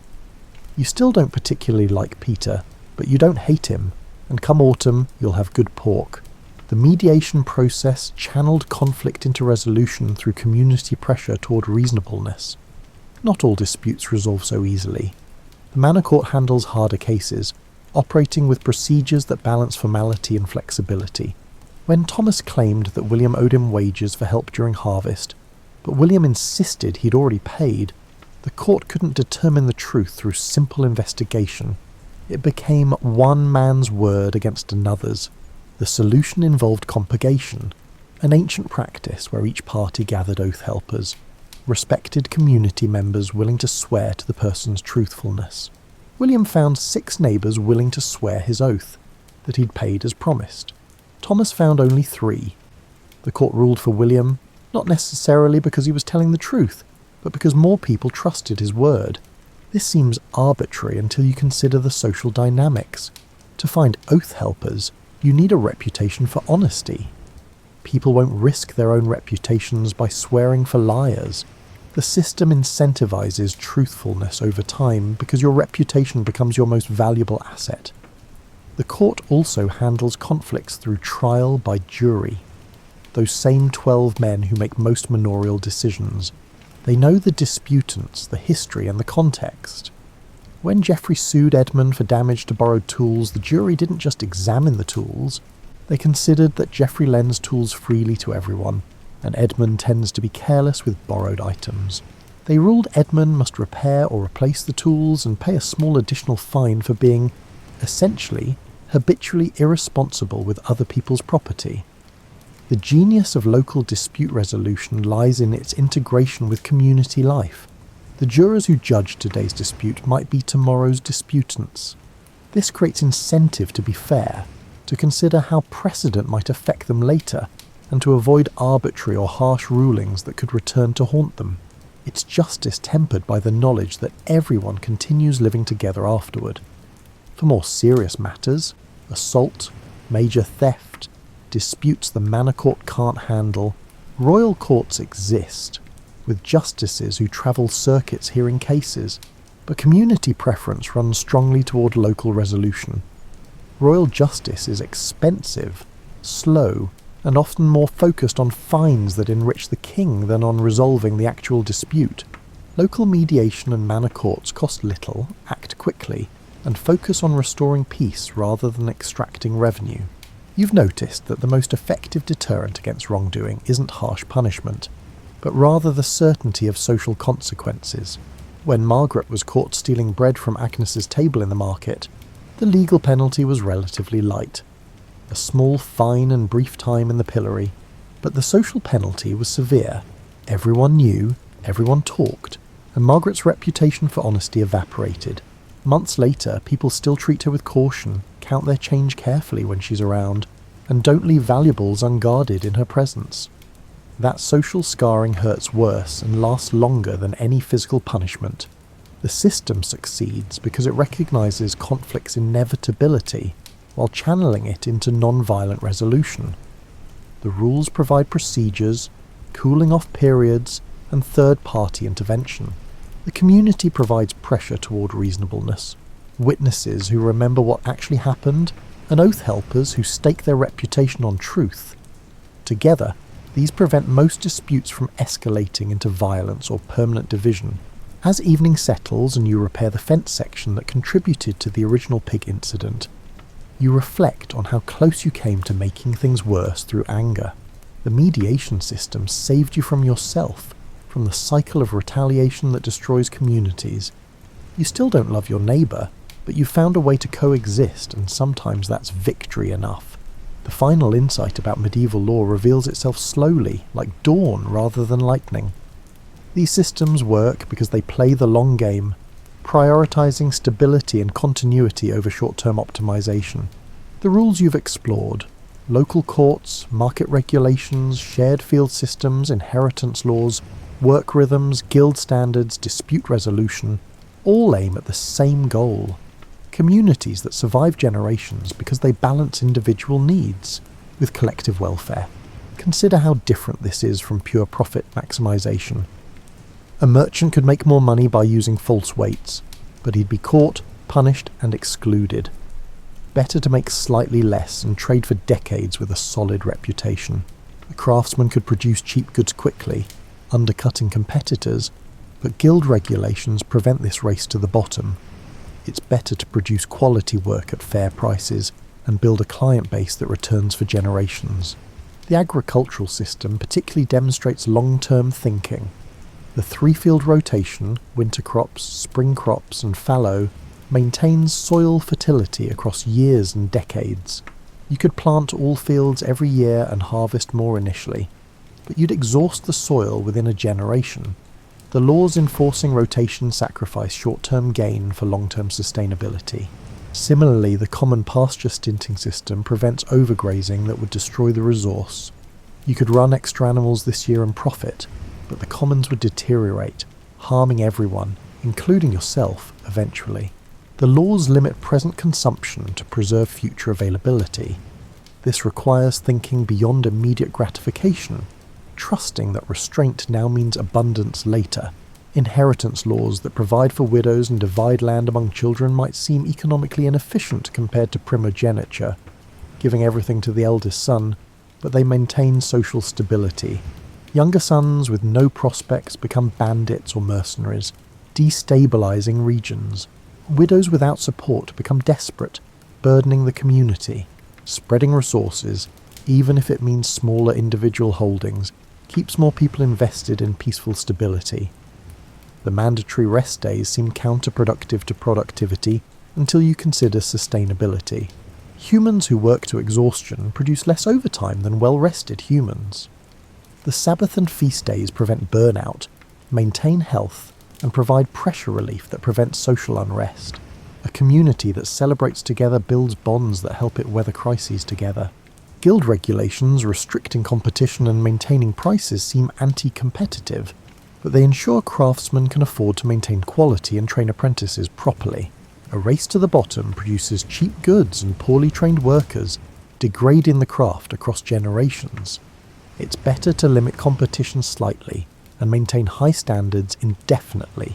Even the dispute resolution system prioritizes long-term peace over strict justice. Mediation seeks solutions both parties can live with, not victory for one side. The goal isn't perfect fairness in each case, but rather maintaining community relationships across decades. Sometimes that means compromises nobody loves but everyone accepts. You've been observing how these systems interconnect, each reinforcing the others. Market regulations build trust that makes commerce possible. Shared field systems require cooperation that dispute resolution maintains. Guild standards create quality that inheritance laws preserve across generations. Rest requirements maintain health that makes sustainable work possible. Everything connects in a web of mutual support. The system isn't perfect. No human creation is. Powerful lords sometimes abuse their positions. Courts occasionally rule poorly. Guilds can become restrictive to the point of stifling innovation. But the overall structure channels human nature toward cooperation and sustainability, more often than toward exploitation and collapse. Walking through the village in the late evening, houses glowing softly with fire and candlelight, you hear the sounds of daily life winding down, conversations, laughter, a baby crying, and someone singing tunelessly while washing dishes. These sounds represent success of a sort rarely celebrated, the success of simply continuing, of communities that survive not through dramatic heroics, but through the accumulated effect of reasonable rules reasonably followed. The laws you've been exploring don't make anyone wealthy or famous. They don't create empires or monuments. They simply make daily life work, year after year, generation after generation. They represent wisdom learned slowly through trial and error, rules refined over centuries to fit human nature as it actually exists rather than as someone wishes it to be. You think about the future, about children not yet born who'll work these same fields, trade in this same market, and learn crafts from masters who learned from you. The laws you live under are your gift to them, the accumulated knowledge of how to make community possible. Not perfect, not unchanging, but functional in ways that matter, fair enough, flexible enough, and firm enough. As night settles fully and you prepare for sleep, the last bell rings from the church tower, marking Compline, completing the daily cycle. Tomorrow will bring new challenges, new disputes, and new opportunities, but the framework holds steady. The laws and customs that make cooperation possible, that channel human energy toward building rather than destroying, and that recognize both individual dignity and collective need. This is the secret of medieval laws that made life work. They acknowledged human nature without surrendering to its worst impulses. They created space for both individual initiative and community welfare. And they valued stability over optimization, sustainability over exploitation, and continuation over any single generation's maximum gain. In doing so, they built something that lasted, not perfect, never perfect, but functional and adaptable and ultimately humane in ways that matter most. The world outside continues its ancient rhythms, seasons turning, fields waiting, communities enduring. You're part of that continuity now, governed by laws that connect you to the past and future both. Sleep comes easily, earned by honest work, protected by reasonable rules, sustained by the knowledge that tomorrow's challenges will meet the same patient, practical systems that have handled them for generations. The laws hold, life continues, and that ultimately is enough.